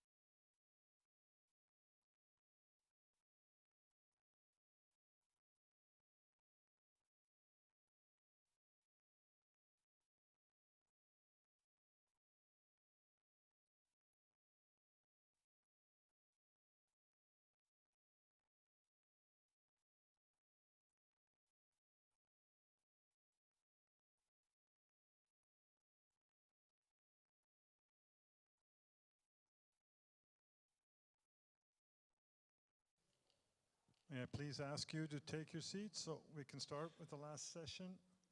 There are still some people coming in.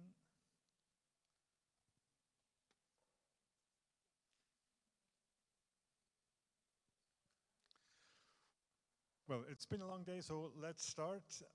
Thank you for those who are still here with us. We lost some people, but I'm sure you were on the right side. You made the right decision to still be here because we have a very interesting session to finish off this first day. My name is Guido Kiel. I'm working as a senior advisor to the OSCE representative on freedom of the media. And with this last session, we changed the topic once again, and we go back to a topic that we talked about and heard a lot about this morning, the topic of artificial intelligence. This morning, we heard a lot about the threats, the problems that come with artificial intelligence to journalism, to journalists, to society. And for this last session, we talk about AI again, but a bit from a different perspective. The goal of this session is to inspire you, to motivate you, to learn more about artificial intelligence and the opportunities that artificial intelligence bring for you as people who work with or in the media. You may ask yourself, well, which one is it now? Should we fear artificial intelligence or should we embrace it? Can't they make up their mind? Well, we think it's neither nor. You shouldn't fear artificial intelligence, nor should you think that artificial intelligence will be the solution to all of our problems or that will be the tool that will only bring the good things. I think it makes sense to learn more about artificial as media people, as people working in journalism, to learn about the opportunities that artificial intelligence offer, while at the same time be fully aware of the risks that come with it and the consequences of the use of artificial intelligence for you as a journalist, for you as a media person, for newsrooms, and for society in general. We have a panel with 3 experts with vast experience in the use of artificial intelligence in a media context, and I think we can really profit from them and get some inspiration on what we can do with artificial intelligence in our work. The title of today's session, or this last session, is 10 tips on the responsible use of artificial intelligence in the newsroom.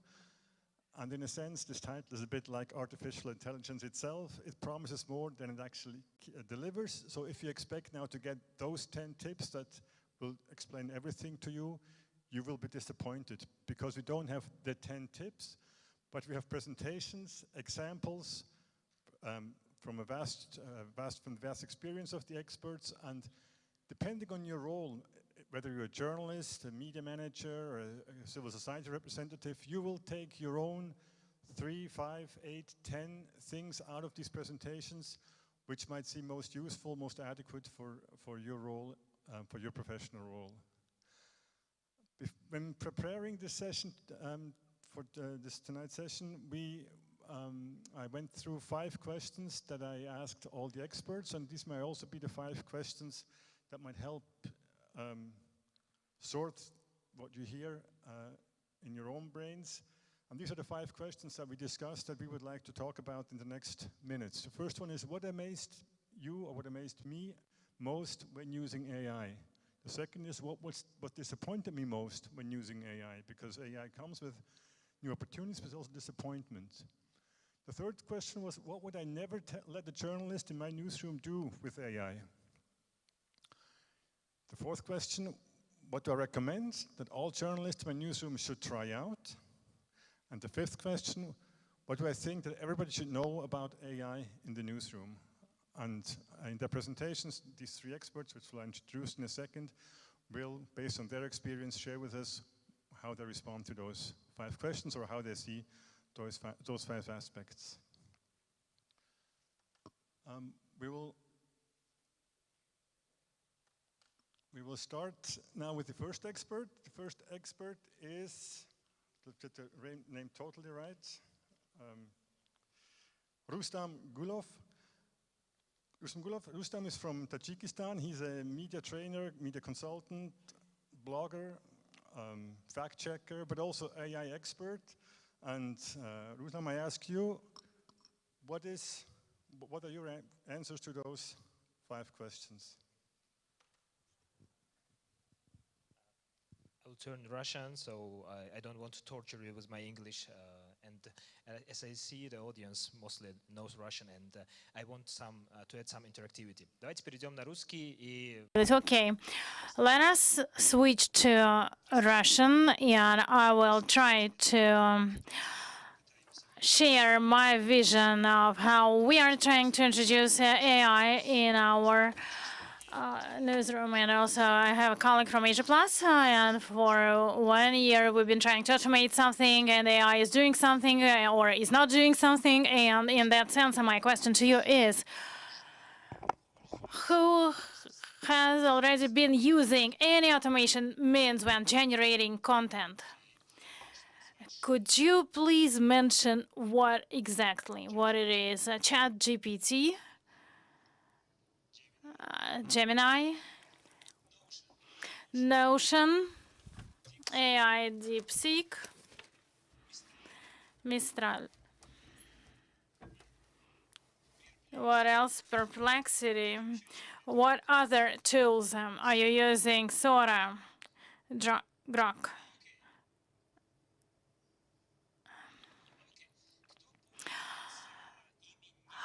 Who is using them, not using official interface, but using automation means maybe using APIs? 1 person. Well, actually, that's the way we followed as well. And this is the answer to your first question, like what amazed us? Well, in fact, not really the technology itself, because for me, it's amazing as such, like how those words are generated, because many people get surprised and they admire how videos, photos, and music could be generated, but I'm mostly inspired by text generators because, in fact, they imitate human thinking. They show tentatively how we think, how our brain is working, because actually it's still unclear how our brains operate and what our brain can do at all. And via language models, we get some little knowledge about ourselves. That's why I feel inspired, and I am surprised that I want to see that they are used as much as possible. Okay. Значит. So I can speak till night. Well, what disappointed me most? Well, before that, I would like to ask you what disappointed you are hallucinations.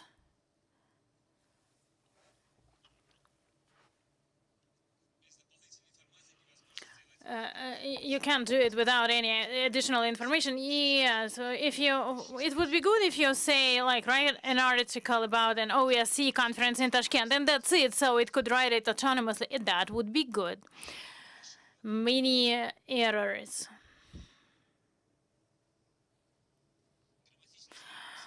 Well, grammatical structure is always the same, lots of repetitions. It lies and it never admits it.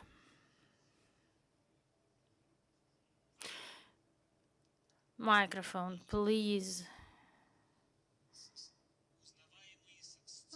Well, recognizable style the AI is using. Well, in fact, many of the aspects you have mentioned could be easily addressed using prompt engineering. Well, you write a good prompt, you get good results. You write bad prompt, you will get bad results. And in that sense, I'm mostly disappointed, not really by AI, but our attitude to it, because frequently, and in fact, I tend to notice two categories of people. Some people either overestimate AI, they think, okay, let me start using ChatGPT and I can fire the whole newsroom. That's it. And it will replace everyone in our editorial board with the most advanced, the most automated globally. And there are people who keep saying, who do not believe that something good can we get out of it. So maybe some words are misused and so on and so forth. They are never happy. Colleagues are smiling. Maybe they understand what I'm speaking about. But here there is a situation when, in fact, truth is somewhere in the middle. Yes, the AI is unable to write good material from the first attempt, and you compare the GPT written material with the material written by a journalist with 20-year experience, and you are saying that this is lagging behind, or on the contrary, like it writes something and then you compare it to some novice, and then he is saying like he is writing better than the newcomer. It's okay, let's never hire anyone because it will do the job, ChatGPT. I am disappointed by that because this is somewhat unrealistic, the attitude to that technology, because this is technology. This is just a tool in the hands of a professional, and there was a survey that showed that ChatGPT increases the productivity of professionals, but at the same time, it decreases the productivity of the newcomers. So, don't worry about not hearing what the audience is saying, because Rusa will repeat what the audience has said already. So interpreter, don't worry about this. Thank you. Чего я никогда не позволил бы журналисту в своей редакции. So what I would never let a journalist in my newsroom do with the AI, actually that's an interesting question, and it was mentioned during the previous panel discussions when we were discussing fact-checking. Like, who is using ChatGPT to do the fact-checking of materials? Good. Yes or no? Good. Okay, who asks ChatGPT about interesting events, developments, facts, useful information, getting from ChatGPT some useful information, or from ChatGPT or from DeepSeek? You do that. I would recommend against that. Never do this, please, because it hallucinates, it's raving, and there is always such a risk. And B, it starts confusing detail, even if you upload any document to that, because that's one of the ways to decrease hallucinations, but in fact, it will not totally remove that risk. It just decreases the risk of hallucinations if we upload the files. But anyways, it can make mistakes. Anyways, it can misunderstand the context. So we also use different tools in fact-checking. For example, we use Perplexity to search for information, but then we do double checks to verify how Perplexity is correct in giving the information, which in turn uses ChatGPT too, whether it understood correctly or not. So I would not recommend using this as a main tool for fact-checking the AI, specifically Perplexity. About verification of information, just recently there was a news, reels, from Hristo Grozev. He is investigative journalist.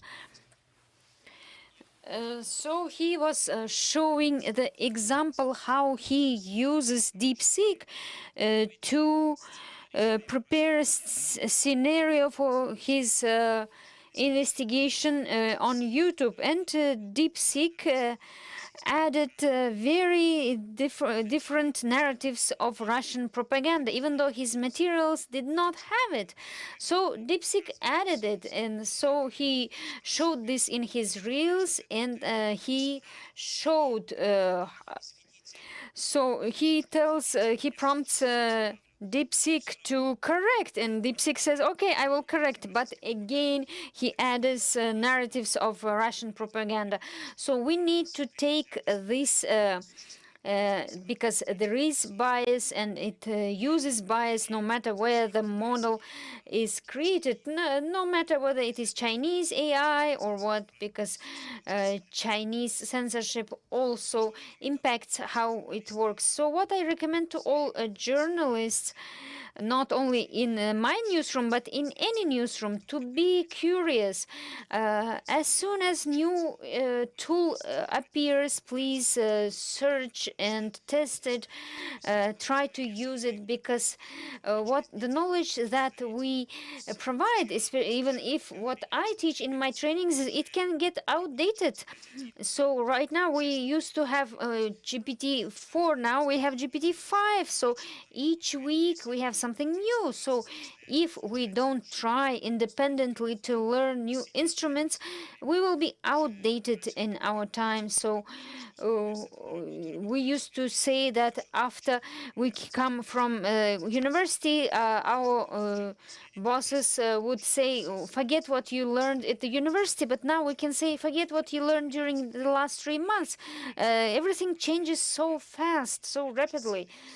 So instruments change very rapidly too. So I think each need to know about AI in newsrooms. It's not human, yes. She is lazy. You need to argue with it and verify what it says. It is sentimental.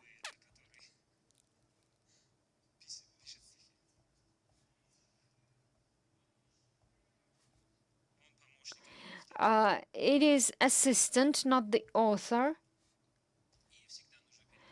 You need to double check what it says.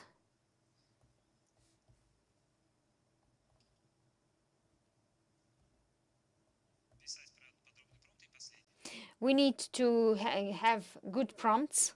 And the last,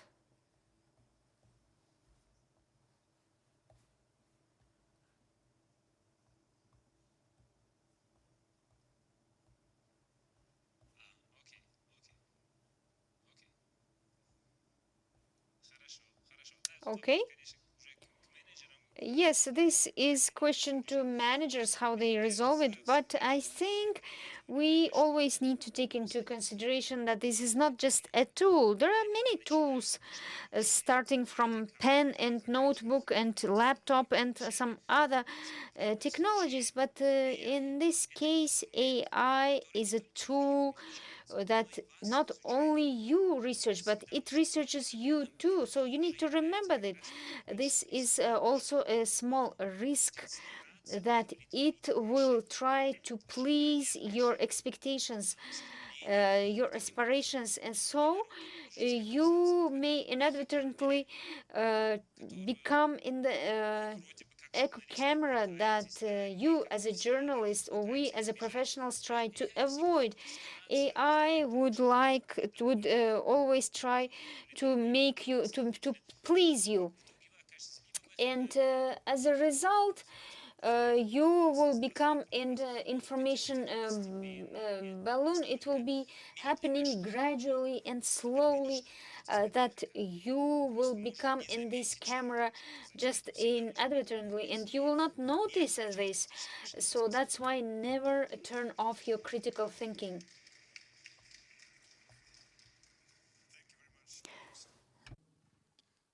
After this more general reflection on the use of AI, let's now dive into the more concrete application. And for the second speaker, we have Fabian Lang from Deutsche Welle. He's a data scientist and AI engineer. And I think you also brought us something to look at, to show how you see the opportunities and the threats that come with AI.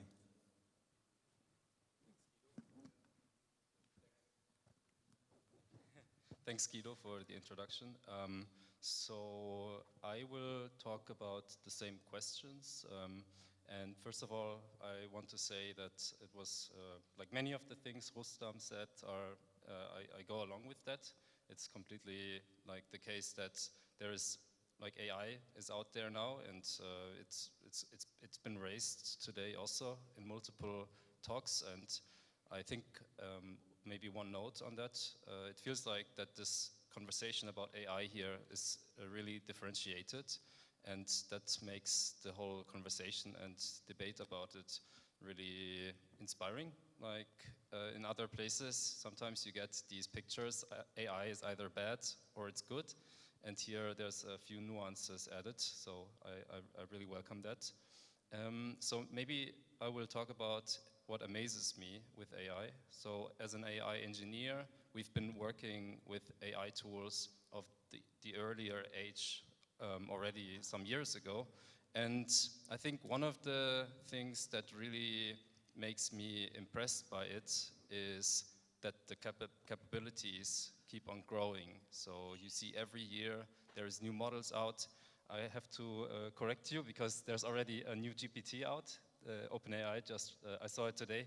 They released GPT 5.1 just recently. Oh yeah, okay. So it's really like that. It's every day, like you get new models out, and it's so fast, and it's changing all the time. And you just kind of look away 1 week, and there's a new model out, and you have to adapt to it, and then just kind of find a way to get it to work for your use case. I recently tried to like get AI to write me some poetry slam. So I pretty much just inserted some personal information about like a colleague has raised that there's a meeting in the calendar that nobody dares to delete. So I just put it in there, and I told the AI to just give me a poetry slam on that topic, and I find that quite interesting. So for creative tasks. Also, I recently had a workshop with colleagues, and one of the persons there mentioned that she has the memory feature on from ChatGPT, and based on the memory, she then prompted the model to generate a picture based on the knowledge of her.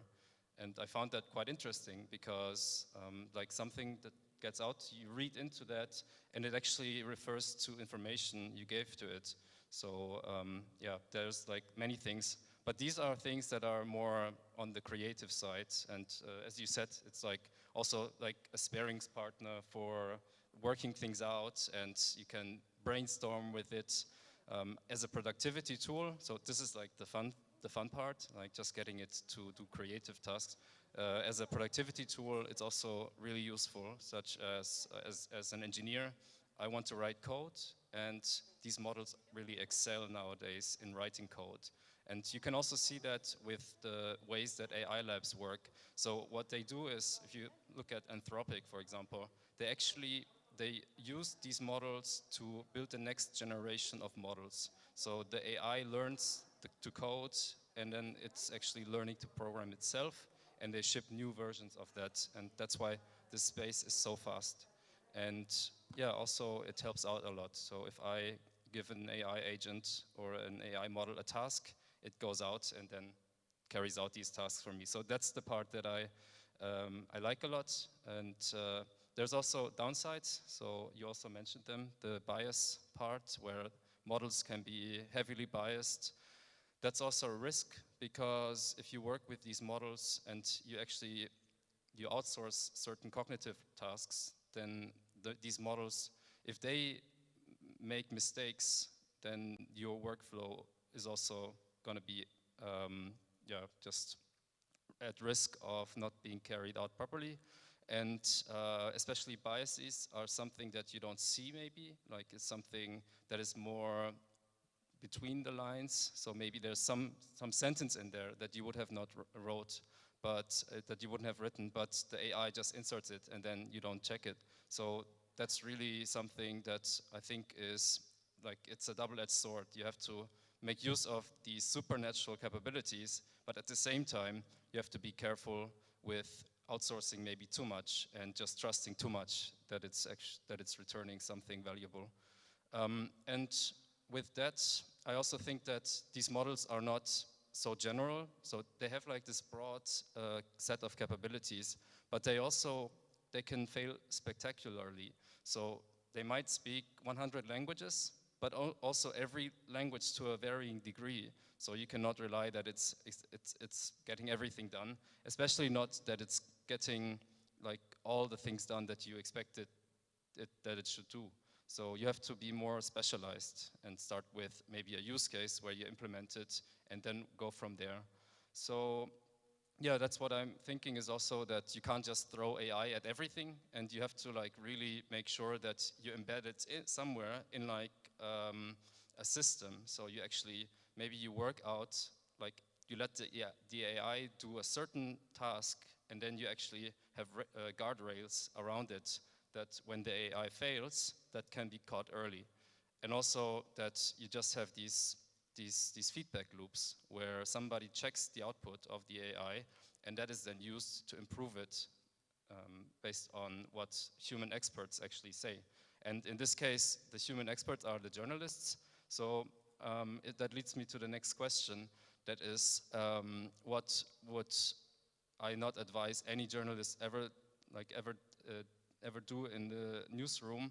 And that is that the human judgment is really crucial. So if you work with AI, you are also really in a tricky situation because it speeds up the work, you know? So you might actually want it to deliver a task.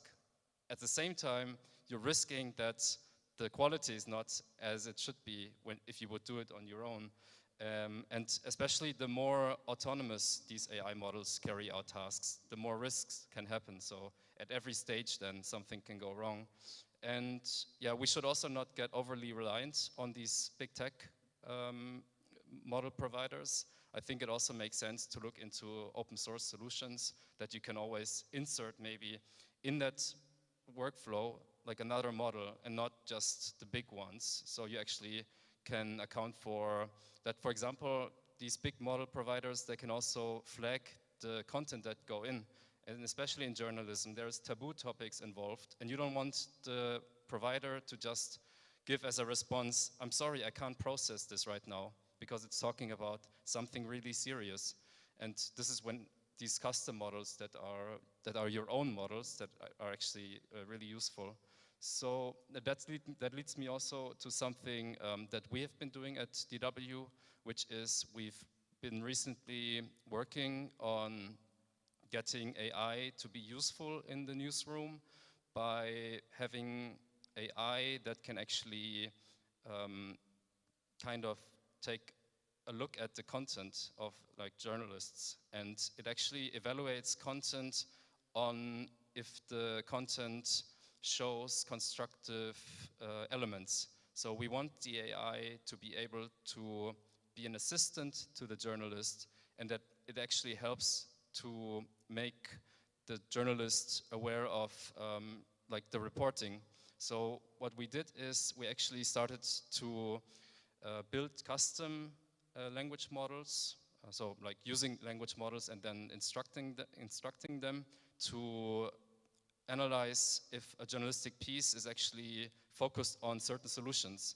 So we wanted that it's actually like trying to analyze something, and then it helps you to figure out if it's really going deep into the topic, and that it's actually helping the viewers and the readers to understand how to solve a certain problem.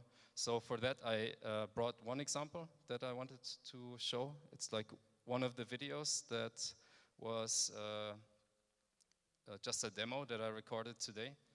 It's yeah, this is the file. So maybe while it's running, I can just talk you through. So this is an article that was on the website today, and it's talking about how in Africa AI is used. And so what I did was just taking the content of this article that is well researched and is just highlighting how AI is implemented in many parts in Africa. And so we have this constructive analysis bot that we built, and you can see there's different ways that it can analyze the content. And in this example, it then just like scrapes the text, so it's taking the text from the website, and then we have like our guidelines that actually are focused on, does this journalistic piece show solutions to maybe how countries, how societies, how communities solve problems. So while the AI is thinking, it's really just taking this content and reading it in, and then it's processing it, and the response is then some piece of analysis. So then this can be used as like just as a way of knowing how this piece is. So like you can just look into the actual like content and just zoom in, and what this is also making you possible to do is that you can analyze now the whole content. So everything we produce, we can also look into, and then we can highlight stories that go beyond just stating the problems.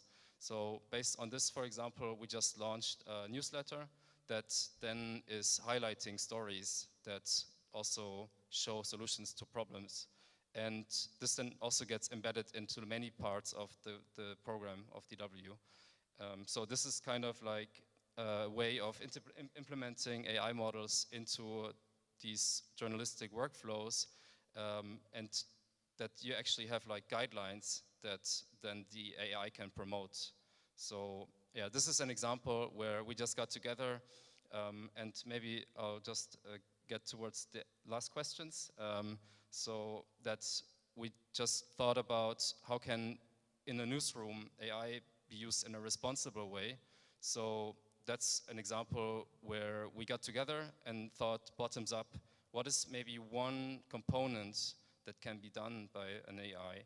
And based on a definition of that we want as DW to promote more constructive content and like solutions-focused content, we actually feed the AI with it, and then it does this one component. And now we're just kind of implementing this in different parts of the workflows. And we're also making it possible that other journalists can pick up on that, and then they can use this custom model to make something and build something on their own. So we share also the knowledge, these instructions. Yeah, and maybe just like my takeaway is I think that it's really useful to start working on something. So if you think about something that you do in the newsroom, maybe you don't start with like this big picture, but you start with like a smaller project.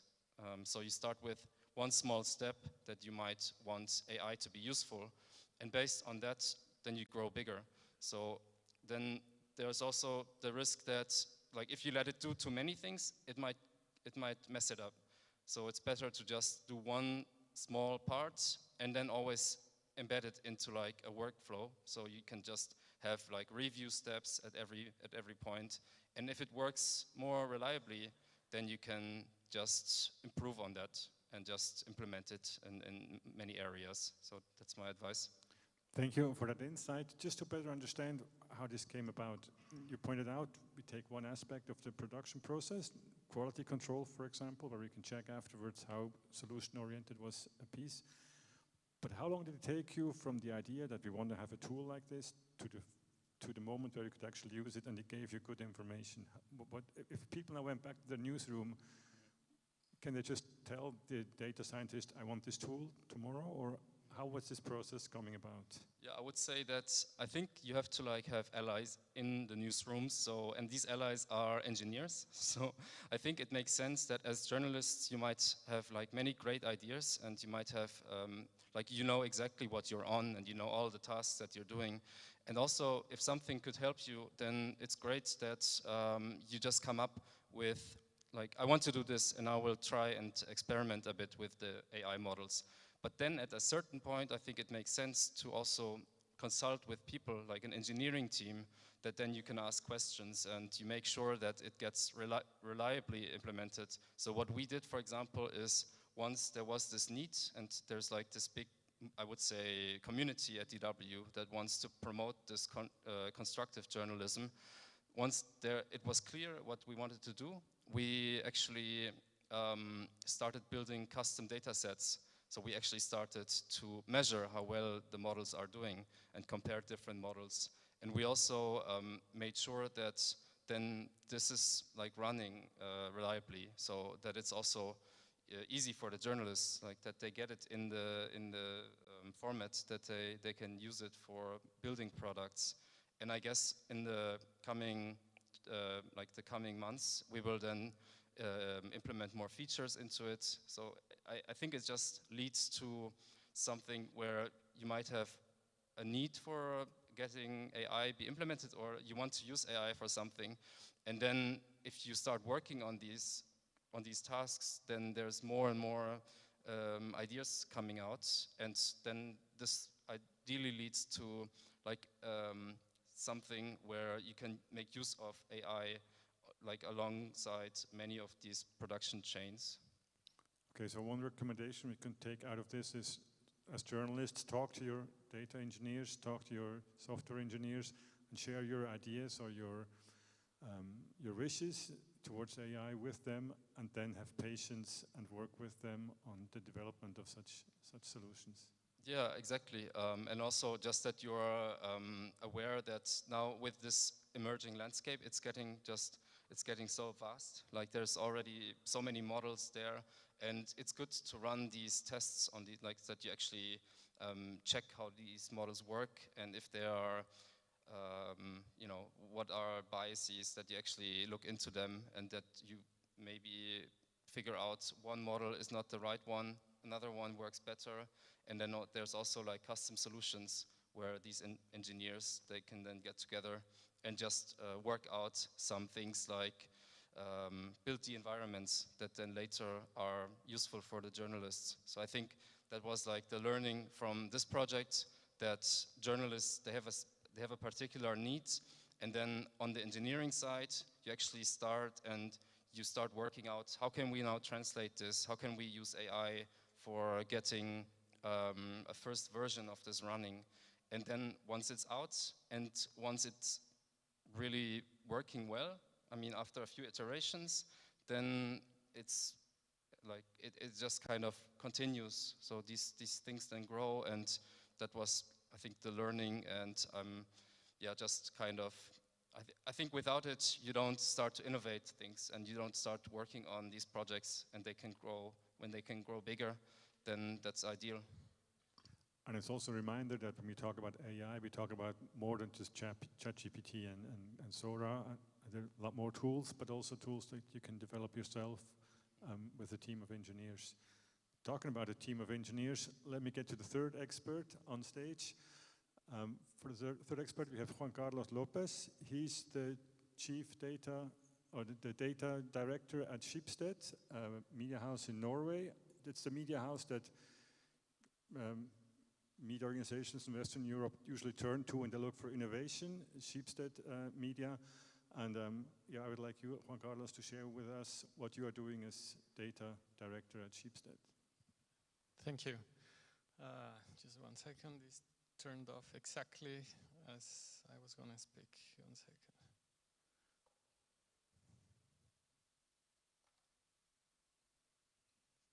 Yeah. Okay. My name is Juan Carlos.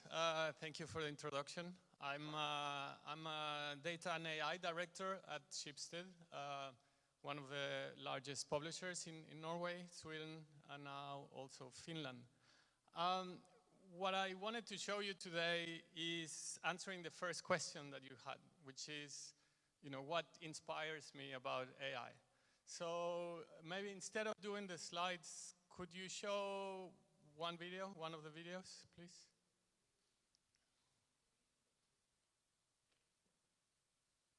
Oh, but not the slides, but the video. Yeah. And so I recorded some demos of the things that we have developed and that we run in the newsrooms. So I will talk you through what you will see on the screen. So what we call this what has happened since the last time. So what this does is that it remembers the last time I logged into the service. And then it gives me a summary, as you can see here, of the articles that I haven't read since the last time I was there. Can you stop? Yeah. So, so the previous demo or the service has been highly valuable because what it does is that it personalizes these summaries for each individual reader. So it remembers everything they have read before, everything that they have not read, and then it summarizes it and gives us as a top 3 articles a list that they haven't, that they missed. So we have had really good results on that, and people really engage just as much as the hero story, so the top story in the web page. This one, before you run it, this is our AI toolbox. What it does is that we have, or actually not even, we developed a framework that gives journalists a lot of capabilities, and one of the journalists developed this tool set. What it does, and you can see many examples. So it does, for example, a Q&A for an article. It does search engine optimization. And all of these are available to the journalists to work within their articles. So you can play it now, and then can you play it? So in this example, I'm going to show how to do a Q&A. So what I do is just paste the link of an article. This is an article about Holland. Then what I get here is some recommendations of questions and answers that I can add to the article, so it becomes more engaging. And then, yeah, you can see what it came up with, and then the journalist can use it if it's useful. So for example, now I'm gonna click on the search engine optimization. I'm gonna use the same article, and then it's gonna give me some advice on what type of titles should I put so that Google picks up this article a bit easier. And this tool set is available for all the journalists, and then they can use it at any time. So I think part of the success of this, tool set is that it continues to evolve all the time. So as they get used to new technologies, they can continue to evolve and add components to this toolbox. So we're also encouraging people to develop these additional features, and yeah, it's evolving all the time. So you can play the next one.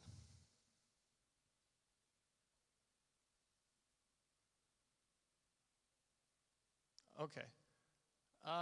Maybe the next one, if that's okay, because this is going to be hard to explain, but okay, just leave it. This is important for us because what it does is that we have a lot of data within Schibsted, but it's always hidden. People don't know where it is, don't know how to use it. So we developed an agent framework that has access to all our data, and anybody in Schibsted can ask questions about the things that we have data for. So for example, in this case, somebody asked, can you give me some information about our subscribers? So the agents go into our data sets, look into what it can answer and provide the answers about, any question really. So in this demo, what I did is also ask what tables do you have available? So what data do you have access to?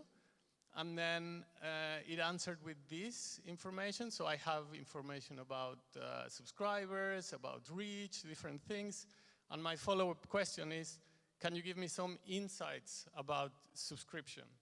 And then it goes back, it calls the agent framework, and then it will provide some examples of the data that the insights that we can get.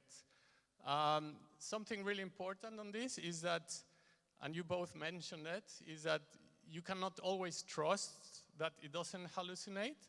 So what we have done is to ensure that when an answer is given, they provide the actual data, so you can verify that it didn't hallucinate. The data is actually from our database, and you can double check it before you do anything with it. Can you play the next one?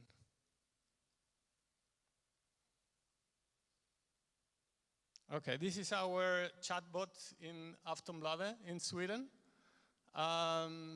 This is the first one we delivered that has access to all our articles. So what you see on the top is some examples of what the users can ask. Then we go into all our database, our database of articles. And then the users can explore it, can see the article. Then they can also ask follow-up questions. These are prompts that we pre-generate so that people have easier access to these questions. And then they can interact with the chat in a new way of reading the news. This was launched maybe earlier in the summer, and it's, okay. Can you stop for a second? Yeah. And it's been also highly successful. We still think we can improve a lot the user interface, but we're working really hard because we believe that that's really a new way of engaging with the news for our users. So this is the last demo I will show you. It's one of those that we really like. We call it Videofy, and it's a service we created that converts any article into a 20-second video. So what I will do now is to select the template. So it will do it on the VG format. It's one of our publications. And yes, you can play the video now. Thank you. So I will paste the link to the article. So I'm going to take this article about Holland. It's already published, but now I want to create a 20-second video of it. So I just copy the link, paste it there, and click on generate. So what Videofy does now is to take all the images that are in the article, all the text that is there. It's going to put together an example of a video. Now, this was good because the first frame didn't work so well. So this is why it's important that the journalists always check that the AI did the correct things. So this is how it looks. It gets the text, it gets the images, it adds some movement, and it's ready to be published. So because we have a human in the loop and the first frame didn't work so well, what I'm going to do is remove it as a journalist. Now I click on update, and I will get a new video that should look much better. So this also has audio. And it's ready to be published either on screens or social media. So thank you. So just to answer some of your questions in what you saw, what I would never let journalists do is to enter private information, sensitive information into any of these models that are not under an enterprise agreement. So it's really important that unless we have that security in place, that they protect our data, they don't train on our data, we should never allow any information to be sent to these models. What I recommend all journalists to try out is all the tools that we create, right? So we deliver these tools, and we encourage all of them to keep trying it and keep using it, and make it part of their normal routines. What has disappointed me the most is that sometimes we're too scared, and this is not necessarily about AI, but sometimes we're too scared in adopting these new tools. And most of the time, if we do it right, we can work a lot faster. Our CEO really encourages all the company to lean into AI, and we have a main KPI that will measure how many times we use these tools on a weekly basis. So we're really trying to keep the pace in everything that we do. And lastly, what I want everybody here to know about how we use AI in the newsroom is that we always do two things. We always check that anything that is published to our users has a human in the loop, so it has been checked always.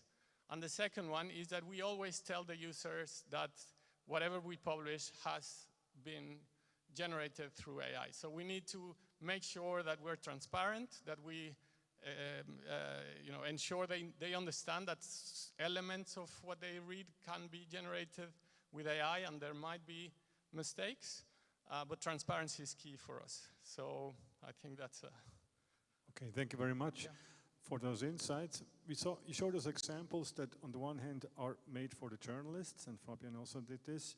And then you also showed an example that's made for the users, for people who visit your site. What's more important to you, to provide tools for your journalists, or tools for the audience to make your site more attractive for the audience? Or is it both? Are you working on both and you say it doesn't matter, we have to do everything? Yeah, good question. We actually have three elements of this, of how we work with AI. So the first one is about efficiency of our workforce, so making journalists more efficient through the usage of these type of tools. The second one is improving the services that we provide, and mostly it's around 40%, I mean, yeah, 40% on each of those categories. But we also have 20% that we allocate to strategic bets. So things that are further ahead into the future, that we don't know yet if they are going to work, but we need to make sure that we continue to innovate. So we also spend some of the time on those long shots that we don't know if they're going to work or not. How about Deutsche Welle? Do you have a focus on providing tools to your audience as well, or is it mostly for the journalists in the newsroom? For us, we are actually currently in the process of implementing them more as a stack into the work of journalists, so that it's actually, there's so many gains possible in terms of productivity. So I'm assuming that this is going to be the first main area to focus on. And I think it's also now a common task for everyone to get involved and to come up with ideas. So we make models available to journalists, and not everyone maybe wants to work with them. But then there is a few people that have an idea, they play around with it, and I think that really can get you also familiar with what they can do and how they can be used, and maybe you can find also the failure modes, like when they fail and when you say they're not good enough yet. But on the user side, we are so far still thinking about ways of making it useful. So I guess the users also benefit if you look at the ways that it makes journalists more productive. So it helps when researching, it can help to promote certain formats better, and also with transcription, for example, so making the content more accessible. I think in the future, we would ideally also want to integrate it maybe as features into our platform, where you can then have AI tools on the website, or you can actually interact maybe with a chatbot. But these things are also a bit, so this is where you compete also with a lot of services, right? Because you might have a browser that runs AI, and then this browser is doing things for you. So I think that we currently focus more on actually implementing them, embedding it into the organization, and finding out what works and what doesn't work. Question to Rustam. We heard that transparency is an issue, and Schibsted tries to be transparent about by telling this article has been produced with the help of AI, if I understand right. In your view, does that make sense now or maybe in the future to say for an article this has been produced by AI, or is it the future that every article has been produced to some extent by AI and therefore it doesn't make sense to actually be transparent about it? Mm-hmm. Yeah, very good question, because I think not only they will be produced by AI, but also consumed by AI. Some models will produce the content and some model will consume and make summaries for the user. For example, I don't need to read a lot of articles published on the media. I will ask my own, for example, AI assistant to read all of them and make a summary for this meeting. For example, not only articles. I use, for example, Gemini in my Google account, Gmail. So during the preparation for this session, I just asked what we are talking about with Guido in our conversation and email it, and it created some summary of this long email conversation, and I just prepared for this session. So in some point it will produce and in some point it will consume. So we will in this chain, in this workflow, maybe as a last note and as last person who will see the last thing that it will be produced as a summary, not the whole article, I think. I would like to open the floor now and see if there are any questions in the room. We have 3 experts here. Are there any questions on the use of AI in newsrooms? Anything you want to hear more about? I don't know about the microphones, but...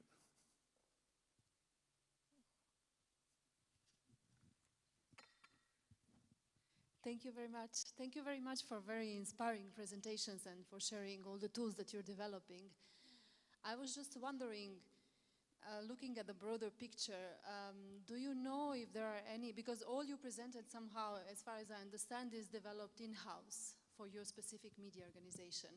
And there are plenty of media organizations that do not have in-house capacities, do not have sufficient resources to invest in this. So I was wondering, do you know whether there is a framework somehow for collaboration among media organizations and journalists in this field in order to, develop these tools together, or at least test them together and then advance the potential for a wider media and journalistic ecosystem to benefit from this innovation? Thank you.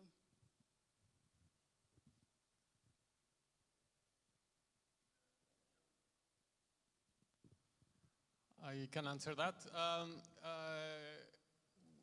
We have gotten, for example, Videofy. It's something that a lot of publishers would like to also use. Initially, we discussed the possibility to make it available as a commercial service for publishers. But now we're actually thinking of making it an open source solution that is free. We have done that in the past for transcriptions. We have a solution called YoYo that does transcriptions to any language, and that's also open source. So we do have a commitment, at least in Schibsted, to help the industry. So by sharing and by sharing also the tools. What about Deutsche Welle?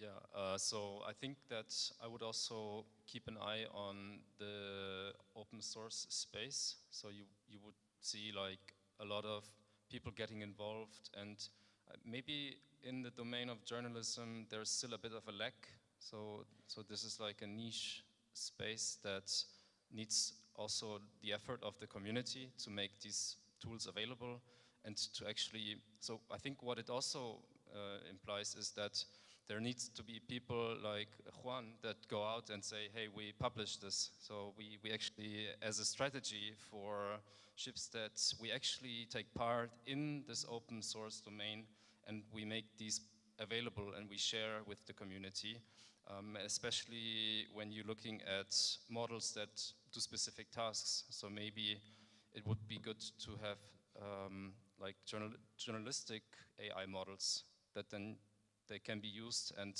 that would then help to yeah, just not rely so much on big tech. That would be, I guess, the way to go forward. And it's also maybe a question of how to get organizations to consider this to be useful, and yeah, just thinking about ways of yeah, giving these tools to people's hands. Any other questions from the room?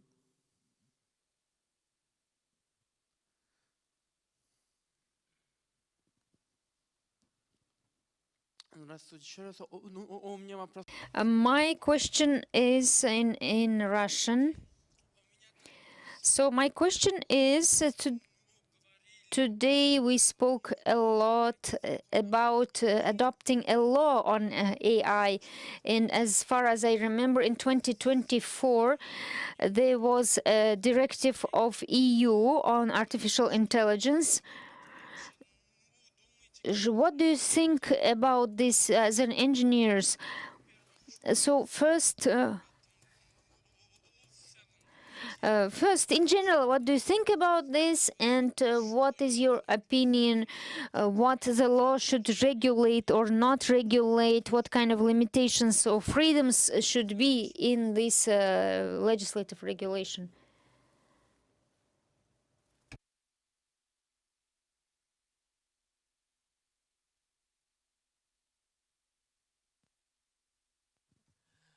Yeah, good question. I was going to mention the EU AI Act actually, because yep, ready now.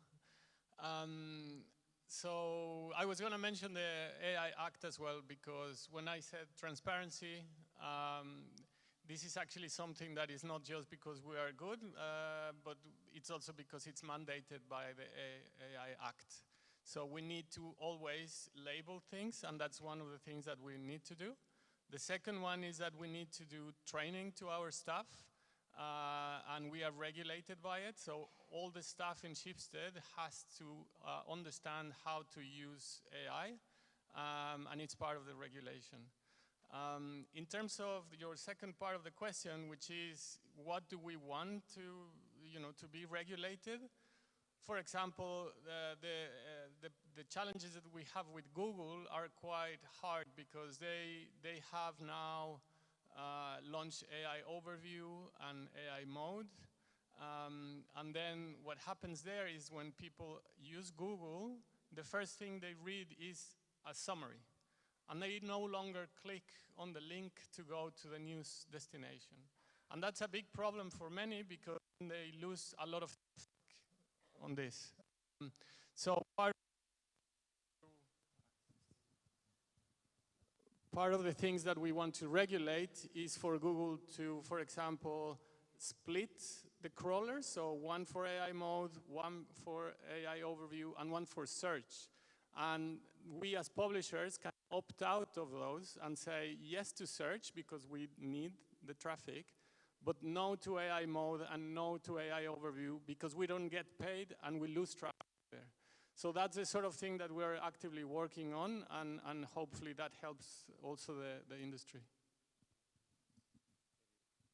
Maybe just one thing to add regarding the transparency that were talked about. So if you actually publish models now, like on a lot of platforms, you don't get to see actually what is the model that is processing your requests. So you don't know. There was this example with Perplexity. What model is Perplexity using under the hood? They don't tell you. So I think for this is where it starts, This is where they have to disclose already what is going on. You as a user, you don't know what the model has seen, and you get a response, and you're kind of in the dark. So I think this is really about like a broader picture, and I think since our lives are ever more digital, we want to know what is going on there. Like, what is the logic that this digital ecosystem is actually built on? So one example of the German public service media is, so there's like a streaming offering. So they work on a streaming platform. And what they are doing is they actually have model cards on the platform where you can look inside what algorithm is actually recommending me certain contents. So you can see what is the mechanism behind it. You can see why do you get certain content suggested. And I don't see that happening on YouTube, for example.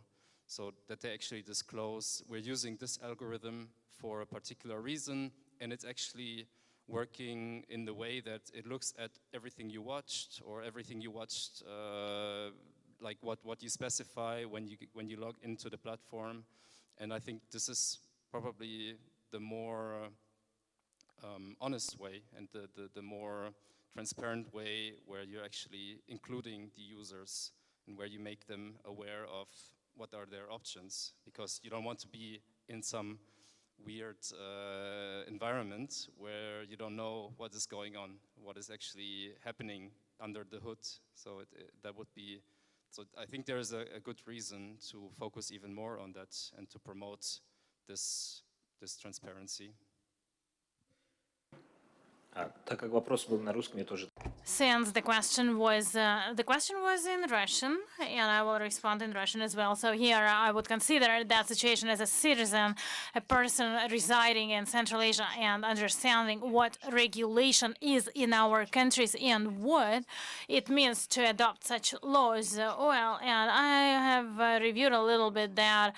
I analyzed that EU act, well, EU likes to regulate everything, fortunately or unfortunately, and speaking about if it's good or bad, I guess we have to consider the results, what it will result in, because regulations sometimes result in slower pace of activity, and when it's about new technology, when you fail to take into account some specifics, as a result, you can see that businesses, startups, they in fact take a step away from that, because in fact this is extra burden. They have to do something extra on top of what they had done before, and this sometimes means extra costs. And who can afford that? Well, big tech can afford that. They have that opportunity, but the regulations affect smaller startups, those who just started their development, and I guess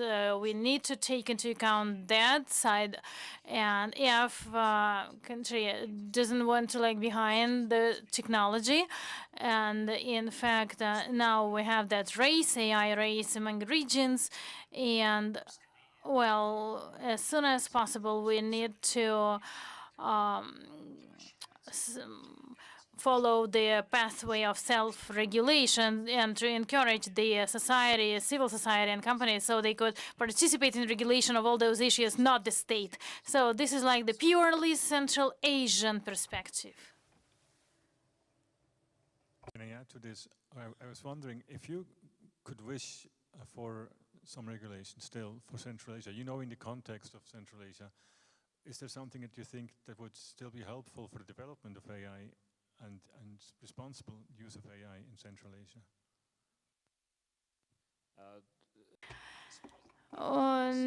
If we want to develop AI in our region, in our countries, we have to choose the way of self-regulation, not a state regulation, because you know the context of our countries, it's a little bit different from that we see in Europe or I don't know, the United States.